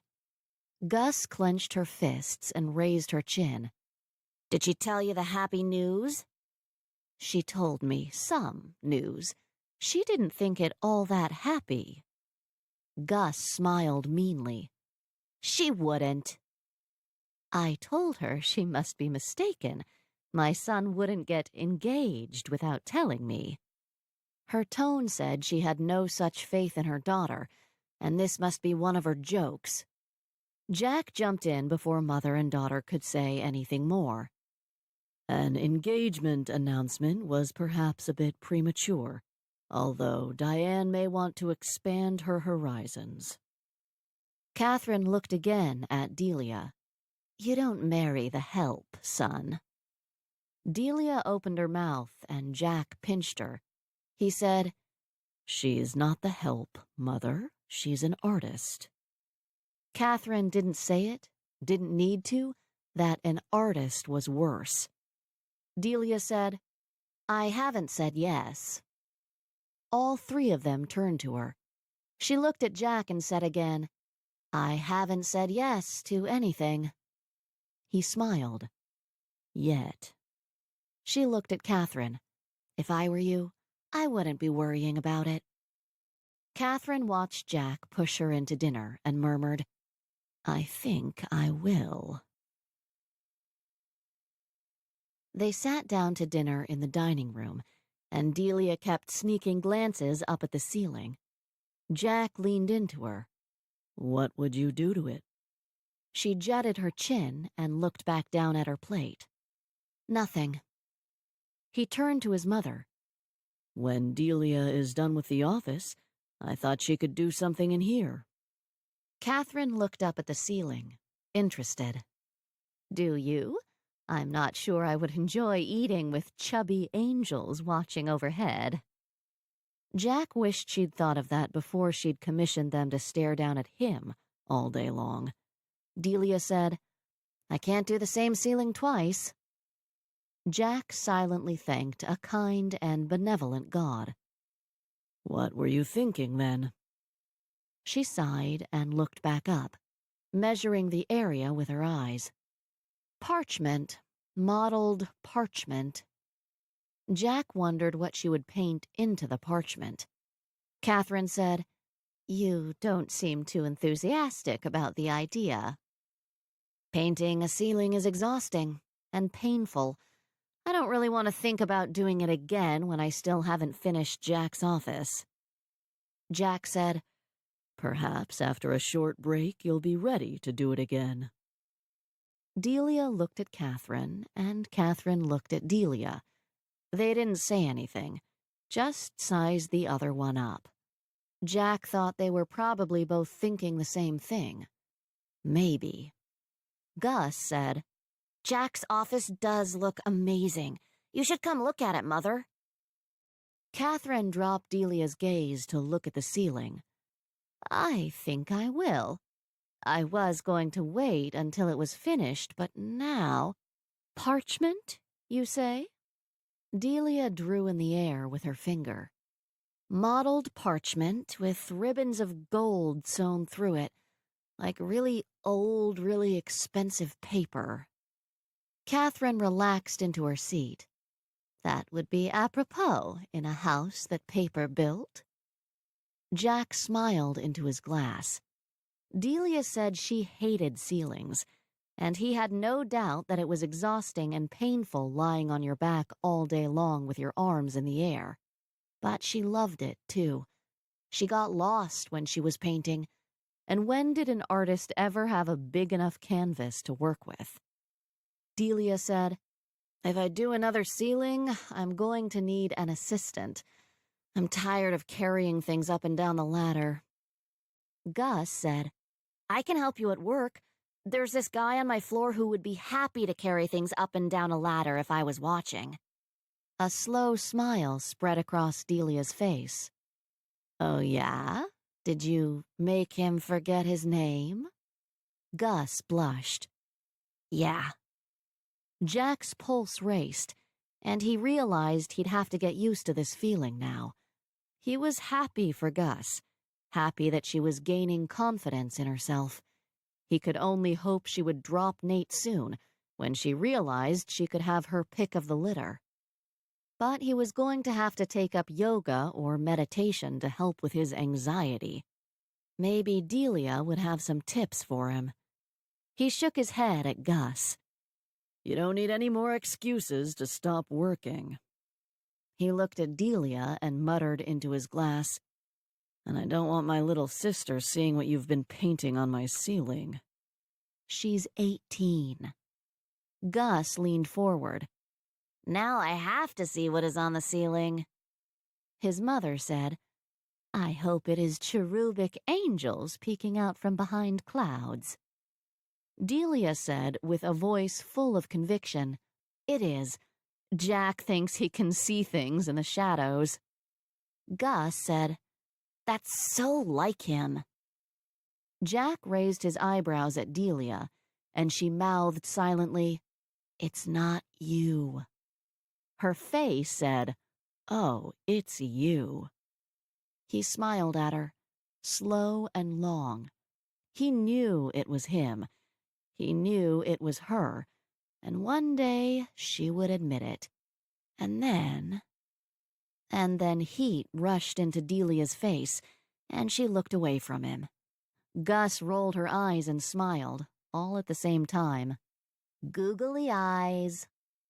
Catherine silently studied Jack and the woman sitting beside him. She said, She turned away from them, dismissing something she didn't want to think about. She said to her daughter, "Tell me about this man you've made forget his name. He doesn't sound like he's firing on all cylinders, but at least he's gainfully employed." Monday morning, Delia was back in her paint-stained jeans and wild hair. Jack watched it bounce around her head, and he sank into his chair. Everything was right with the world. At noon, he helped her put her coat on and said, "I canceled lunch with Gus today. "You didn't cancel lunch with my stomach." We'll grab something on the way." "On the way to where?" He smiled. "You'll see." She narrowed her eyes. "I'll go, but I want you to know it's under protest." Duly noted.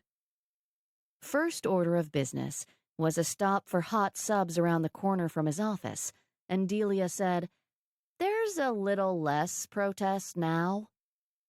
Jack ate leaning over the counter, juice dripping from his sandwich, his tie tucked into his shirt. Delia watched him eat with his hands and said, "Are you going to tell me where we're going?" "I wanted to get you something for putting up with my mother." "I thought she was remarkably calm, considering you brought home a fiancé you hadn't bothered to tell her about." She had been calm, though not remarkably. Catherine Lowell Cabot Bradley was always calm. Gus had spent the rest of dinner explaining to Mother how a woman could make a man forget his name and how Gus was practicing. Delia had pointed her finger at her, and Gus said, "Responsibly, I'm not going around robbing every man of his ability to think." Catherine Lowell Cabot Bradley had looked at Jack and Delia again and said, "Ah." Jack hadn't told his mother that while Delia had made him forget his name, it had been after he'd already wanted her.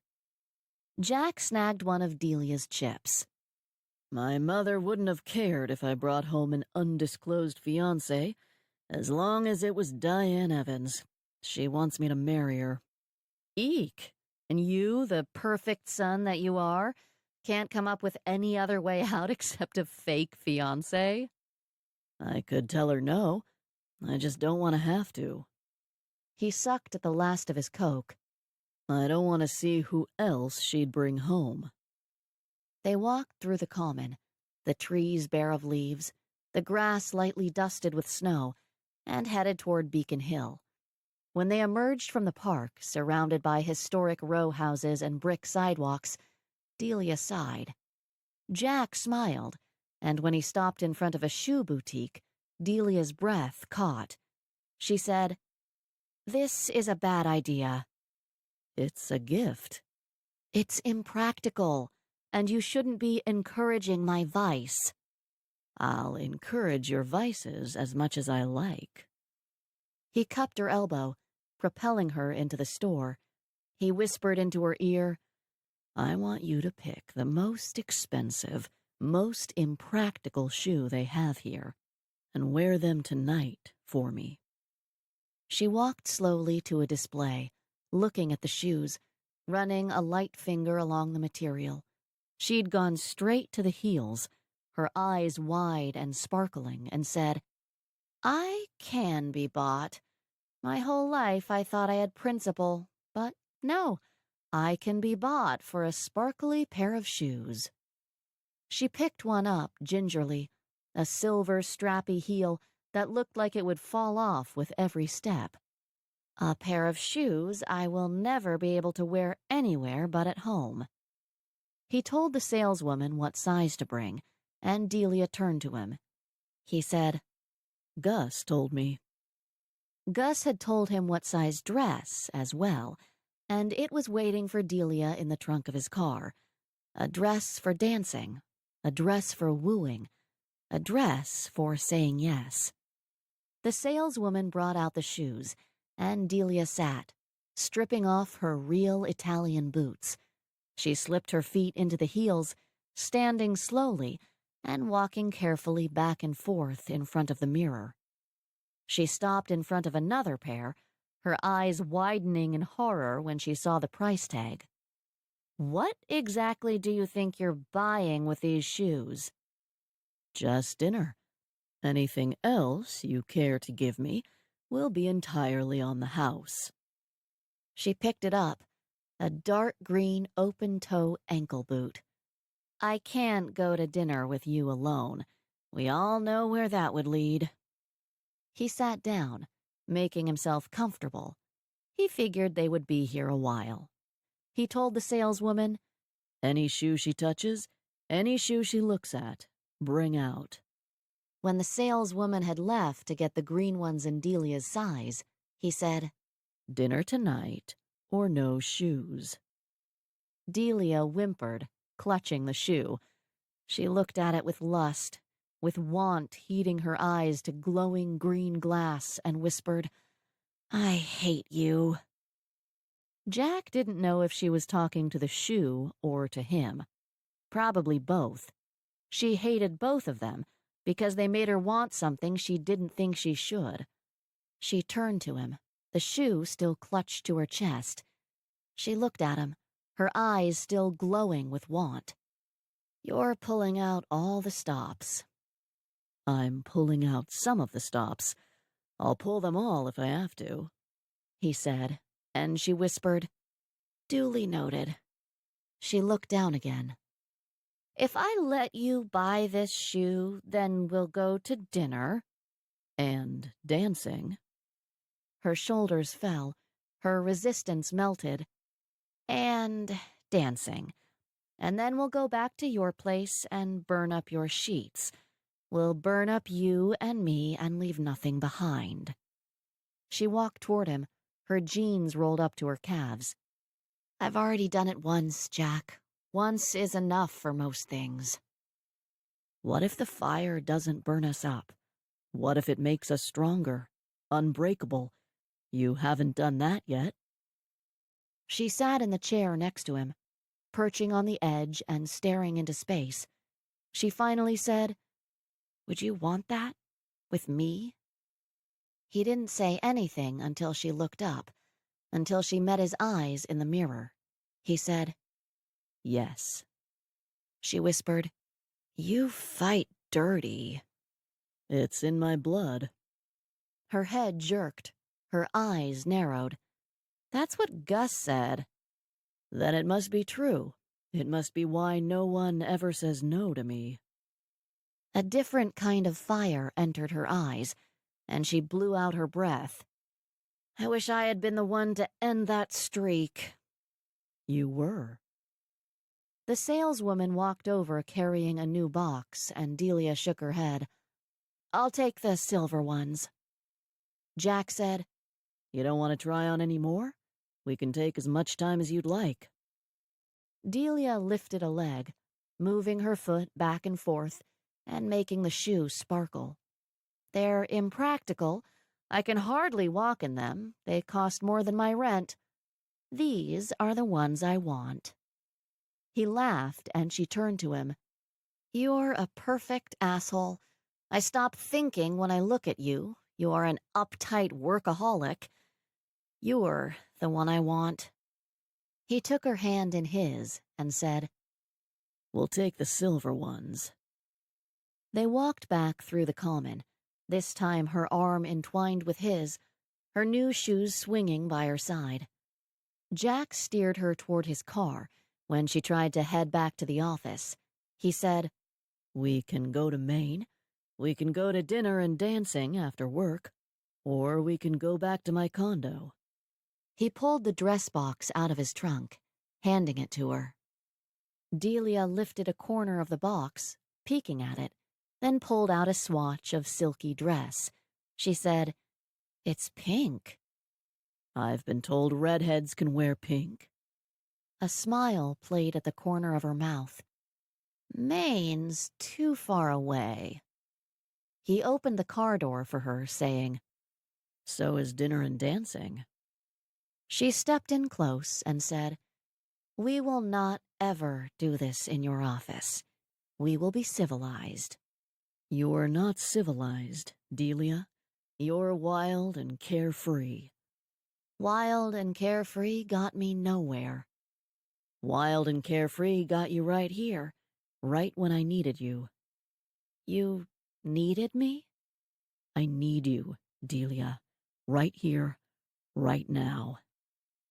She leaned in, sliding her fingers through his, feathering her lips softly across his. She sighed his name, and Jack wanted to tuck his hands into her hair, pull her into his car, and surround himself with her scent, paint and lilacs. She murmured, "I think your condo is too far away." We'll make it.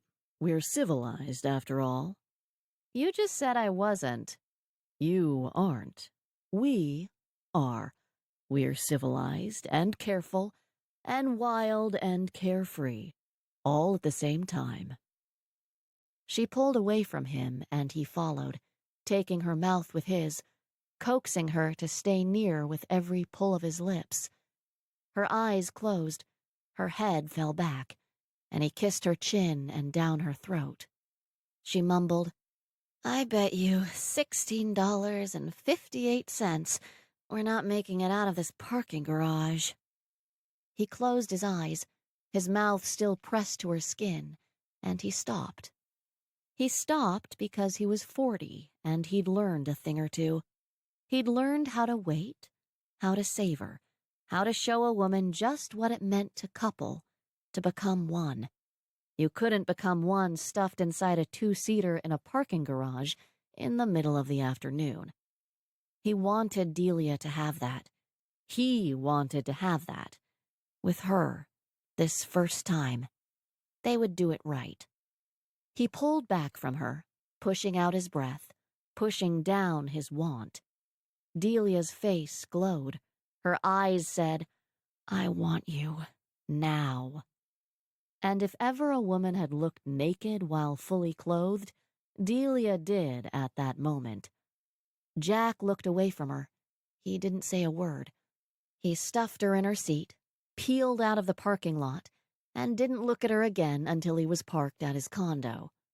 When he turned to her, she was watching him, trying not to grin. She said, "Focused." He said, "In danger of losing." She carried her new shoes and her dress up, refusing to let him help and clutching the bags. He unlocked his door, holding it open for her and saying, "We'll still do dinner and dancing. After. Tomorrow. Maybe next week." Delia dropped her packages inside the door, sliding her arms around his waist, tipping her face up to him. Jack slid his fingers through her hair, sighing with relief that he'd finally got his hands in it. He massaged her scalp and walked her backwards to the bedroom. Delia closed her eyes, holding on to him, following his lead. You hear it, don't you, Delia? The music? He heard it whenever she was near. Music, happiness, freedom. She opened her eyes. "I hear it, Jack." He peeled off her layers of clothing, stopping to anoint every patch of skin with his lips. She removed his clothing, sighing and rubbing her cheek against him, marking him. When they stood naked together, when nothing was left between them, he turned her, trailing his fingertips down her back. Jack kneeled, smoothing his hands across Delia's buttocks, across her tattoo. Jack healed this scar from her last brush with fire with a reverent kiss. She turned, pulling him to his feet and kissing him. He pressed his body to hers, falling with her onto his bed. Delia stared at the ceiling, unseeing. She finally said weakly, "I didn't know there was a right way to do that." Jack closed his eyes, exhausted, spent. She sighed, making herself comfortable, curling into him and propping her chin on his chest. He kept his eyes closed and murmured, "Delia?" She whispered, "What?" "Stop staring at me." "I'm not staring. I'm drinking you in." He opened his eyes to find hers warm and sweet and relaxed.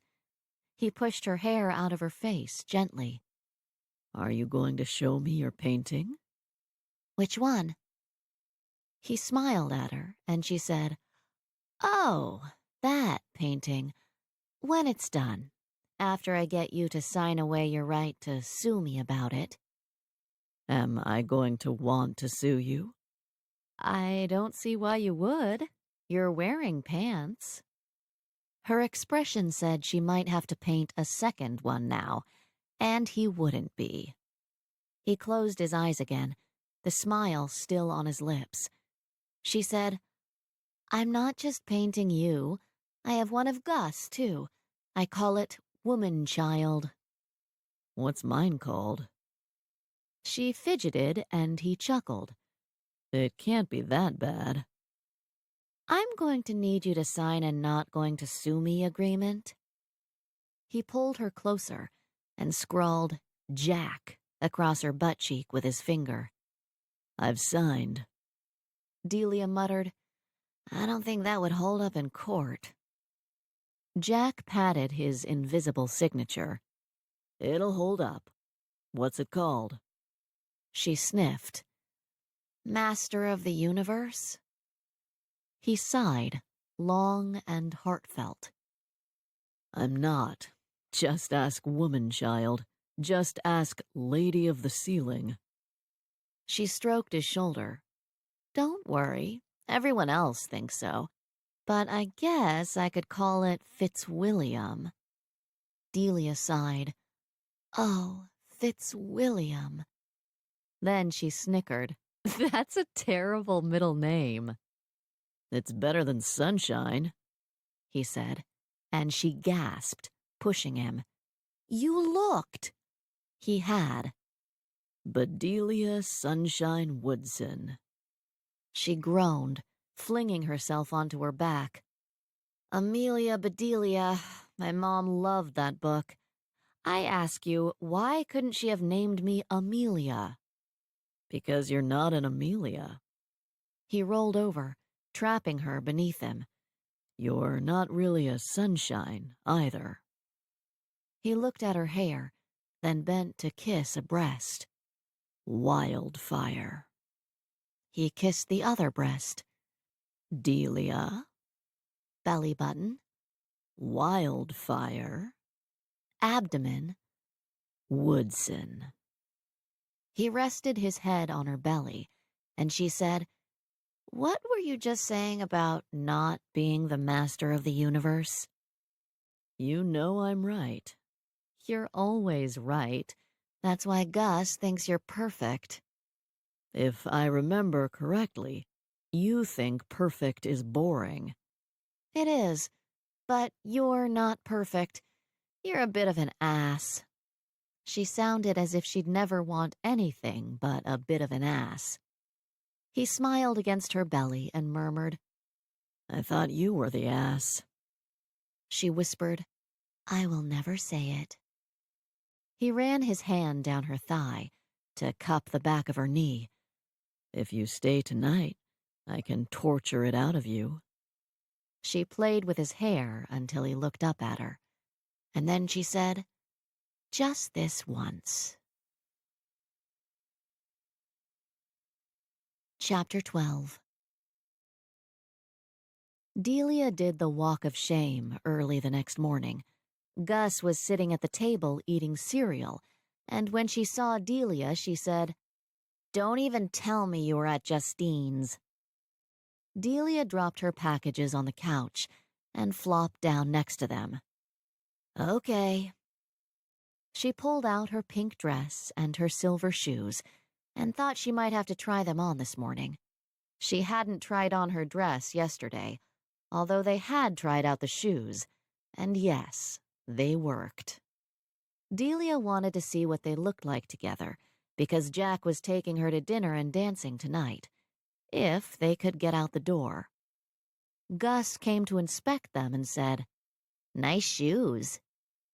They were nice, and so impractical that she knew she'd never wear any of it again after tonight. She should sell them. The shoes alone could pay for food for months. And she couldn't.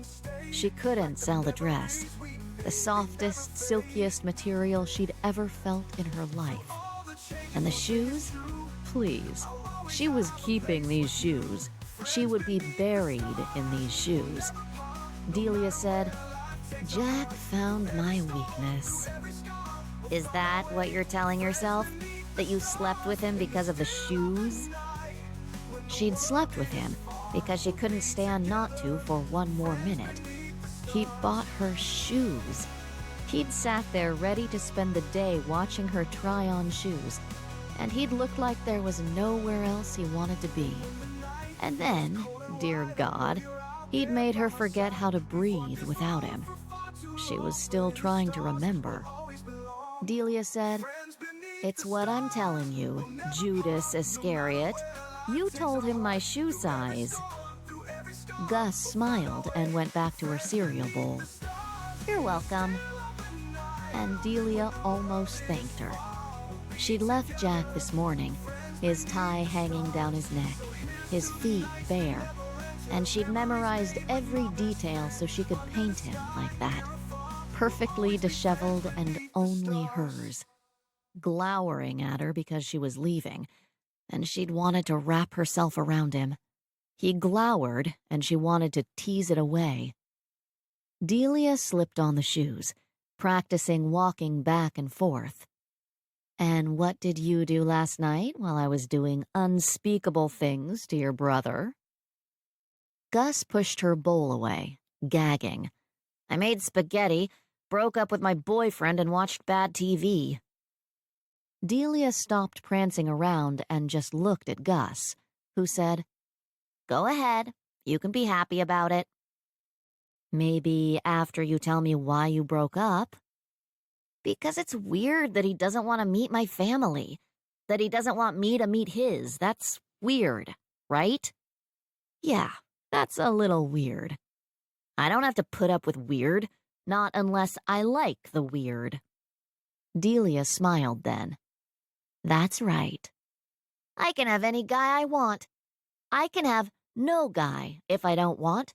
And I know it's only been one night, but do you know how you said your ex-husband was nothing to you now? Delia nodded. Gus looked down, testing herself, then looked back up, shrugging. He's nothing to me now. Delia knew all about that. Gus whispered, That's kind of sad. I don't want to waste any more time on someone who will mean nothing to me when it's over. If I'm going to love, I want to be devastated when it's over. I want to be like Miss Havisham. She folded her arms on the table, resting her head on them and muttering, I want to be like my mother? Delia chuckled. No daughter wanted to be like her mother, and most were just like them. Gus said, When my dad died, she died too. She had no reason for living. No reason to get out of bed in the morning. Delia lifted her eyebrows, looking at one good reason for a mother to get out of bed. How old were you? 10. But I had Jack. We had Jack. Delia sat down on the couch, pulling her new dress into her lap and thinking Gus had been lucky to have him. Any girl would be lucky to have him. Gus picked her head back up, her eyes wide. I'm not ready to love like that. Delia said, No one is ever ready. It happens when it happens. Delia thought of Justine. And then sometimes you think you're ready and it doesn't happen. It is uncontrollable. I don't think so. I can control some things. Like if I'm looking for a guy. Like how dedicated I am to other parts of my life. She grimaced. How dedicated can you be when you work in human resources? Delia laughed. You could always go to college, throw a dart in a map, and go somewhere no one knows your name, which, frankly, is anywhere but Boston. San Francisco? Gus grinned. My mother would hate that. Gus, you've got to figure out what you want to do. A flicker of panic crossed her young face, and she said softly, But I have no idea what I want to do. Delia made a face and nodded. Welcome to the world, baby girl. No one knew what they wanted, except when they did, and then it scared the life out of them. Gus put her bowl in the dishwasher. Are you going to be late for work? Why are you even asking me that? I meant later than normal. I just need to grab some clean clothes. I showered at Jack's. Gus turned away with a huff, waving that image away. Can you please remember I'm a sister and try to keep the sexual images to a minimum? I didn't say I showered with him. You didn't have to say it. That was probably because Delia had been thinking about that long, hot, wet shower when she'd said it. Gus said, Ew, stop it. Delia turned to her bedroom to get some new clothes for the day and said, I haven't forgotten you're his sister. I haven't forgotten you're the one who told him my shoe and dress size. She closed her bedroom door and Gus shouted, Hey! I was the one who picked your dress out. You should be thanking me. Delia stood in front of her mirror, wearing her shoes, holding up the most decadent dress that she would ever own in her life, remembering the best night of her life. She didn't like thanking people. No one had said thank you when she was growing up. Everyone just knew that next time it would be the other way around. Thank you wasn't necessary. You just helped each other when you could. But she didn't know if she could repay Gus for last night, repay her for both the treachery and the wonder. Last night had been a special kind of gift, and Delia whispered, Thanks, Gus. Delia went to Sunday dinner again. Catherine had simply said, when she'd seen her, and then, Perhaps you'd care to show Jack what you think should go on the dining room ceiling, and what it will cost. Delia didn't know whether to be happy or horrified. Happy for the next job lined up, horrified it was another ceiling. Jack took her hand, leading her away and saying, Yes, I'd like to know exactly what you're planning on painting up there.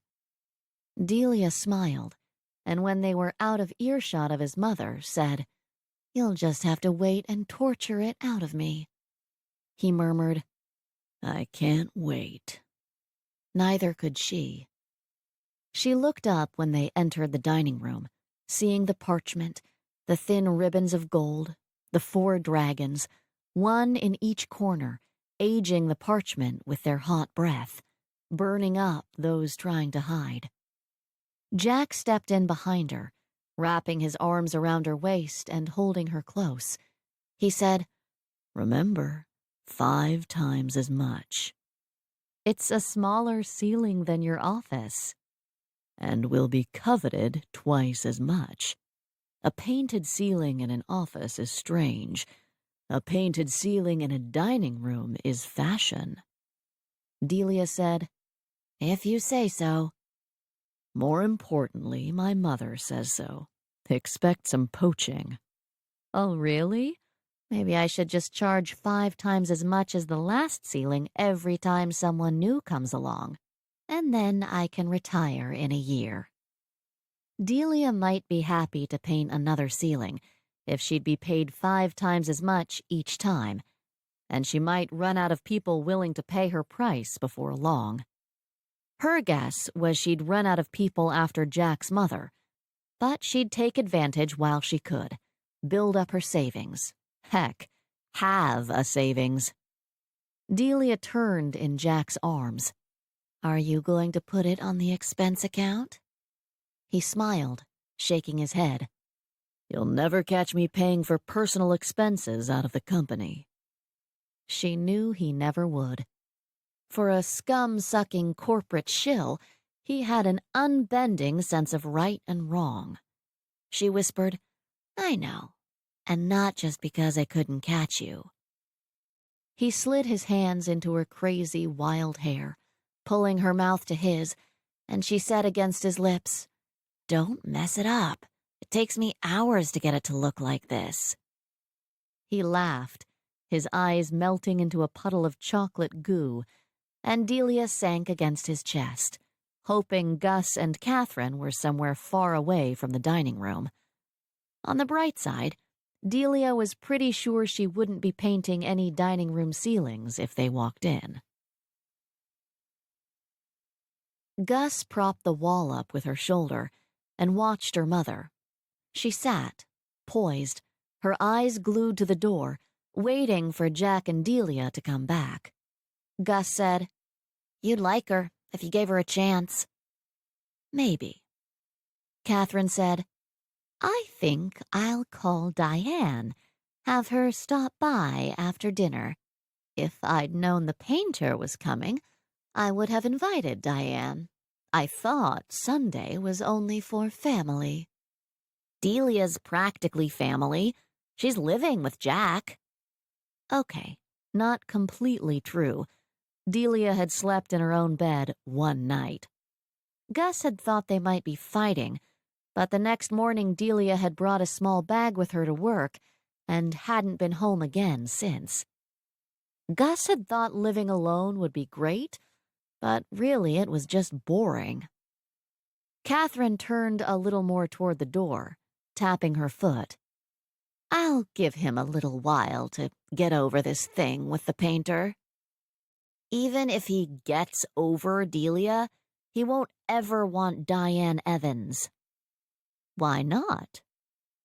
Gus folded her arms and lifted her chin. She told her mother what no wife wanted to hear about her husband, even if he'd been dead for 8 years. Maybe especially after he'd been dead for 8 years. "Because she was with Daddy when he had his heart attack." "No, she wasn't." "She was. She told me all about it." Catherine turned away from the door to face her. "He was at his club. With a bunch of frat girls." Gus remembered Diane putting her arm around Gus's shoulder and saying, "I'm so sorry, Augusta. We were just having fun." And then describing what they'd been doing, what her father had looked like when he'd had his heart attack. Gus had been 10, horrified, stricken. How could she have told her mother? How could she have told anyone? Well, she'd told Jack, years later, asking if it could be true. He'd put his arm around her shoulders and told her the truth, that he'd heard rumors, that it didn't change how her father had loved her, how he'd even loved Mother.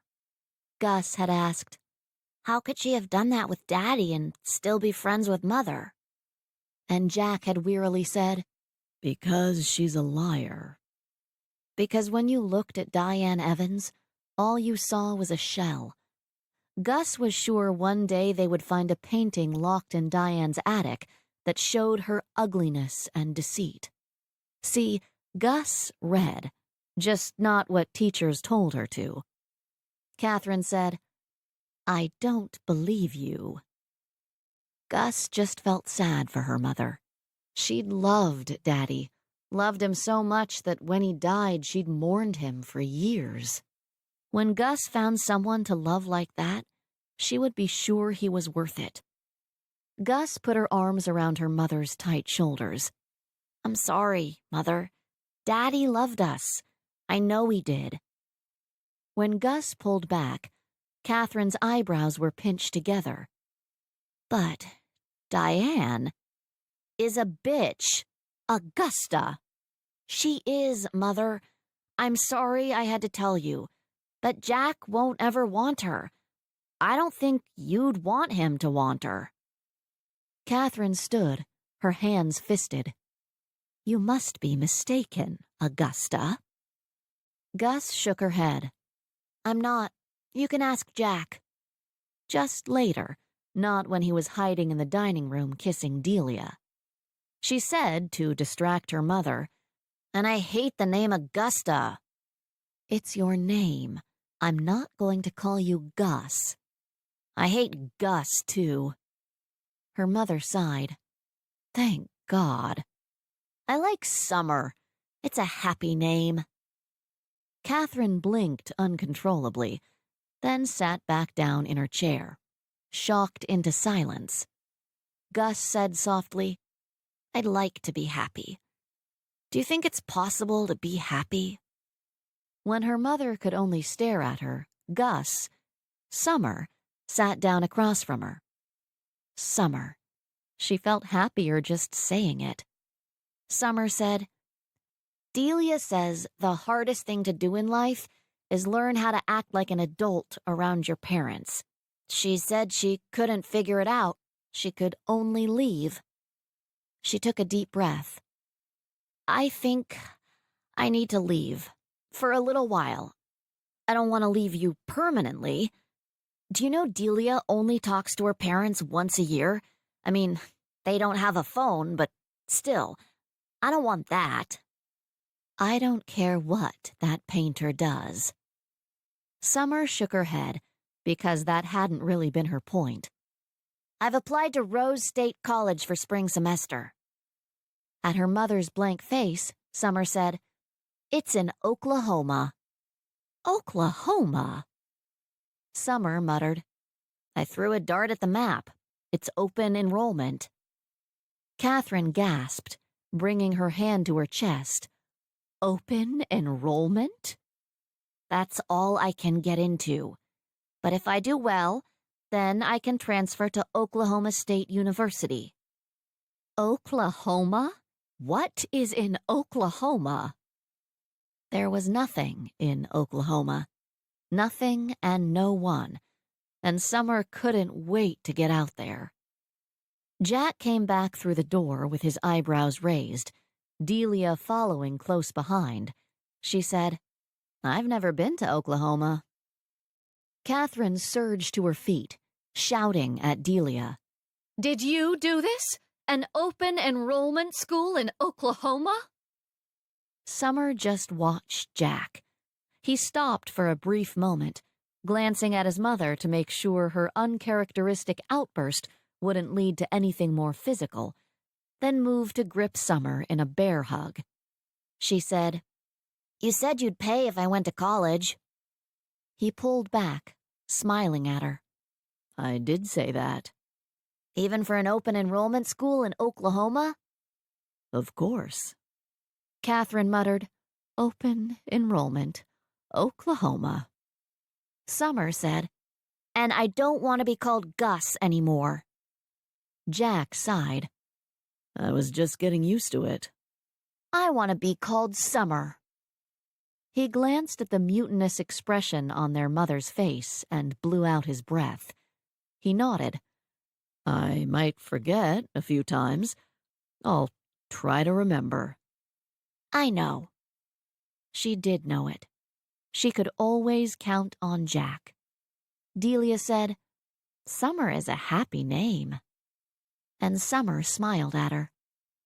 Catherine Lowell Cabot Bradley shrieked. Chapter 13. Justine and Paul got used to living with each other on the weekends. It was nice. It was cozy. It was wonderful to come home to someone, to curl up on the couch and not be alone, to eat dinner together, to even wash 2 sets of dishes. They'd even started talking about moving in together the rest of the week, although that came with more problems. Whose apartment, and what would happen to the other apartment. And then there were even more problems with moving in together, because neither one of them had 2 bedrooms, and Justine procrastinated, and kept things to the weekend because she couldn't tell him they needed 2 bedrooms. She couldn't tell him why they needed 2 bedrooms. She didn't know how anyone could be so happy and so horrified at the same time. She didn't know how anyone could cry while they were smiling. She didn't know how she could act normal with her news sitting on the tip of her tongue, but apparently she did. Every weekend they came together, and they got more and more comfortable living together. Christmas morning, they huddled on the couch, looking at the small tree they'd decorated together and exchanged gifts. Paul said, "Open mine first." She ripped open the packaging, then crunched the wrapping into a ball. She looked down at a rectangular white clothing box, and Paul said, "I had some pajamas made for you." "Oh, no." He grinned. "Open it." Justine opened it to find his smiling face dotting a set of flannel pajamas. She blinked, laughing. "What season do you think these go with?" "Every season. Put them on." "Right now?" "I want to see if they fit." She pulled out the top, and a little blue box fell out onto the floor. Justine stared down at it and forgot to breathe. Her eyes flicked up to Paul. When he went down on one knee and reached for the box, Justine's throat closed. She gripped the pajamas to her chest and looked down at the box sitting in his hand. Paul opened it, and all the air whooshed out of her.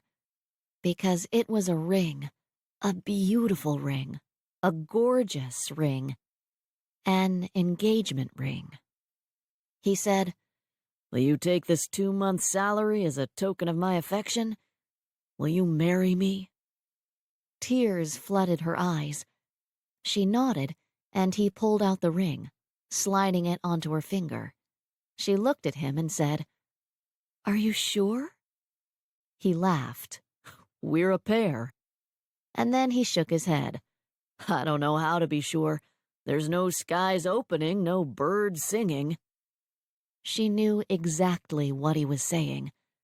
"There's no white horse, no sweeping me off my feet." "I had hoped the ring would do it." She looked down at it, wiggling her finger. She smiled back up at him. "It's beautiful." He got up off his knee to sit next to her, taking her hand and watching the ring sparkle. 2-month salary. It had better be beautiful." "It is." And it was. He said, "I think we should just go for it. Move in together permanently. Get married. I'm ready and you're here." "You're right. We are just not romantic." "No, we're not. But I think you'll be a great mother, and I'm ready for a family." He stared at the wall and said, "Yes, I'm pretty sure I'm ready." She opened her mouth to tell him that family was coming sooner than he thought, but he laughed, squeezing her hand. He said, "I wouldn't mind becoming more like you, a little more sure about what I want in life. And I think you could become a little more like me. Have a little more fun. Is that romantic enough?" She said, "It is for me." It was true. It was enough for her. She didn't need the L word. She was getting married. She was having a baby. Everything she wanted in life was hers now. She looked down at the ring and thought maybe it would feel better once the shock wore off. He looked around her apartment. "Now we just have to decide who gets rid of their apartment." She opened her mouth to tell him they needed a second bedroom, but she didn't want to ruin this moment. She would tell him, just not yet. Not right now. She said, What if we found a new apartment? Not yours, not mine, but ours. We're going to need more room anyway. He nodded. Neither one of us has any room in our closet for the other. That was true, and it was a good excuse. He said, You're going to be busy with wedding plans. Do you want me to start looking for a new place for us? And when are you going to have time to do that? I'll start chiseling. This will be good practice for me.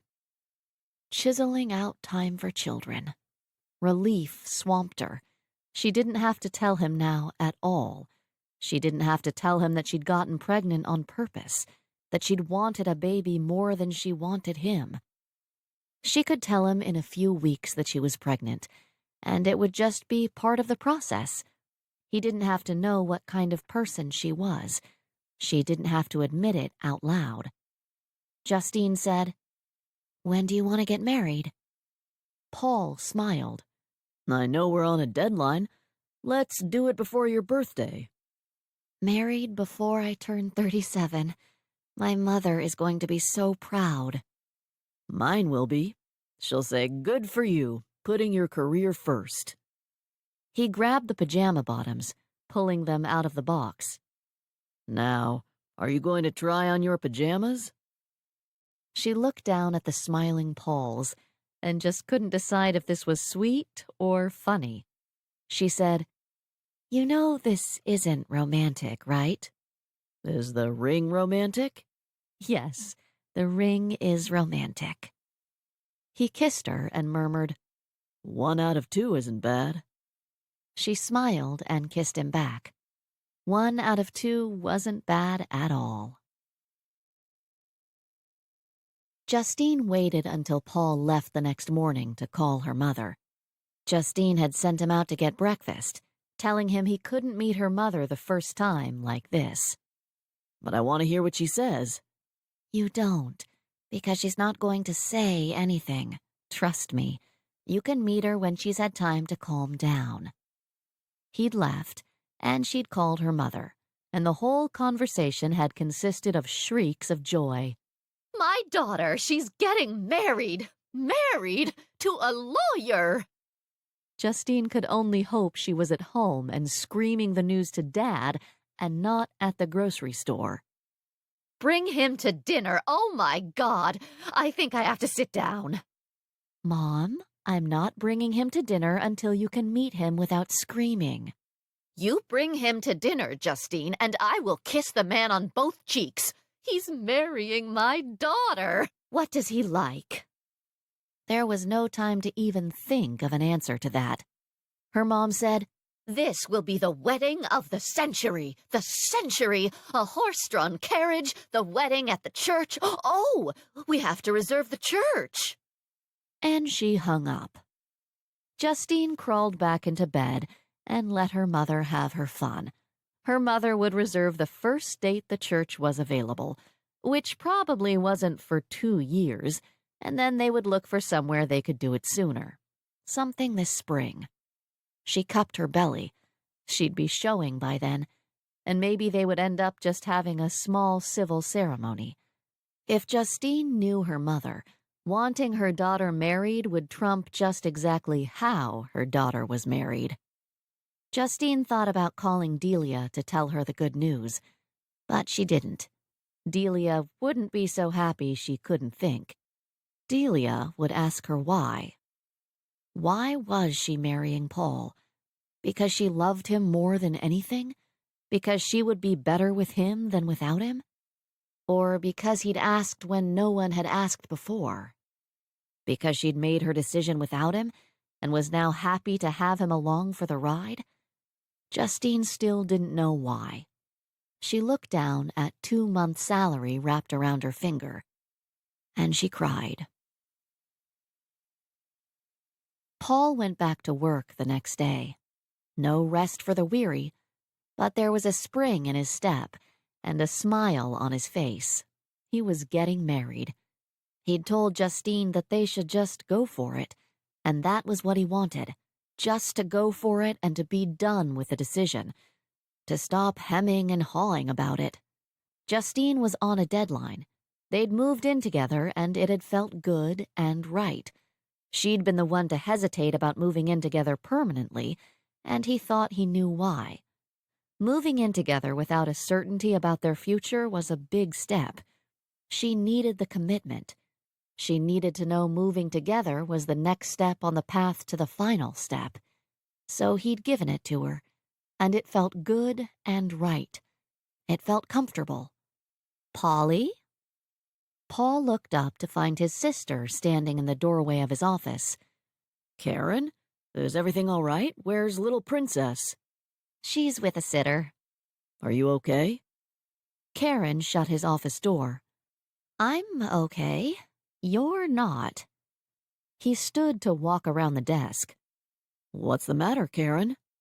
"You and Justine. Getting married. It's not." Paul pushed her into a chair and leaned against his desk. Don't you like Justine? "It's not Justine. It's you and Justine. You should feel like you can't live without her.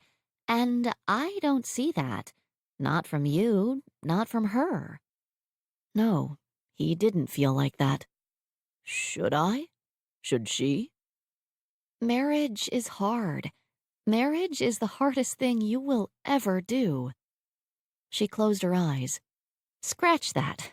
Marriage is the second hardest thing you will do. Babies are first.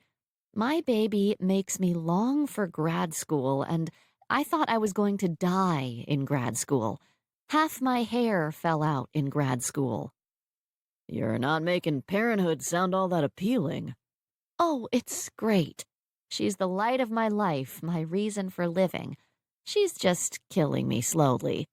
And some days, the only reason I can keep on going is because Steve is there. Because I just could not live without him. Even when I want to strangle him with my bare hands, I can't. Because it would hurt me just as much as it would hurt him." She rubbed her forehead.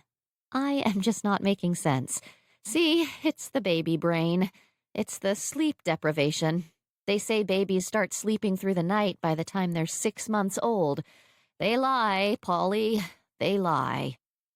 How long do you have the sitter for? You can go to my apartment and take a nap.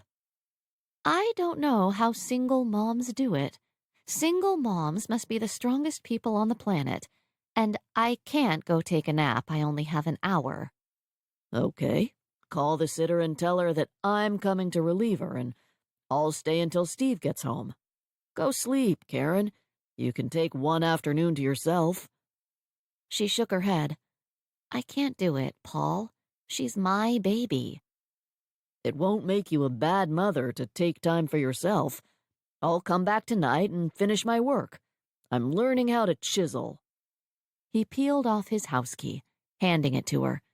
And if you sleep the whole night through, good for you. I'll go to Justine's tonight. Steve can handle the diapers for one night. She stared at the key. "Really? You don't think this smacks of abandonment? Mom would have done this." Their mother had never thought she had to do it all herself. Their mother had never worried about abandonment issues. He said, You're overcompensating. You can be the main caregiver without being the only caregiver. "Overcompensating." She sighed, closing her eyes. "I've missed big words. I've missed conversation and debate. You can't debate with a 9-month-old. I've stopped trying." He laughed. Good. Now stop trying to function on no sleep. "It's making me stupid, isn't it?" Paul had had a sister long enough to know not to agree with her. It's making you tired. She looked down at the key, weighing her need for sleep against her need to be the perfect mother. Paul said, You'll be a new woman after 8 hours. 8 hours? I'd settle for an uninterrupted 4. Good. Go take them. She sighed, standing reluctantly and saying, "It's hard, Polly. Harder than you think it will be. Please, just think about it. Think about what it would mean to long for law school again and how bad life would have to be. And then think if you and Justine would make it through. A lot of people don't. Paul was more worried about her and Steve and little Princess. Are you and Steve going to make it? She blinked rapidly, then snorted. Yes, he's mine. He can't get away from me. I won't let him. Does he want to? Some days. Some days I want to get away from myself. Karen went to Paul's place to sleep, and he relieved the babysitter, settling in for the afternoon. He just sat on the couch and held little Princess, made faces at her and bounced her on his knee, turned on the TV and just relaxed. He fed her a bottle according to the schedule Karen had given him before leaving his office, and he was thankful he didn't have to change any gag-worthy diapers before Steve came home. And if Paul couldn't see what was so hard about this, he was bright enough to not ever say that to his sister. When Steve blew in, he hollered, "Polly! Karen's at my place, hopefully sleeping." "Good." Steve grabbed the kicking little girl out of Paul's arms, and Paul knew Karen was wrong. Little Princess did care who was holding her. She'd started kicking as soon as Steve had walked through the door. Paul wanted that. And maybe he was being hasty. Maybe he was being unfair to himself and to Justine. Maybe it was unfair to think that good enough was good enough, that comfortable was the same thing as love, that you could make a happy family with good enough, that you could survive the hard parts with good enough. Steve propped little Princess in the crook of one arm, heading for the kitchen. "You staying for dinner, Polly?" "What are you having?" "I'm calling for pizza, man." "I can stay for pizza. I told Karen to sleep the night at my place if she can.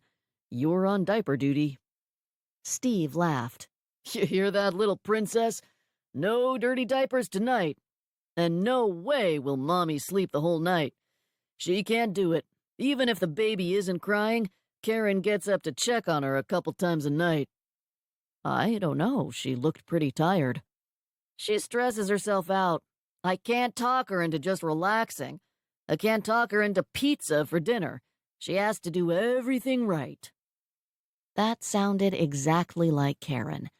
And while Steve knew his mother-in-law pretty well, knew what Karen thought of the way she'd been raised, Paul still said, "She wants to be a good mother." Steve jiggled little Princess. "Does this look like the child of a bad mother?" "Do you ever say that to Karen?" "All the time. She doesn't believe me, because what do I know about being a good mom? We'd have pizza every night if it was up to me." "And that's bad?" "There's rules, Polly. Rules we know nothing about. Justine will teach 'em to you." Paul thought about Justine and decided she probably did know all the rules, had probably made a few of them up herself. Steve said, "We'd be cavemen without our women and their rules, Polly." "Well, you don't need to worry about that. Karen says you're never getting away from her." Steve grinned. "She looks mild-mannered and bookish, but there's a wild woman underneath." "Do you feel the same? That you'd never let her get away?" He nodded. "I would die without her, man." Yeah, Paul didn't feel that way about Justine. Maybe Karen was right. Maybe they were setting themselves up for failure. How could they even think about children when that was a possibility? Karen walked through the door before they'd finished eating their pizza, and Steve said, "See?" Paul grinned. "Did you sleep at all?" Karen nodded. 4 hours. I feel great. Thank you, Paul. Same time next week?" He laughed, trying to decide if he was really going back to work tonight. He was full. He was tired. He had things to think about. He took the key she was holding out to him. "You're welcome any time. I'll make you a key, or I'll come here and watch her while you nap." I can't sleep here. I can hear her breathing. Steve kissed Karen, handing her the baby. Mom ears. Glad I don't have them. Karen pinched him lightly, then smiled at little Princess. Yeah, be glad. Paul left them, tickling little Princess on the foot on his way out, and listening to Steve defend his choice of dinner by saying there were vegetables on it. Paul didn't go to Justine's. He didn't go back to work. He sat in his BMW, looking at the bright, welcoming lights of his sister's house, and wondered.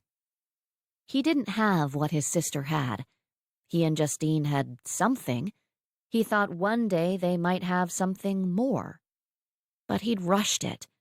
They weren't ready for this yet, because once he had this, he didn't want to lose it. But maybe they just needed to slow down, to be sure before, even if they were working against a deadline. He closed his eyes, thinking he was probably going to break one of those rules he knew nothing about, then drove slowly to Justine's, hoping she would know exactly what he was trying to say when he told her he didn't want to marry her yet.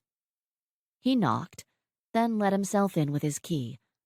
He'd wondered if she was even home yet, but she was already in her snowmen-sipping Mai Tais pajamas, her hair pulled back in a ponytail, looking tired.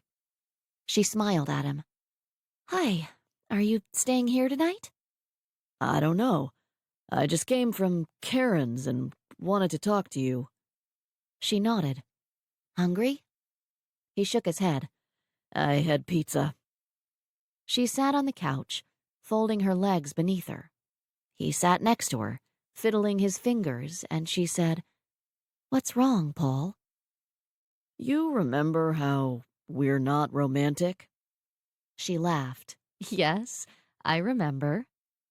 I'm just wondering if maybe we need to wait until we are. She wiggled her foot with nervous energy. Wait? To get married? When he nodded, she said, Do you think we're ever going to be romantic? It might be a permanent condition with the two of us. He sat back, leaning his head against the couch and looking up at the ceiling. That might be true, but I just keep wondering if we're rushing this. We are rushing this, and maybe we should slow down. He glanced at her, finding her eyes wide and her face pale. He took her hand and said quickly, Can we put the wedding plans on hold? Stay engaged until we know for sure? Her hand flinched in his. He said, I've spent all afternoon caring for little Princess because my sister is about ready to break. And when that's you and me and life is trying to break us, do you think we'd make it through? Because I'm not sure. Justine took a deep breath. I don't know. I'm not sure of anything right now.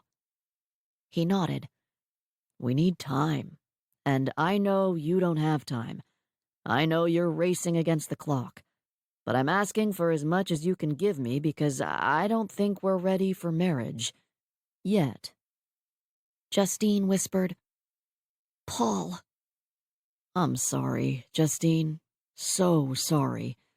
Maybe in a few months we'll be ready. She said, I'm pregnant.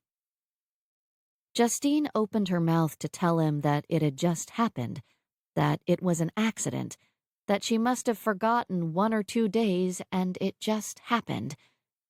And then she closed her mouth. She couldn't lie to him. And not only that, but she knew he wouldn't believe her. Justine never forgot anything. Paul's mouth fell open, and he glanced down at her belly.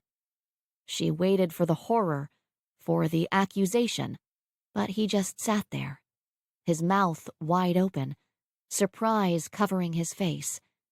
He didn't say anything. Nothing at all, and she fidgeted in her seat. He cleared his throat. Are you sure? You think I would make this kind of mistake? I'm kind of hoping. You hope I'm lying. that I'm trying to trap you, that I wouldn't really have gotten pregnant on purpose." The shock left his eyes and was quickly replaced with anger. You did this on purpose?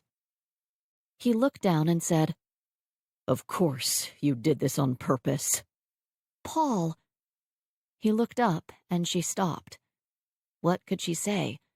They both knew what kind of person she was now. There was no hiding it. How far along are you? She closed her eyes and whispered, 6 weeks. 6 weeks? How long have you known? She told the truth. 2 weeks. He stood abruptly, and she kept her eyes closed. She didn't want to see that look on his face, that look of shock and horror and disapproval. She'd seen it enough times on her own face. Is that why you said yes? Would you be wearing my ring if you weren't pregnant? Justine still didn't know. Yes, she did know. She would have said yes to anybody. She was 36. She was desperate. She knew a woman didn't have to be 36 and desperate, but she was. She wanted, and she would do anything to get what she wanted. She'd thought she would be happy to pay any price to get what she wanted. She opened her eyes and looked at Paul, angry and trapped and horrified, and she said, "Yes, I want to be married and have a family. I said yes even though I'm not quite ready to have that with you." He jerked back and she kept her eyes open, forced herself to see what she'd done, forced herself to pay the price. He didn't say anything, just left. And she didn't cry. She didn't jump up and follow him. She stayed on the couch and cupped her belly, relieved that it was over, relieved that she'd finally told him before it was too late, before they'd made her lie into an even bigger lie. Relieved and sad, because now she realized that there had been something between them. He'd called off the wedding because they weren't ready, not because they wouldn't ever be ready. She'd given up the chance at all of her dreams for a part of it. Chapter 14. Paul stared at Justine's apartment building, wide-eyed, shell-shocked, and then he went back to his sister's. She opened the door, her arms free for once, and he wanted to drop his head on her shoulder, let her take care of him. They'd always taken care of each other, had only had each other to depend on, their parents too busy. She pulled him inside. "I'm so sorry, Paulie." He was sad too, sad and confused and sorry. Steve sat at the dining room table, little Princess in his arms, and Paul said, Justine's pregnant. Steve stood, grabbing him in a one-armed bear hug, still able to lift him off his feet. All right, man. Karen froze, the sad expression on her face turning to horror. Paul said over Steve's shoulder, She did it on purpose. Karen sat down slowly, and Steve lowered Paul back down to the ground. She told me after I called off the wedding. Steve said, Called off the wedding? He looked between his wife and her brother, then glared at Karen. Babe, I told you to leave them alone. Was I supposed to just do what you said, like a good little wife? No, you were supposed to realize it was none of your business and stay out of it. Steve stomped out of the room and Karen pinched her lips together. Paul fell into a chair and put his head in his hands. She did it on purpose, Karen. Got pregnant on purpose. I knew we were going to have kids, but, after we got married, she was pregnant before I even proposed. Just when was she going to tell me? Steve stomped back in the room, tipping little Princess into Karen's arms and pulling Paul out of his chair. Steve dragged him to the door, shoving his coat at him and saying, We're going for a beer. Karen said, "But—" You've had your say. Now we will go and handle this development like men. "With beer?" Yup. Karen cuddled little Princess and nodded, miserable. When they got outside, Steve tipped his head at his truck and Paul climbed into the cab. He could use a beer or two. The engine roared to life, and Steve said, Sometimes my wife doesn't know when to keep her mouth shut. She made sense. And what did she say that made so much sense? Paul said, Birds. Songs. Justine and I don't have that. Steve snorted.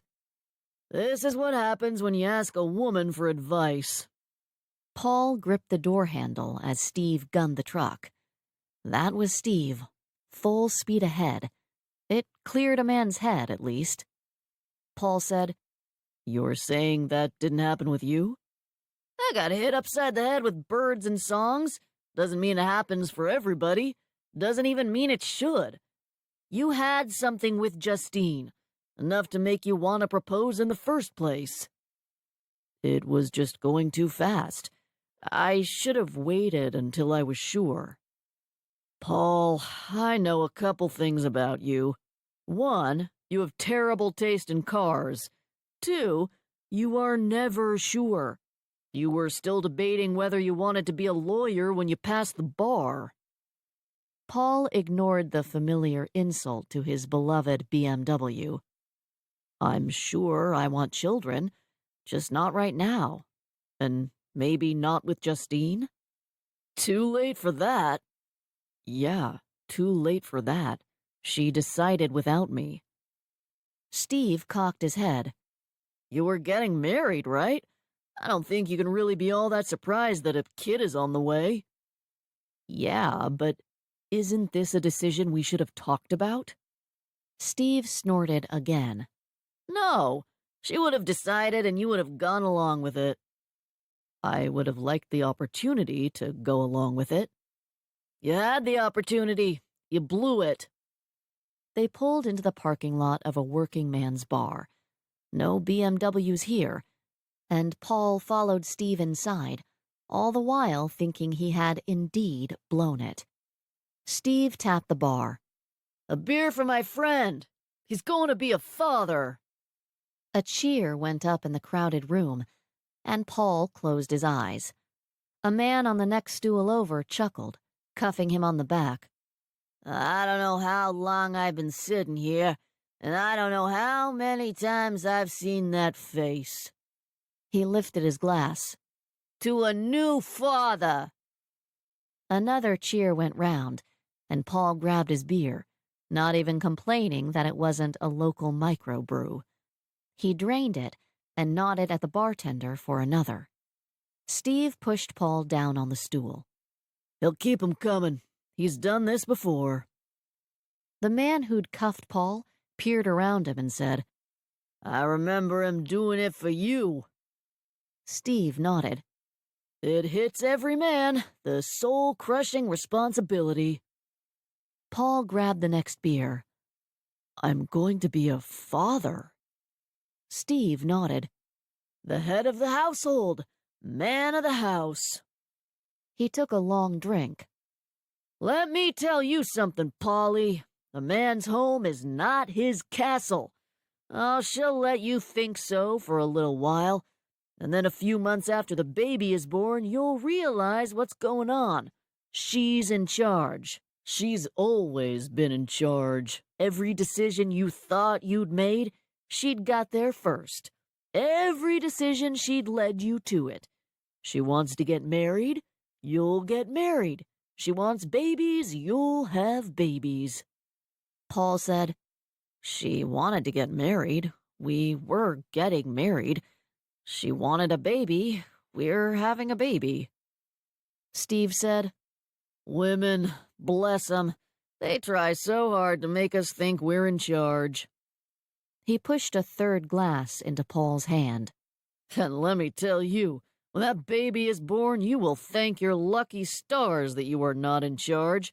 She'll tell you what needs doing and you'll do it. You won't have to keep track of the shots and the clothes and the diapers and what time is feeding time and what time is nap time.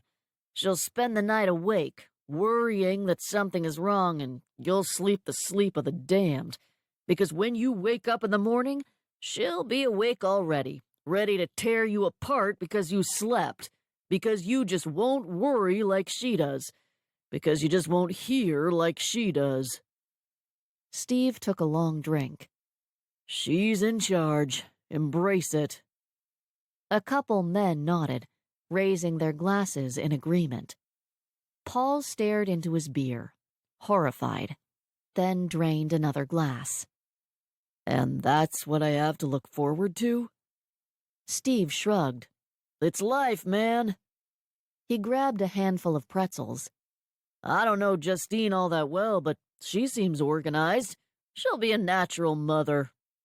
Paul thought about it, then said groggily, She'll make a chart. See?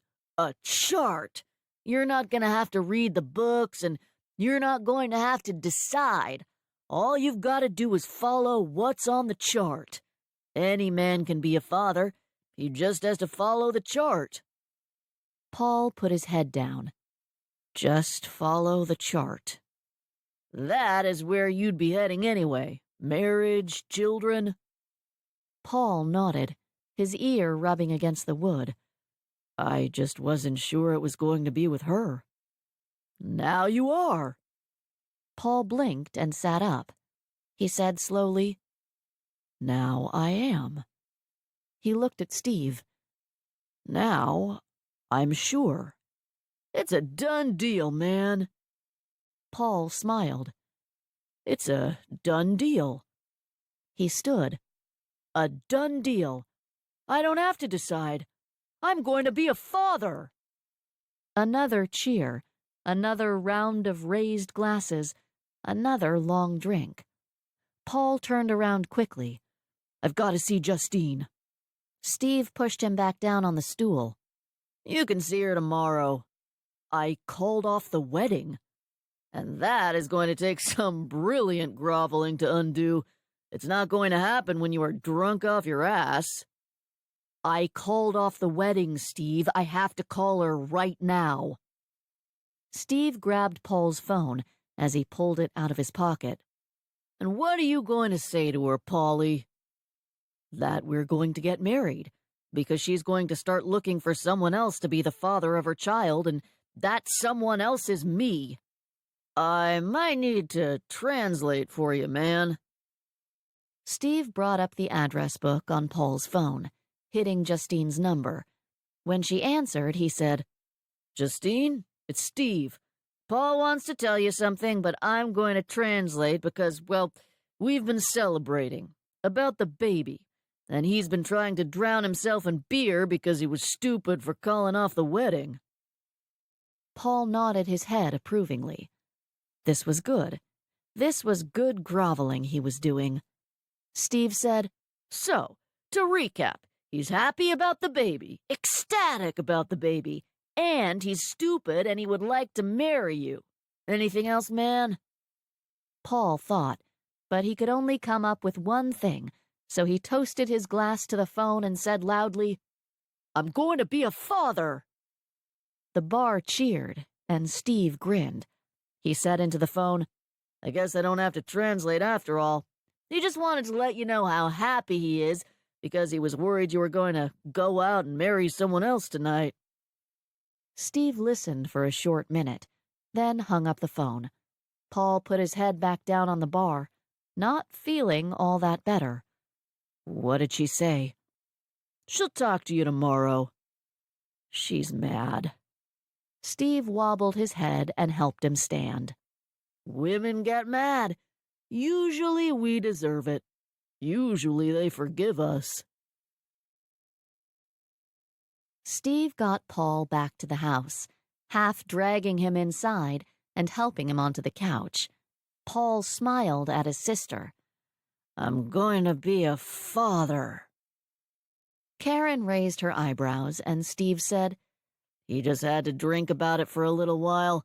He's going to sleep it off here tonight.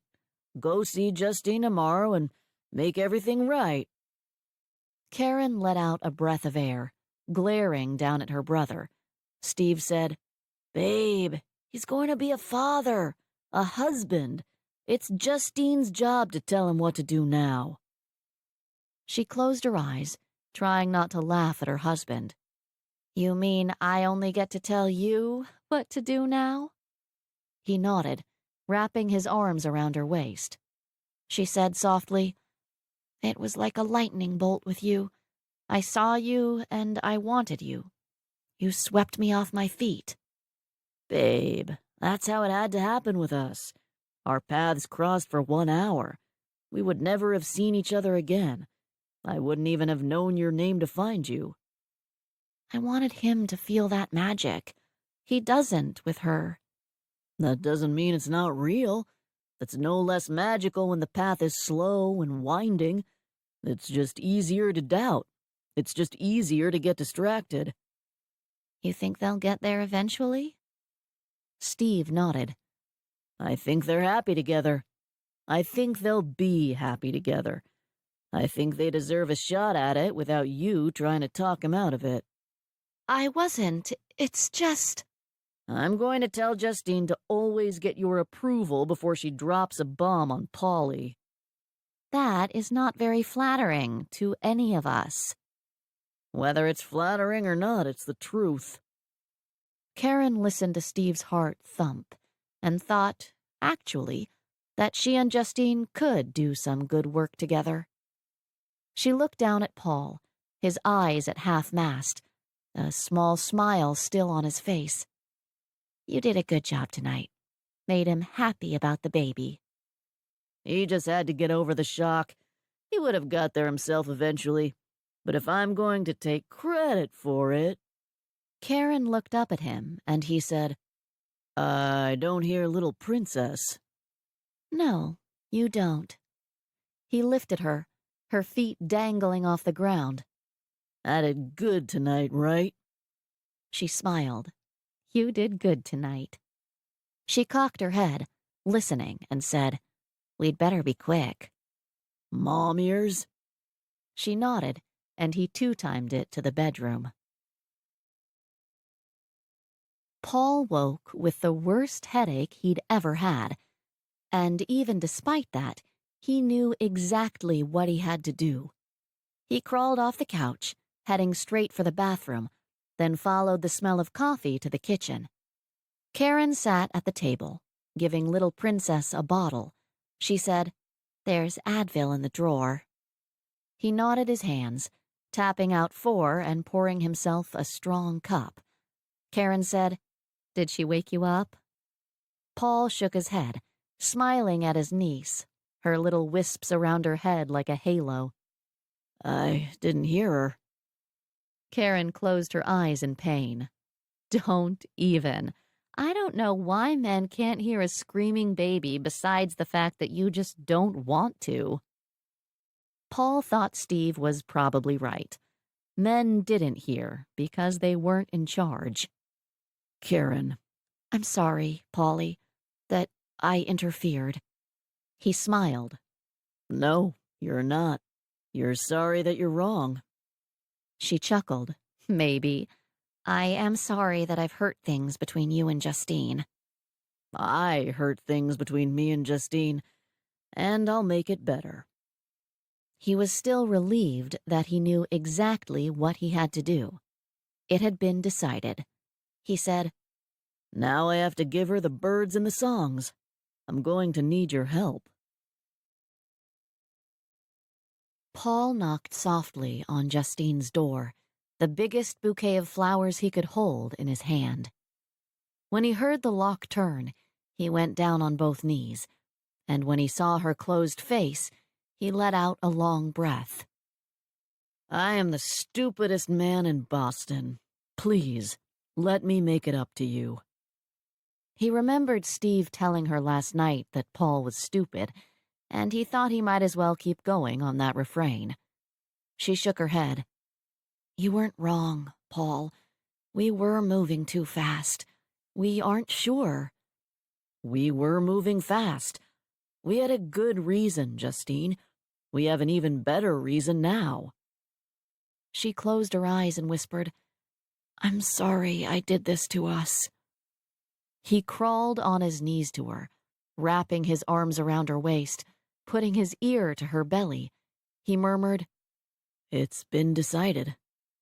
He looked up at her and whispered, "Thank you for doing this to us." Her bottom lip wobbled, and when her eyes opened, they were filled with tears. "Really?" "My sister is reserving a B&B for us. Your mother is out picking a dress. We're driving to New Hampshire and getting married today." Her eyes widened. I don't want to get married today." "I'm sweeping you off your feet." She let out a watery laugh. "Paul, I don't really want to be swept off my feet. I want to be sure that you're the one and not just because I've run out of time." "Justine, don't you see? You weren't going to meet the one until you ran out of time, which means I'm it." "That is circular." "But it makes sense, doesn't it?" She searched his face. "It's a pretty thought." "It could be the most beautiful thing I've ever said." She sniffed. "I still don't hear any birds."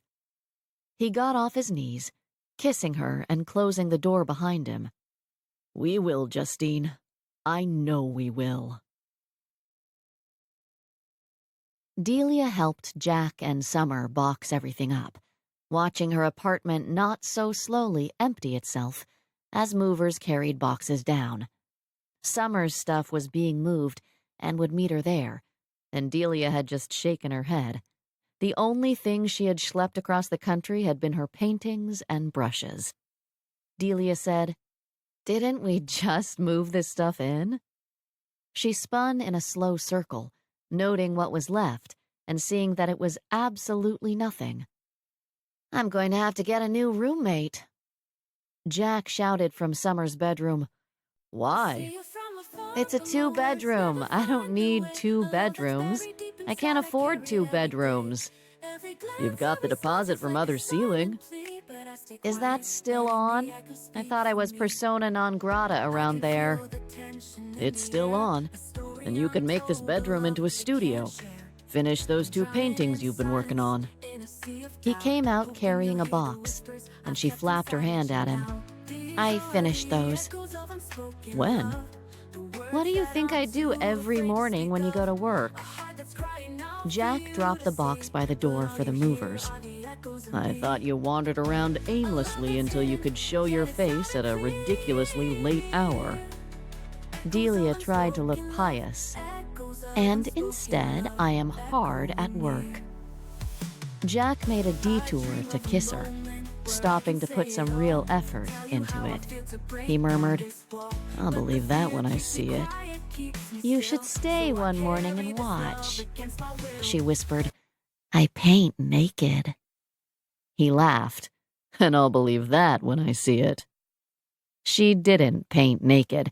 She pulled on one of his t-shirts, covering it with an apron so she wouldn't get any paint on it, and painted what was in her heart. This time it was the stars, she was pretty sure. She'd be pissed if it turned out to be paper again. Summer walked past them saying, "I know you guys can't help yourself, but can't you wait until I'm gone? Or at least until the movers are gone?" Delia pushed Jack away and went to inspect the second bedroom. She kept her works in progress under the bed, and maybe a studio would be nice. She could leave everything up, not put everything away every day. She just wasn't sure she could afford it. Despite Jack's assurance that she was still painting the dining room ceiling, Delia wasn't counting on it. And even if she was, that money wouldn't last long if she was paying for 2 bedrooms. She needed to start selling some paintings. And speaking of paintings... Delia found her bag, pulling out a rolled-up canvas and waving it at Summer. "For you." Jack said, "Where's mine?" "It's at home." When Jack smiled at her, she said, "What?" Summer took her painting, saying, Maybe you should just sublet this place. You're hardly here anyway.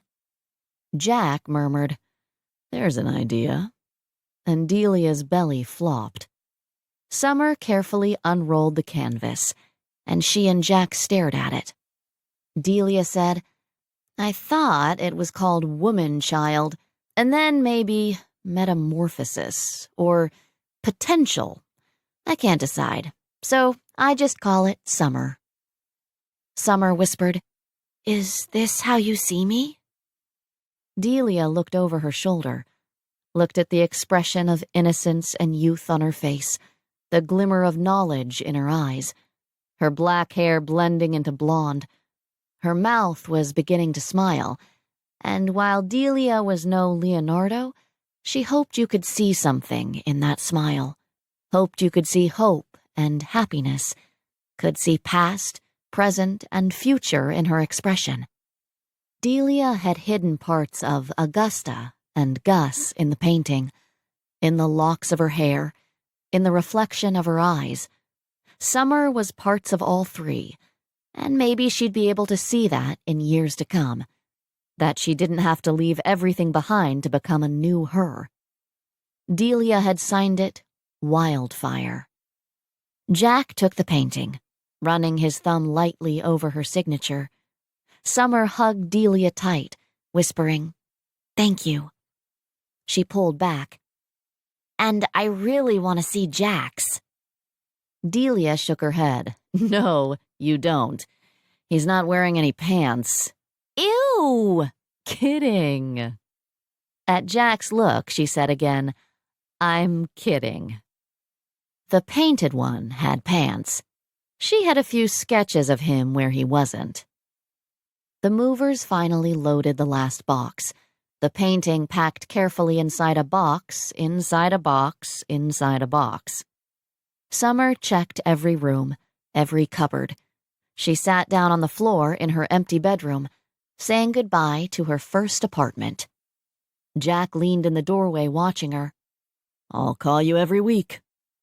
Summer shook her head. "Not like Mother. We'll call when we have something to share. We'll call when we think of each other." He smiled. "I'll try to limit it to once a week." Summer stood, hugging him. "I'll come home for spring break."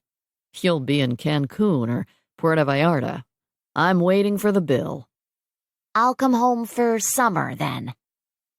Delia said from the other room, "I've never been to Cancun or Puerto Vallarta." Summer whispered, "You should take her." "I'm still trying to get her to Maine." Summer laughed, then slowly stopped smiling. I thought Mother would come say goodbye. "Mother doesn't like change. She'll come around." Summer nodded, pulling away from him. It's okay, Jack. I've always had you when Mother couldn't accept that things had changed. She pushed him toward Delia. And now that I'm grown, you can get on with your own life. "That's what I've been doing, Summer." They drove her to the airport, parking and walking in with her despite her protests.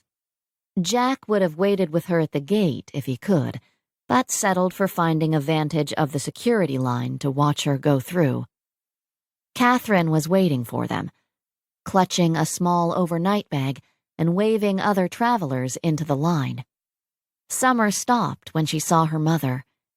You came to say goodbye. Catherine adjusted her bag. "No, I'm taking my daughter to college."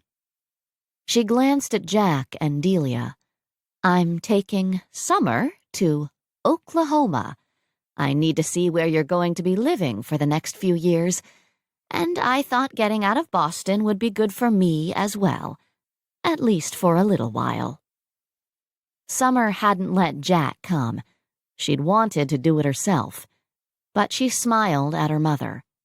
Jack said, "You haven't flown in a few years.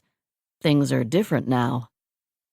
Catherine looked at the line snaking toward the metal detectors. "I can see that. Let's get in line before it gets any longer." Jack said, When will you be back? I don't know. I'll see when I get there. Jack nodded. Let me know. Catherine got in line, and Summer gave Jack one more hug. She grinned at him, then hopped back to her mother. Delia took Jack's hand and said, "We're still going to wait here until she gets through security, aren't we?" Jack nodded, only slightly consoled that Mother was going with Summer. He said, Is she going to be okay? "Yes." You don't know that.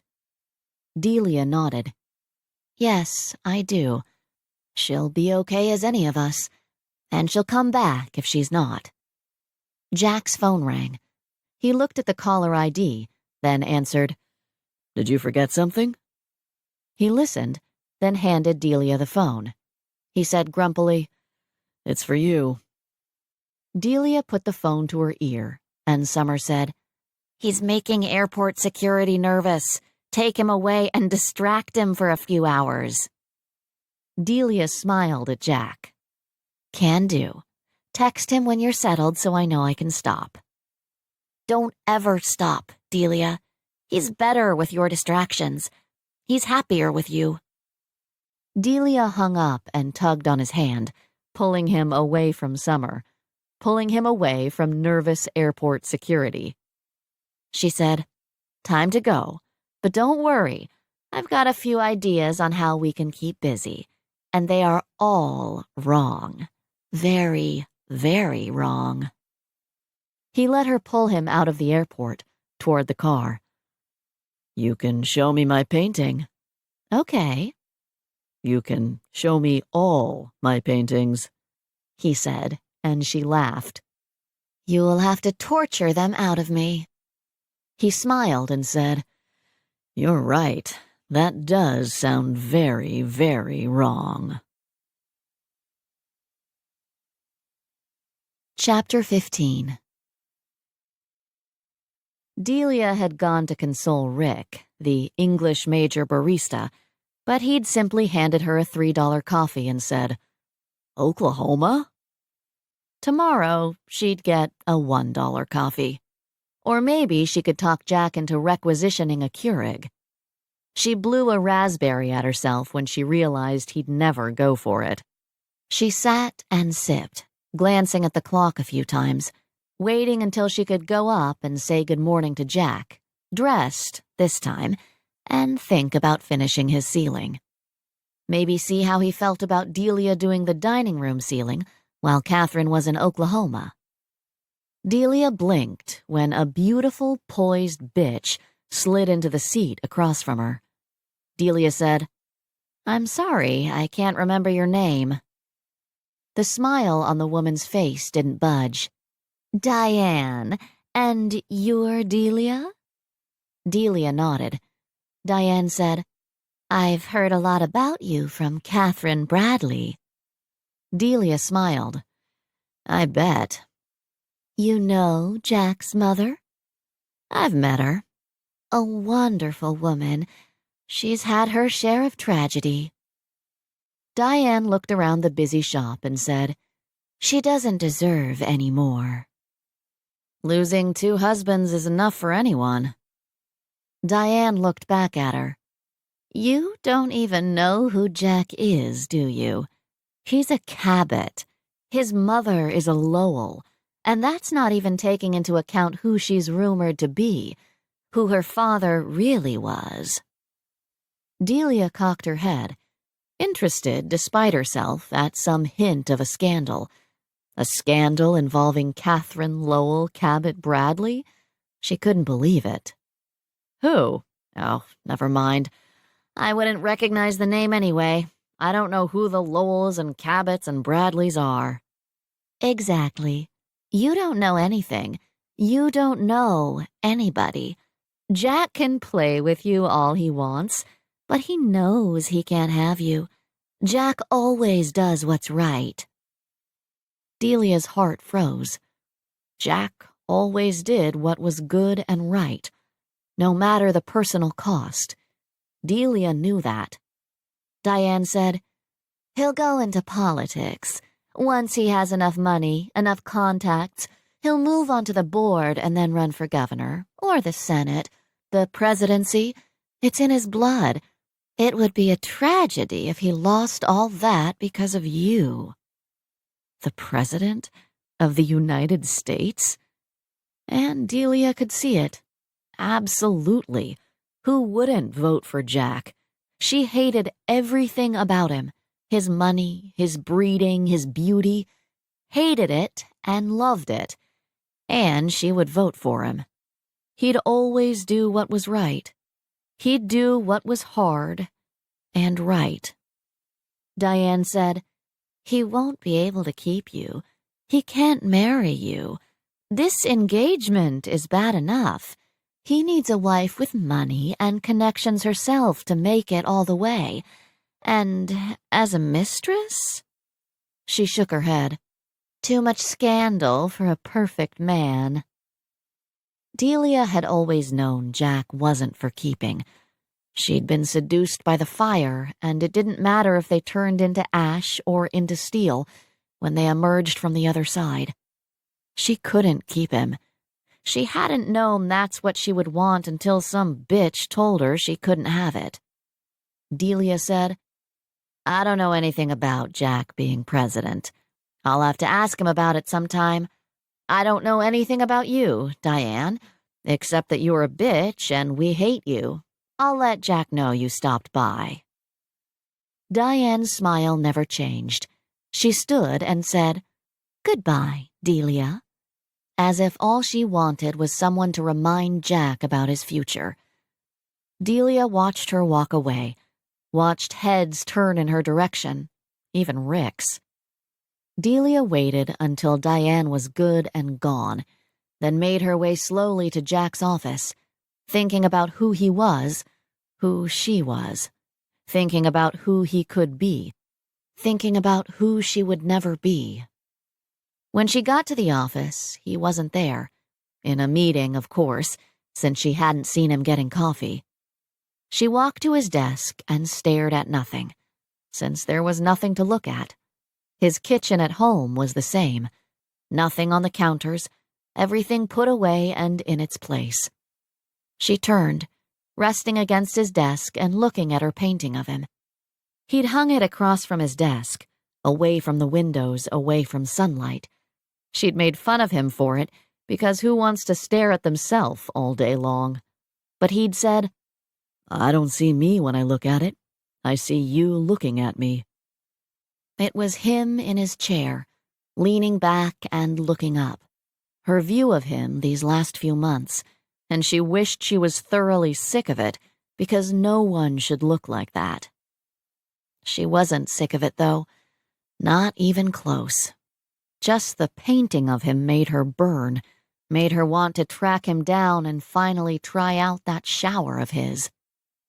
Delia looked at her Jack, and knew Diane hadn't said anything that wasn't true.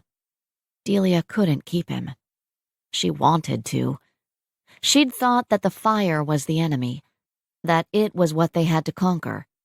She hadn't realized that even if they'd made it through that trial, there would be something else.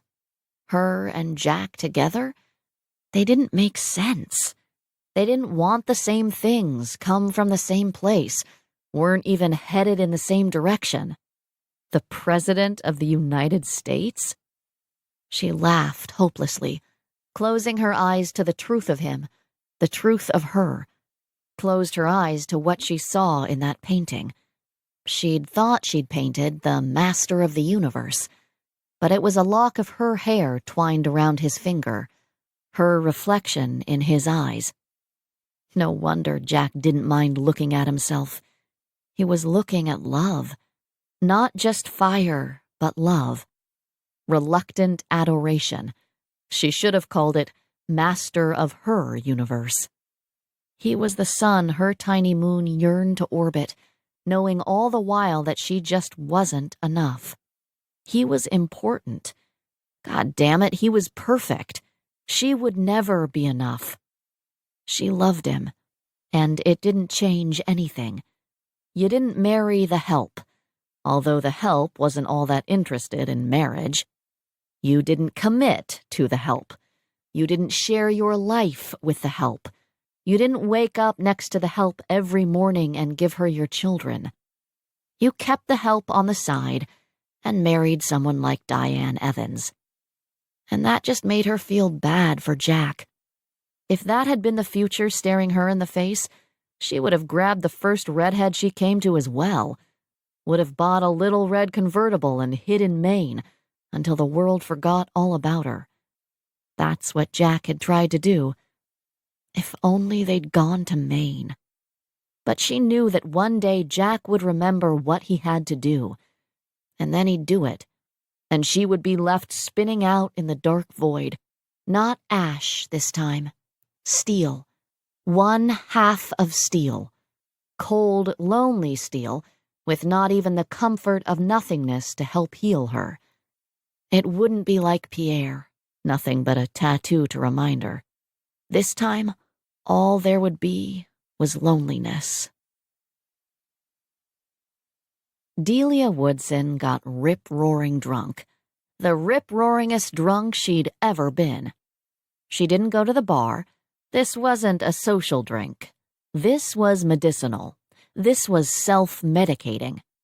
She got a case of beer and locked herself in her empty apartment. And it wasn't light beer either. Because drunk was what you got when you'd found the one, when your half finally became whole. Drunk was what you got when you couldn't keep him. 4 hours later, Jack banged on the door. "Delia, are you in there?"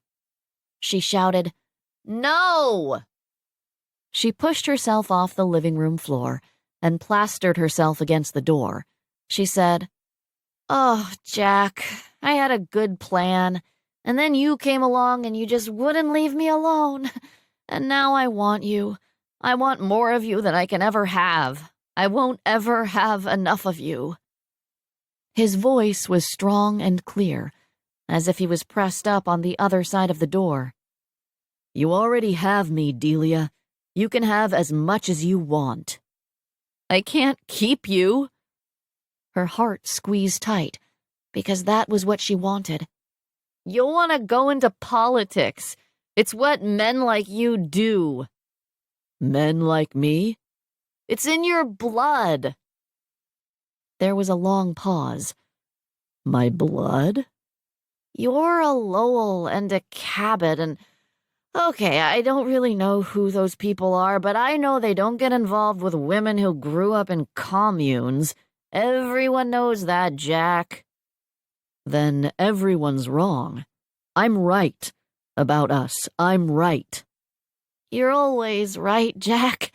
That's what I'm trying to tell you." He'd always do what was right, and he would eventually have to settle down with someone proper. Delia had never been described as proper. She wasn't even sure she would recognize it when she saw it. "Delia, we're right. So wrong it's right. Open the door." She shook her head, even though he couldn't see it. "I ran into Diane Evans this morning." His voice went flat. "You're kidding me. She's what this is about? Open this door, Delia, right now." Delia turned the lock, stepping back when he pushed the door in. His hair was standing straight up, his tie crooked. She said, "What happened to you?" "What happened to me? I've been searching for you for hours. When you didn't show up at work at your usual late hour, I called home. I checked the coffee shop. I drove home just in case you'd slipped in the shower and couldn't get to the phone. Ms. Charles is right now calling around to hospitals trying to find your broken, lifeless body." He cursed, pulling out his phone and sending a quick text. Delia stared at his hair, distracted by the proof of his agitation. He ran his eyes down her body, checking that it was indeed unbroken, then glanced at the beer cans littering the floor. He said, "And you were here, getting drunk." "I had a rough morning." "You had a rough morning?" I was a couple hours late, Jack. You think maybe you overreacted? He folded his arms, glowering at her, and her heart pitter-pattered. She stopped herself from wrapping herself around him, from apologizing, from dragging him down to the floor and pretending he was everything she needed in this world. And then she wrapped her arms around him as best she could, with his arms still folded, and whispered, "I'm sorry. I was worried. What if I'd just gone shopping?" "Without me?" She smiled, shaking her head. "You're right. How silly of me. I should have called." He unfolded his arms and pulled her tight against him. And she'd been right. She didn't need anything else, didn't need air to breathe when she was with him. Jack said, "Diane Evans is a viper, a slick-tongued snake, and you shouldn't listen to anything she says." But she didn't say anything that wasn't true. Nothing she said was true. You're not a Cabot? You're not going to go into politics? I'm Jack. That's all I am, and I have no interest, plans, or desire to go into politics. You don't want to be president? He laughed. Is that what she said? Delia pulled back to look in his face and to get a good deep breath. She might need a little air, after all. I'd vote for you. Thank you, Delia, but I don't want to be president. You don't need to run the world? Your corner of it is enough? Yes. But what if you decide you do want that? He took a deep breath, closing the front door with his foot. I don't. I won't. And even if I did, what does that have to do with us? You can't be president with a woman like me. You need someone with connections, with money. Do me a favor, Delia. Don't quote Diane Evans at me. It makes my skin crawl. Tell me what she said wasn't true. We've had a first lady who held seances and another who was an actress. The country would survive a hippie artist who didn't care who anyone's parents were. And you think you could even get close to the presidency with a hippie girlfriend? I've been married once before. I'm not sure I'd want to do it again. You weren't sure you wanted the fire to burn you up again, and you were wrong. She didn't know if she'd been wrong. She was still waiting for it to burn out. Jack didn't wait for her to agree with him. He already knew he was right. And again, I don't want to be president. You can take it as truth that anything Diane Evans says is a lie and meant to get her something she wants. Diane had got her claws in Jack once. They'd slept together, when he'd been tired and stressed and in need of someone. He knew it had been a mistake right away. He'd apologized and said it would never happen again. 2 weeks later, she'd shown up telling him she was pregnant. He'd looked in her beautiful face and hadn't believed her. Hadn't believed that even if she was telling the truth, that the child would be his. He'd bought a pregnancy test, showing up unannounced and herding her into her bathroom. She'd cried, perfect fake tears, and said she couldn't do it in front of him. He'd just folded his arms and waited, prayed that he hadn't created a child with a woman he couldn't trust to pee on a stick without him watching. And when she'd finally given in, when the test finally came back negative, he hadn't said a word, simply left. The next time they'd seen each other, she had been how she always was, like nothing had ever happened. Delia said, "Oh, Jack, all it takes is one look at you and everyone can see that you would make a perfect president." That hadn't been a lie, even if it was only said to get her something she wants.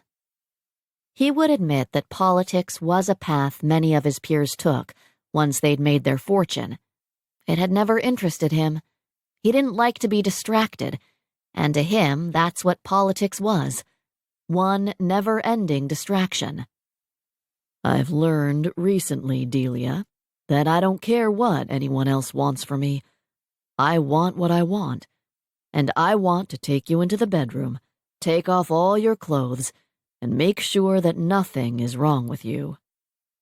There's lots wrong with me, he whispered. There's nothing wrong with you. You're perfect.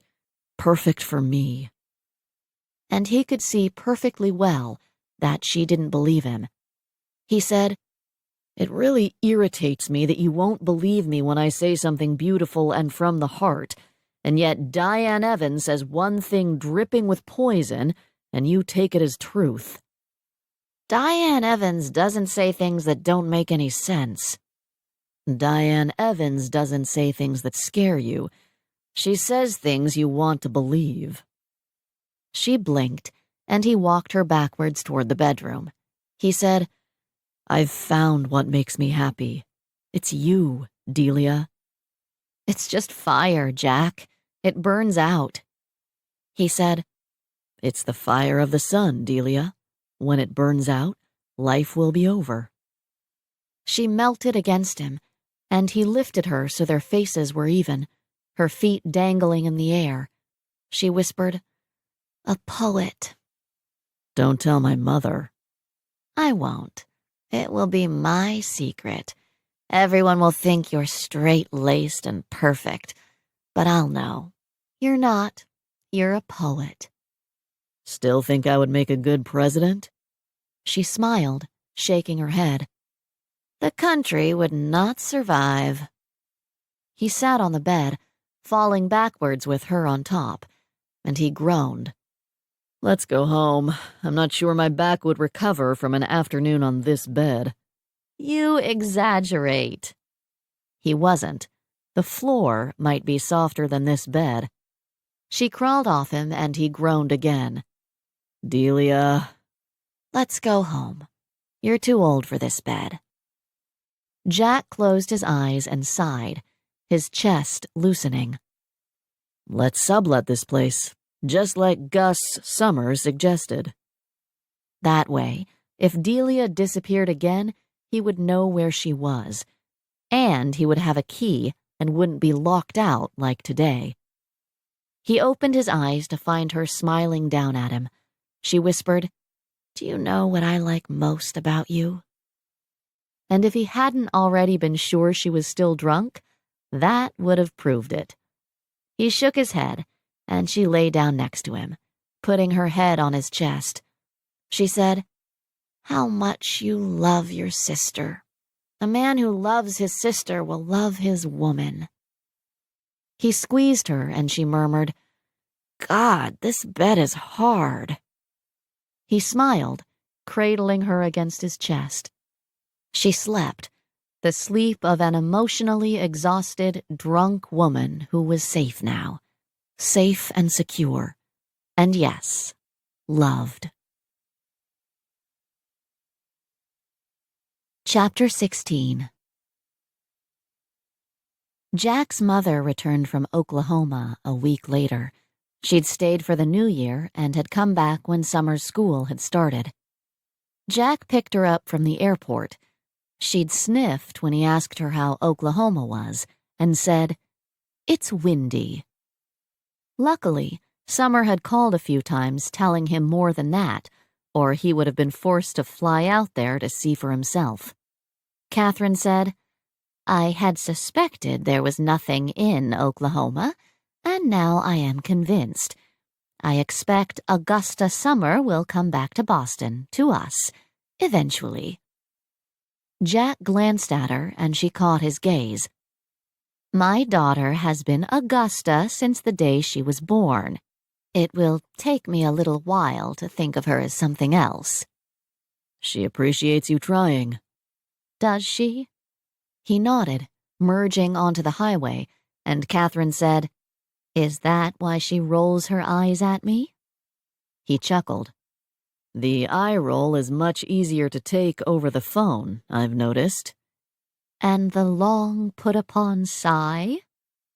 Perhaps she'll grow out of it.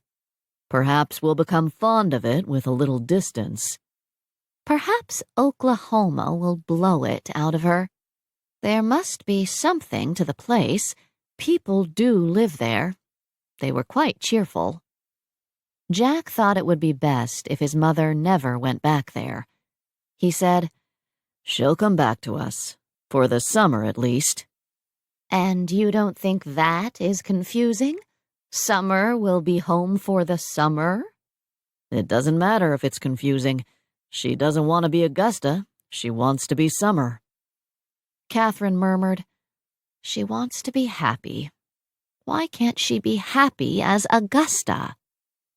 Jack knew why. Augusta was a name filled with expectations. He'd lived his life under a mountain of expectations, and now could see that it didn't have to be that way.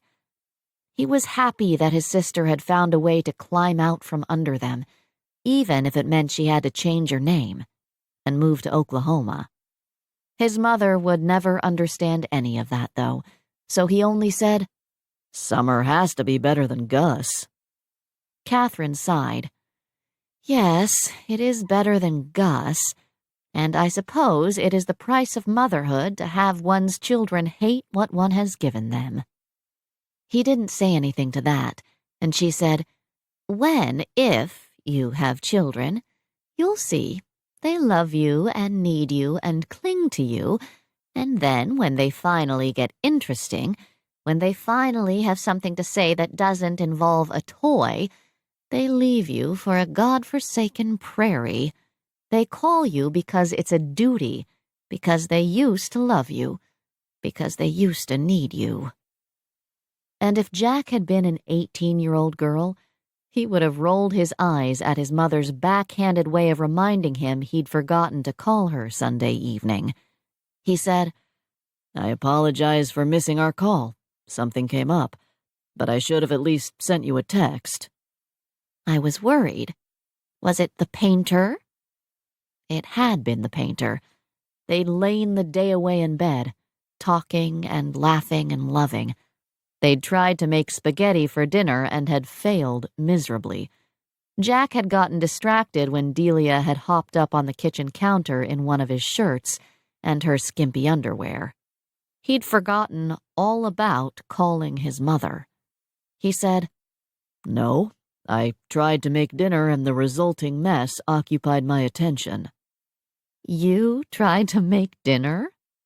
She shook her head. "I'm sure the painter is a wonderful person. I don't like her for you." "Let me guess. You've been talking to Diane." Cold silence greeted him, and he turned to her in shock. Anger burned in her eyes, and she said, "Did you know?" He whipped his head forward before he rear-ended the car in front of him and asked, still surprised, "How long have you known?" "Augusta Summer told me when she was leaving. She told me that you would never want Diane, and she told me why." "I'm sorry, Mother." And that was all he could say. He was sorry it was the truth. He was sorry she knew. He was sorry she hadn't known sooner. She said to the window, "And what do you know of loss? What do you know of losing a husband twice?" He said quietly, "I lost a father. I lost a mother when I needed her most. I lost a mother. Twice." She sighed. "You didn't lose me. I've been here. Perhaps not how you wanted me, not how you needed me. It is unfortunate that we can't always be what someone else needs, even when that someone is your child." It was unfortunate. She hadn't been what they'd needed, and Jack didn't know if she hadn't wanted to or simply couldn't. And now, like she'd said, they didn't need her. He said, "Do you know what I want for you, Mother? To be happy, right now, in this moment." She closed her eyes. Why does everyone want so much to be happy? I've been happy. It doesn't last. Happy gets taken from you by an icy road. Happy gets taken from you by a sweaty frat girl. Happy gets taken from you by a prairie. Happy gets taken from you by a painter. Jack took her hand, squeezing it. I'm still here. No one has taken me from you. You don't think so? You're 40 years old, Jack, and for the first time in your life, I didn't see or hear from you on a Sunday evening. And I've told you, you can't blame Delia for that. I can, and I do. You've changed, Jack, and I know it's because of her. He had changed. He couldn't argue with that. And he knew it was because of Delia, too. Knew it, and was grateful for it. Catherine said, "I'm only glad you aren't really engaged." Jack remembered Delia's voice, muffled through the door, telling him how she wanted more of him than she could have. Him telling her she could have as much as she wanted. She could have all of him. She already did. How did one propose to a woman like Delia? Engagement ring in the bottom of a paint can? He said, The engagement announcement was premature. Now it's not. Catherine sucked in a breath. Can't you just... She waved her hand in the air. Get her a little apartment? I don't know why it has to be marriage. I've swept up the pieces for you, given nearly 20 years of my life for you. You're my mother, and I love you. But this I won't give to you. You want the painter that much? Her name is Delia. Why? Why her? Because she makes me happy. Because she laughed at him, and he could laugh with her. Because when she was near, he couldn't not smile. Because she filled his empty place, and the cold and the bleak and the lifeless stood no chance against her. He wouldn't ever let her go. He wouldn't let anything take her from him. Not an icy road, not a sweaty frat boy, not a prairie or even a painter. Catherine said, "Happy." Jack said, I didn't know I needed to be happy until I met her. She pinched her lips, and Jack said, And I need something from you, Mother. She turned in her seat to look at him. For you to accept that I've chosen the woman who is right for me. I see how we can fit together, and I like it. Her chin tipped up slightly. You want me to accept that the painter will make you a good wife? That is what I need. He pulled off the highway, stopping at a red light, and looked at his mother. Looked at the woman who had lost her happy time after time, leaving him to take care of her responsibilities. She could give him what he needed this one time. Catherine Lowell Cabot Bradley nodded and said, Then I will give my son the thing he needs most. She turned her head forward again, poised in her seat. I'll expect her for Sunday dinner. He and Delia hadn't spoken again about Diane and her bid for First Lady. They'd gone back to laughing and loving and letting the fire have its fun. But Jack knew Delia was waiting for it to be over. She was living in the moment, refusing to look at a future with him. And he was done living like that. It was time to get what he wanted. He had spent the morning preparing, taking Delia out early for a $3 coffee to get her out of the condo, giving Ms. Charles time to organize. He'd spent the rest of the morning in meetings. His arm was killing him, but he'd known he'd needed something to give Delia, something that would last, something wild and crazy, to get her to see what he saw, because he saw them forever, not just for now, and he would fight dirty if he had to. No one ever said no to him, except Delia. She climbed into the convertible, asking where they were going for lunch and raising her eyebrows when he said they were going back home. You know if we go home, we'll never get back to work. That is my plan. She closed her eyes, smiling and leaning her head against the headrest, letting her hair whip around her face. It had been silly to buy a convertible at the end of autumn. He would guess most people waited for summer, but neither of them seemed to care. The heater worked even with the top down. They rode the elevator, his arm around her waist, and he said, "You have paint in your hair, again." He hated it. He hated any of her wild hair covered, tamed with beige paint. She whispered, "It's ochre." He looked down at her in surprise, and she said, "You had that look on your face, that I hate beige look." I do hate beige. "I know, but this is ochre." He kissed her, his heart trying to come out of his throat. They were right. They fit. He would make her see that. He opened the door to their home and said, "I thought about taking you to Maine, but decided this would be better." "Better for what?" He unbuttoned the top button of his shirt, and she laughed. "You're right. This is better. It's closer." He yanked one sleeve down and ripped off the bandage to show a freshly scrawled tattoo on his upper arm. He said, "Better for asking you to marry me." Her mouth fell open, and she stared at her name inked into his skin. She looked up into his eyes, and he said, "I was going to put a heart around it, but that seemed cliché." She closed her mouth slowly, reaching out. His eyes flinched, but he held still, and she traced the flames surrounding her name in the air above his arm. He said softly, "It's a wildfire, out of control, unstoppable, leaving everything in its wake reborn and stronger." Her bottom lip wobbled, and she whispered, "That must have hurt." Excuse my language, but it hurts like a bitch. Still. She laughed, and it was wet and teary. "Do you want me to kiss it and make it better?" "No, I want you to kiss me and make me all better." She stepped in close, her body fitting into his just right.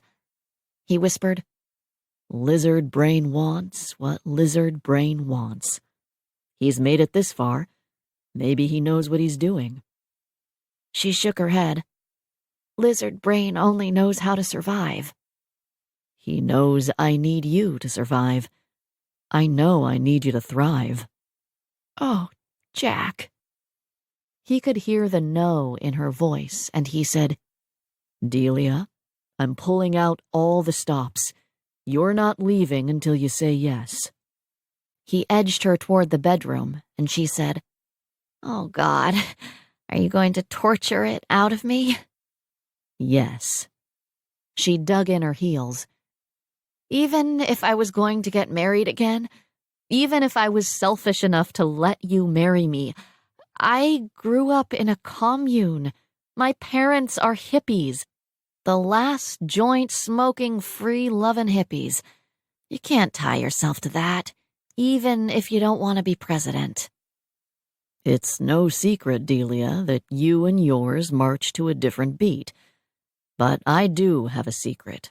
One that guarantees I don't ever want to be president.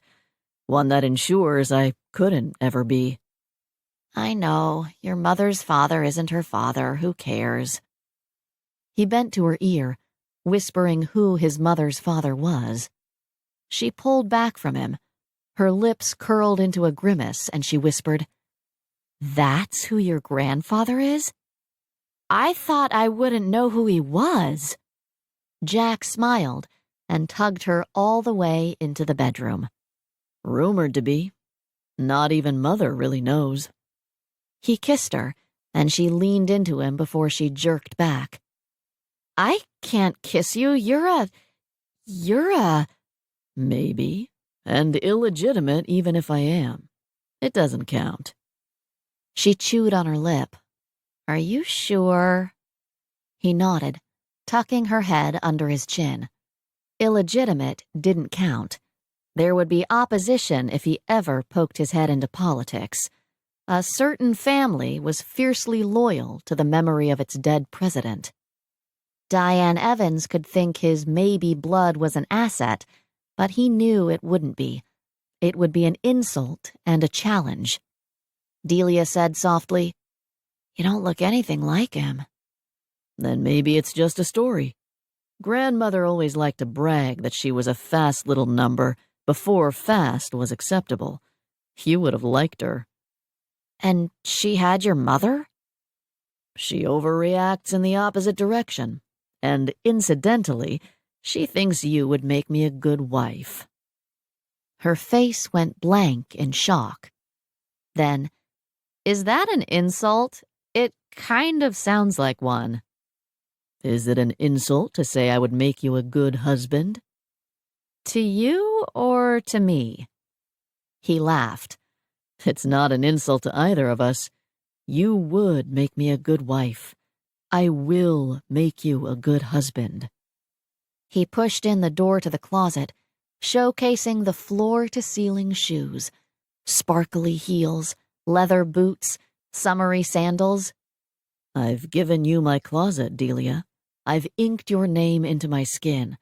I know you'll marry me.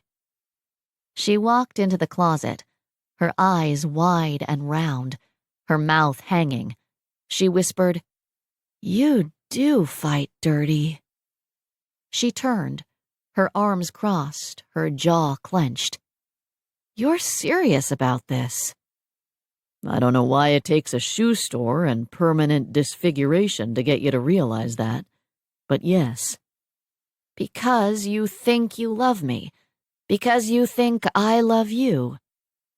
I don't think you love me. I know it. Every time you look at me, you tell me. You're telling me right now. He looked at her jutted chin, the spark in her eyes. He saw the love she tried to hide. He saw the fear. He said, "Do you think the fault lies with me or with you?" "What fault? That I might love you or that you're delusional?" No. Why you think I can't love you back? Is it because you don't think I can love like you do? Jack, of course not. I never have before. I've never tried. Never wanted to try. Maybe I can't. Delia said, "You'll be perfect at it, like always." He took a step toward her. I'm not perfect. I'm a bit of an ass. You are. She narrowed her eyes. You're also a good liar. Yes, I am. You think you'll love me better than I love you? He held up his arms, the closet and his new tattoo his proof.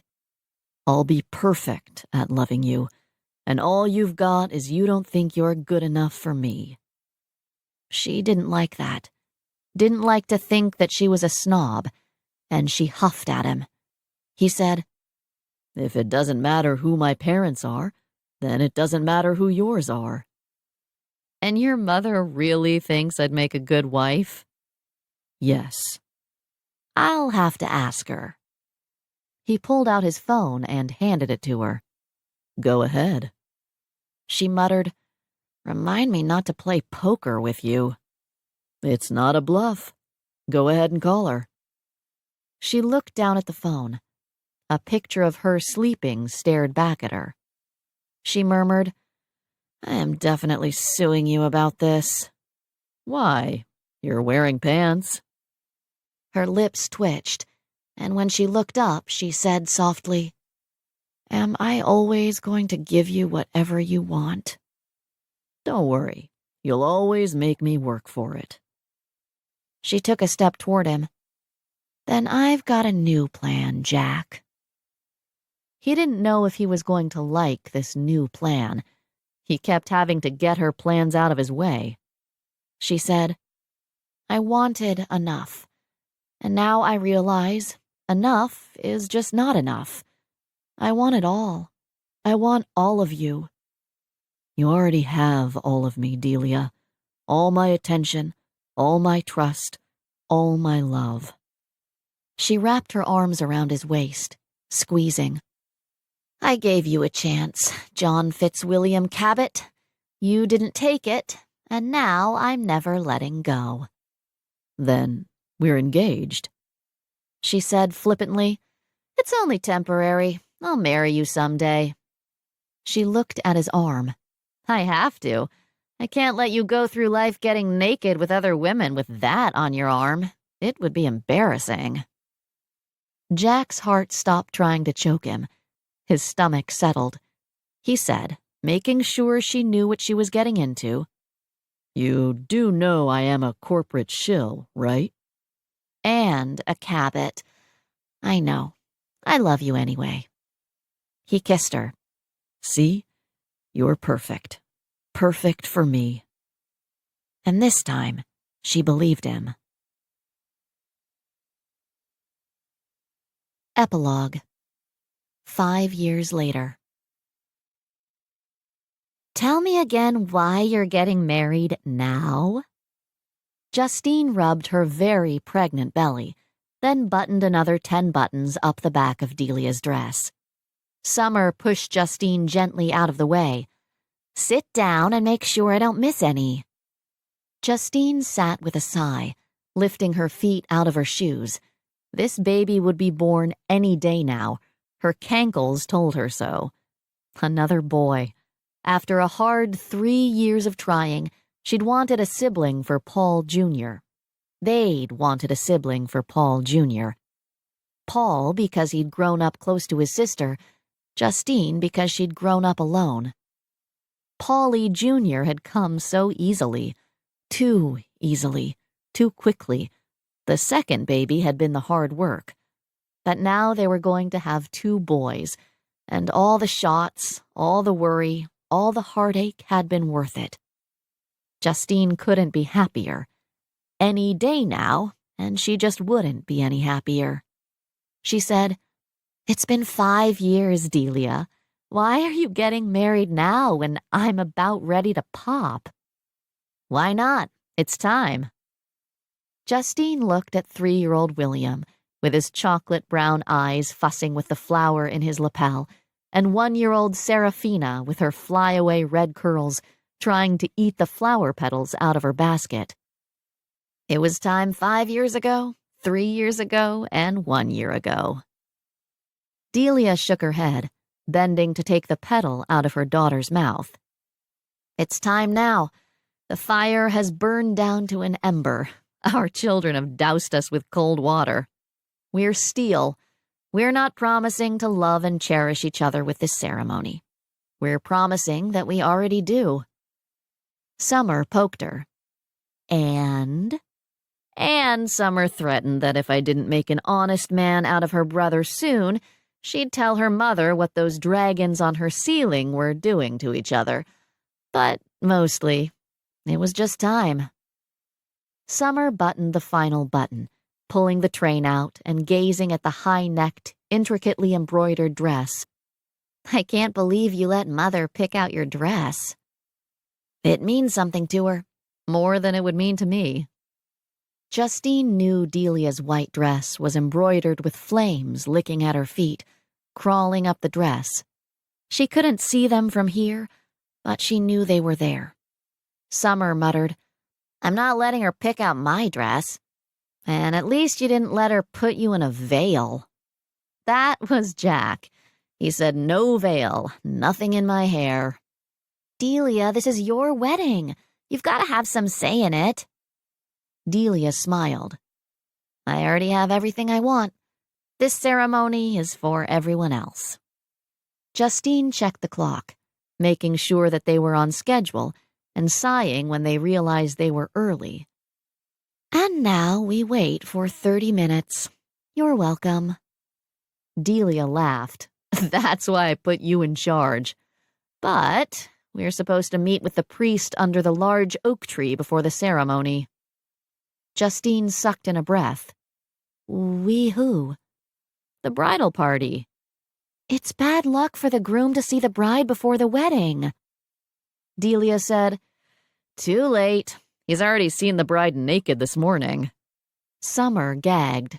Seriously, There are children present." Delia tried not to smile. She said to Justine, "This is my part of the wedding. Underneath the tree, just us, and then I will happily put up with all this pomp and circumstance." Justine closed her eyes and rubbed her belly. Convenient how you forgot to tell me about this. Would you really have preferred to worry about it for months on end instead of the 5 minutes you're going to get? Justine would have preferred that they do this right, but she knew better. Delia didn't do anything right. Justine held out her arms. Help me out of this chair. Summer and Delia each grabbed an arm and tugged gently, and Justine muttered, "You just had to get married when I am 10 months pregnant." "It was poor planning on my part. Next time, I'll schedule better." There had better not be a next time, for either of us. Summer buttoned Delia's train up so she could walk out on the grass, and they trooped out the side door. Jack and Paul stood under the large oak tree. Jack smiled when Seraphina and William ran to him, and Paul kept a grip on Paulie Jr.'s hand. Karen, Steve, Little Princess, and her 2 little brothers stood a little ways off, grinning wildly. There was no priest waiting, but Paul and Justine's parents were all hurrying toward the tree. Justine looked around. "Did anyone tell your parents to come out here, Delia?" Delia shook her head, not stopping until she was next to Jack, and sliding her arm around his waist. Everyone looked at Justine and smiled. Paul dropped to one knee, opening a square blue box, and Justine realized this moment under the tree wasn't part of Delia's wedding. "Would you marry me again, Justine? Would you say yes, now that we've loved and fought and made ourselves into a family? Would you say yes, now that I couldn't live without you?" She looked down at the mother's ring inside the box, or perhaps it should be called a family ring, since there were 4 stones: pink, light green, red, dark green. 1 stone for every member of their family, born and unborn. Tears flooded her eyes, and her mother pulled a Kleenex out of her purse, sliding it into Justine's hand. Justine sniffed. "How could you do this to a pregnant woman? I'm never going to be able to fix my makeup." Paul said, "She's my pregnant woman, and she deserves to be swept off her feet." She laughed, her heart nearly bursting, and she nodded. Of course she would marry him. He stood up, and she hugged him as best she could, leaning her forehead against him. He cupped her heavy belly, lifting gently, and she breathed in relief as the weight was taken from her. She took another deep breath, wiping under her eyes. The birds in the tree started singing. The sun broke free from a cloud. Justine said, "Oh, Paul, I'd marry you again and again." He smiled down at her, and she thought she didn't ever want to live without him. She glanced at Delia and Jack. "But we're on a deadline." Paul grinned, kissing her hand and waving the priest over. They renewed their vows under the tree, their families watching. And even though Justine knew a vow renewal was the kiss of death for most marriages, it wouldn't be for this one. She looked at her husband and her son, felt the new ring on her finger and the child inside her, and knew it had been decided. When the priest announced them husband and wife again, everyone clapped, crowding around and congratulating them. Justine lasted 5 minutes, then pointed to Jack and Delia and said, "Now can we get these 2 married?" Delia said, "Can't we do it out here?" Justine pried her off Jack and marched her back to the church. Delia said over her shoulder, "See you in 5 minutes." And Jack grinned. "I'll believe it when I see it." Summer herded the children back inside, and Justine checked one more time that the rings were in William's vest pocket. She pulled a leaf out of Delia's hair and one out of Seraphina's mouth. She nodded to the priest, and when he'd made his way to the front, she nodded to Summer. Summer bent down to William and Seraphina. We're going to walk to your daddy now, just like we practiced. William nodded, and Seraphina threw a petal at her aunt. Summer grinned. Yep, just like that. Summer followed them down the aisle, smiling and laughing, directing them toward their father when they forgot. Delia's parents were flanking the door on each side, ready to escort their daughter down the aisle, and Justine checked one more time that Delia looked perfect. Justine said softly, Is any part of this wedding yours? It's all mine, Justine. It's perfect. Justine nodded, wiping her eyes one last time, then waddled down the aisle. Paul sat in the front pew, Paulie Jr. in his arms, even though he was getting too big, and when Justine came to them, she stopped instead of continuing on to stand with Summer and the children. It was where Justine belonged, with her husband and her son. And Delia had told Justine weeks ago that if she gave birth during the wedding, there would be retribution. It would involve a mean-looking needle and a tattoo. And Justine had decided the matron of honor didn't have to stand in front with the wedding party. Paul brought Justine's hand up to his mouth and kissed it. She smiled at him, then turned to watch Delia walk down the aisle, her hair floating around her head, wild and untamed.